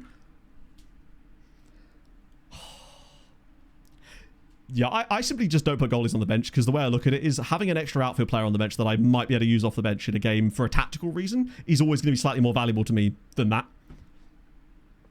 The success would be if we got to number 1 in the coefficient charts, basically. I've never managed it. I've got to 2nd before. But I do feel like, particularly if there's no more scourges for Spain, I think there's a chance, especially with the way we're burning through seasons now. Come on, lads. We've just dominated the start of this game. This is what we've needed in Europe this entire time. Come on. I don't know where the final's being held. Fun fact, the first time we ever played a Champions League final, it was being held in Poland. Which was just fantastic. Oh, let's go. Right. I could do with a nice Monperus goal. Joao Carlos has been exceptional in this game. Goal and an assist. Oh, is he going to set up a goal himself? Paulo Henrique makes it 3. We're done. First goal of the season for Paulo Henrique. In any competition. Love to see it. The potato zone. Thank you very much. I love the potato zone in general. I had a lot of potatoes last night. Thank you very much for the too much, friend. That's super kind of you. 3-0 up inside 34 minutes. This is the Wisła we've been looking for years. Simple play. Just easy as you like. Their goalkeeper's really good as well. Canadian Soccer Facts, of course. Promise David is just a fantastic name. Amazing David would be even better. I mean, this is not what I anticipated. I thought this would be a cagey affair for the second leg, and it's been anything but. We've just saved all of our XG for a game that honestly didn't even need. We're 4-0 up in this tie. Surely we're heading back to a Champions League final. Slide him in. I want more. I don't want to use all the luck here, though, in fairness. Oh, look at this. Gomez, go on. Right-footed. Oh, he's not great there, in fairness. Getting past the round of 16 apparently is the salve to all wounds. I mean, I guess I should probably mark up Lavia in general, because he's the one guy that's sort of doing stuff for them. Kind of, but not really. It also means that we can maybe give Sharpek a nice little run out in the second half of this game too, since it's looking in spot, especially if we grabbed another goal. Some of this build-up is gorgeous. Oh, look at the tiki-taka stuff here. Go on, find that pass. Take him on. Drill it across the keeper for 4. Oh, it's so close. Hello, Gordo. Check the weather. I mean, it's likely going to be muggy as all hell, but quite low in temperature. Like, it may be 27 degrees in this room, but outside it's probably like 17, 18. It's just so goddamn humid. I'm surprised, because I thought that Arsenal side were kind of weird against us, but Newcastle have played a lot worse in this game than they did in the group stage match against us. Like, they gave us a really good go, and if it wasn't for that late goal, we'd have been fine. Wool suit? Then no, it's just my whatever suit. Oh. Okay. Left sock or right sock first? Do you know what? I don't actually know. I think I'm a man that stands on one leg a lot, as you can probably... I mean, I am right now, in fact. Flamingoing it to high hell. I think probably left, because my dominant foot is right, and thus I'd more likely to use that one for balance, I guess, now that I think about it. Sheepskin coat, what, and the proper commentary style microphones. I'd love to get something like that. Just an attachment for my SM7B that just makes it into one of those. That'd be sick. Game's kind of dwindled for us a little bit, but I guess when you're already 3-0 up, never mind. Okay. Oh, go on, swear. He's right in the middle. Oh, my God, Mompa. Come on, bud. You've got to score those. I mean, look at this first half. 1 shot for Newcastle, 18 for us. And we're overperforming our XG. The dominance is insane. Bloody Venmo on the right-hand side here is certainly not getting paid for this game. I mean, their pass map is going to be irrelevant, isn't it, really? But we'll have a look anyway.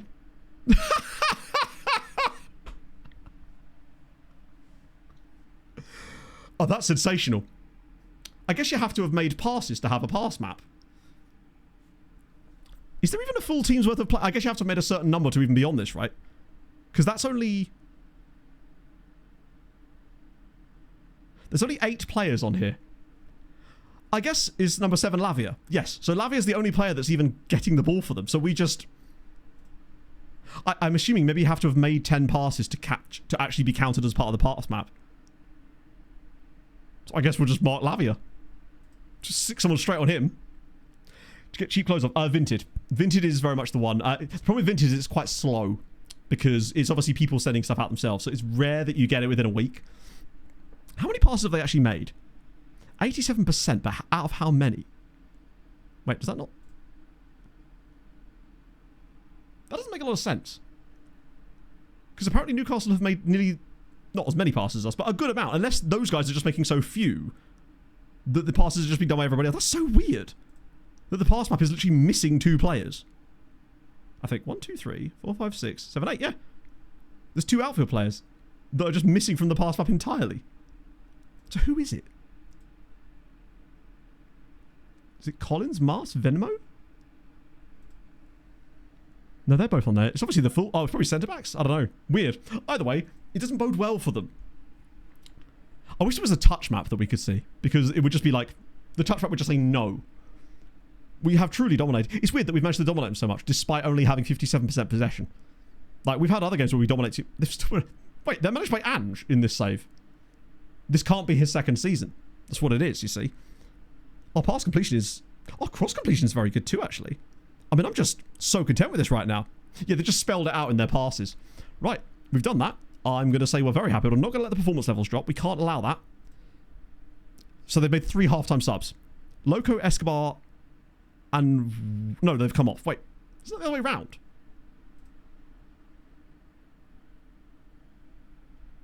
I hate that it doesn't seem to count them properly until you, like, progress to the next phase of play. So, yeah, Frasca's on for Wharton. I think I might be overanalyzing this a little bit here. Everybody has stats. Fan of John O'Shea? I mean, hey, who isn't a fan of John O'Shea? What a guy. What a player. I'd like a 4th goal. If we're up for it, perhaps. What I don't want is just for them to randomly come back into the game out of nowhere. I think I might just protect people from getting suspensions at this point. Because Kowalski's on a booking now, so maybe this would be like a moment for Yenzi boy. Gomez has gone okay. Wow, this second half is dead. They're doing nothing. So the final will be Sunday because there's a chance that Legia could be in it. And I did say that we'd make a big deal of our next final, considering it's... I feel like the first 2 are a bit asterisked because of the Scourge stuff. This is the first like final I feel like we've got to off of pure us recruiting smartly, tactical changes and stuff. So I feel like that's definitely get its own proper stream. And hopefully Legia get to a final 2 because then we get a double final stream, which will be even better. Because then I won't have to do loan extensions on stream. Okay. So Kowalski definitely coming out. He's on a booking, not had the best day so far, but that's okay because Jens exists. And we may as well make the same substitution as always with these 2 coming in. And then... Wait, I've accidentally put John at left back. Coffee. And then Sharpek through the middle because why the hell not at this stage? We'll save the other time in case there's an injury. Let's go. And they're in the Europa, which is more difficult, but they are 1-0 down from their first leg against Legia. Sim the final. That would be brave. It's like that time I simmed... Was it a quarter-final game against Real Madrid that I accidentally simulated? I'd like the clean sheet too, though, in this one. Lavia's... I mean, the dominant chart is just us the entire game, pretty much. Leonardo, who's just barely got involved in this match at all. I was going to say, have we even seen a Newcastle-related highlight in this match? It seems like through the entire game, it's been us every single time we've got the ball. Ah, good. Here we come. Here comes Newcastle's goal. Do we give away a penalty here, or do we... Oh, good... It's gone straight back to him. Actually, force him to shoot from range. That's fine. I think the clean sheet would be good, just because it would boost Agipong's confidence, boost Steinbergen's rating again. We have definitely not been at it in the second half. But I guess complacency is quite a drug when you're 4-0 up on aggregate and relatively in control. It would be nice to get like 1 goal for the second half to really put the icing on the cake, though. Go on, Coffee. Spread it wide. Or just get Joao Carlson again. He's been... easily the player of the match here. Oh, that's not going to be a penalty, though. This is late. Wait, what? XP delivery guy. I guess... It's a bit like, who is it that worked in a fish factory or something before? Was that Jamie Vardy or was that someone else? I swear these are never penalties. Sharpak's already started losing rating. And in his defence, I am throwing him into a Champions League semi-final in a game with a load of teammates who are kind of already thinking about the final itself. So I can't really blame him too much. I love that they want me to waste time. Like... Easy as you like. Wisła 3, Newcastle 0, Champions League final, bish bash bosh. Our home form in second legs of Champions League games has been exceptional. We've basically put up these same kind of numbers against every team we've faced. We've kind of ridden our luck and also just defended stoically in the away games to then blow teams away in the home match. And that's a hell of a thing to be able to bring back in future. And, wow, look at that from Joao Carlos. He was extremely good in this game. In fact, both he and Paulo Henrique were incredible. Yeah, Newcastle's keeper would have got that just because he does still make, I mean, how many saves? We had 3 goals, but we also had 16 shots on target. But that sucks because it feels like he's judging him based on the saves rather than the actual what he's prevented. Because our XG wasn't... We still overperformed our XG. Which again is an unusual thing for us too. We're doing it all. Right, a bit of that. Sick. Every go, that's kind of a cool thing. I need to get a wall chart, I feel like, to hang behind us or something. I'll have to have a look through various new newspapers. The heat wave was actually last week. This is just because of the humidity now more than anything. I genuinely think the outside temperature is only about... It just gets very hot in this room. There's a lot of lights, obviously a lot of electrical equipment. I run incredibly hot to begin with. Don't make me get the meat thermometer out. Clean sheet, man of the match, obviously, my guys. So that begs the question of who actually won fantasy this week. It was, Dazza, Inferno, and Random Child with the dub in the end. But a lot of points for everyone in there as well. So Tome, James in the top 4. Actually, I'll just show you on screen. What am I doing? That was the top 10 this time around. It's not a weird way at all. I think I was describing it perfectly. Majestic even. Yeah. The humidity is what does it. It's literally the guy just says Ohio in the song as we say that. I felt it in Ohio and it feels like Ohio. Welcome to Dayton, friends. I feel like if I was going to be from somewhere in the States, the Midwest suits me. Just all the Midwest emo, innit? That's Joao Carlos goal. Just the way we started. Just ticked off. That's how you handle it, lads. Well played. Just for the final. Probably not, because it wouldn't really be fair to hang out the points for that. Oh. The question is it 1 final or 2 finals next stream? Because we're sure as shit in there, which is great. We're playing Bayern. When was the last time we played Bayern? Okay, we played them a few times. Last time we played them was actually in the Club World Cup. We beat them on penalties during our run to the final the first time. Max 8 points. Nah, it's not worth doing for 1 game because that isn't really fair on people. We'll just sort of skip it essentially for that one. But it's okay, there's plenty more streams. God, Catalar scored in that. Naeem still played in that. I suppose it was only 4 years ago. We've never lost to Bayern, even in a friendly, which I don't know why we played that. Was that when they signed Sané off of us? No, that was too early. I think we even beat them in that friendly with Damašević, Katala, and Stoya. Where is he? Is he at Southampton? Yes, he is. He's quite good, isn't he? Oh, okay. So, 1 final for us, which is awesome. And as far as coefficient goes, yeah, look. We need Legia to get... Even if Legia gets to it as well... Did France just get more points out of nowhere there? Weird. There's just no chance. We're not overtaking France. We're not going to be able to get back above France this year, unfortunately. There's just no way. Even if we win the final and Legia win their final by getting to it, I just don't think there's any chance we're going to do it. But that's okay, because I feel like this is still successful long term. And actually, taking a step back and having less teams in the Champions League for a season will mean that we get less dilution, so the points will mean even more. And they're probably going to go deeper than they were before anyway. So it might mean that we recover with like a 22-point season or something with a higher quality of teams. And next year we'll still have 7 in Europe anyway because it's a year delayed. Okay. The question is, are Legia going to be in the final as well? So it's Thursday at 1 o'clock. I don't know, chat. What do you reckon? I'm not sure they're going to do it. I'd like to believe, but I just truly don't think they're going to be quite good enough to beat Bayer Leverkusen in that home game. You've got to be optimistic, right? I was too negative all the time. It cost us, right? Legia, come on. Oh my god, wait. No! I saw the P and the green label, and I thought they'd won it. But obviously the P goes on the side that wins it, doesn't it? Shit. Oh. Please tell me at least they didn't deserve to win the game on the night.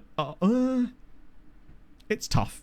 They probably should have... That late penalty they conceded in the last game. God damn it, man. Seaman put in an absolutely monstrous goalkeeping performance as well. Good old Chrissy Cups. Oh, dude. 28. That is a face pack picture if I've ever seen one. I mean, they still get extra coefficient points for us, but it's not going to be enough. Oh, that's so fucking close as well. Oh, That's so frustrating because it was really, really close to being something magical. Did we gain anything for that? I feel like that didn't award us any points. Maybe it did. Oh no, it was France that were 6 points. Yeah, so we have gained a little bit there, but nothing we do in the final is going to get us above them there. Bundesliga table, Bayern was still winning it. But I suppose that's not really the point, is it? It's whether Leverkusen are still getting relegated. They were in the relegation playoffs, but I think, right? Oh, Man United in the final as well. It's always Man United, I swear to God. They're in every single final, it seems, every single year. Oh dear. Major lose 2 teams, though. True. So no, Leverkusen have pulled it away. Unfortunately for Dortmund, though, they have slipped right back into the relegation battle again. 0.4 points gained. Yeah. So even if we won the final, we'd get at best 0.6 probably for the win on the night, and then you get a little bump for winning it. Dortmund could legitimately go down. They were looking bad before, but then they pulled themselves away. There's 2 games to go. Who are they playing? Imagine if it was Leverkusen both times. Union Berlin, who are kind of bad, and then Hansa Rostock. Oh. It's just on Sunday. Well, people can ask for it, right? I can just show it. Holy God. Both of which are wrong. Yes, because after Christmas, because of the winter leagues, summer leagues, it doubles up some teams' number of teams at certain stages. It's very strange. I don't know why it does it. It's just another of the many bugs of FM, unfortunately. Luckily, we know how many teams we've got in Europe, and unfortunately, it's just the one. But it's us. They got there. Svenny's Hennies are currently... Oh, they may actually get into Europe again. 2 games to go. Goal difference advantage is enormous. Yeah, it all works under the hood, which is the main thing, but it is weird that they can't sort out the interface side of it, considering that should be, in theory, the easiest part, right? So yeah, they are... Technically can still win the title, actually. Who are their final 2 games against? Because Sven, they've never won one. They play against Slonsk and AP Gdansk. I mean... Maybe? Maybe. We'll have to keep up with that one on Saturday? On Sunday as well. So, what that means, though, is that Sunday is a Champions League final stream. So no matter how much the heat is, I will be suiting up for it because, of course, I am. It sucks that we didn't have 2 final streams to do. That would have been incredibly cool. I was really hoping for that, but it's okay. I'll make sure the loan extension script works perfectly so we don't have to worry about that because that would be a tedium otherwise. So let's see. Who is live this afternoon I can send you wonderful people over to? Or is that a bit of a silly question? Because Clates is still live, in fact, which means I could probably... I like seeing more. I like finishing a stream and actually seeing a good number of people streaming it. It's nice. So yeah, let's go over Clates. Why not? Oh dear. Whew. So recap will obviously be Sunday morning. Although if I actually get the thumbnail sorted sooner, I can maybe put out Saturday potentially because it'll be a little bit earlier. Oh. And gives me more time to make it, which is going to be a fun one to sort of it's going to be a fun story to tell this year with all the different turmoil and the ups and downs given how bad things were for us, and sneaking into the round of the top 8 on the final day on goal difference because of Porto, and the steadily improving though. I think this didn't feel like luck this time. It felt like we were actually getting what we were deserved, except for that first leg against PSG. After that, I think we really did lock in. I was very, very happy with that. So yes, thank you for joining me today. Thank you very much for the gifted subs. That was extremely kind of you. Thank you for just being here. I really do appreciate it, my friends. And I will see you lovely folks on Sunday for a Champions League final and a suited up me. That thermometer is going to be doing a lot of work. And I'll see you guys very, very soon. Hold your gun. Capybara. Bye-bye.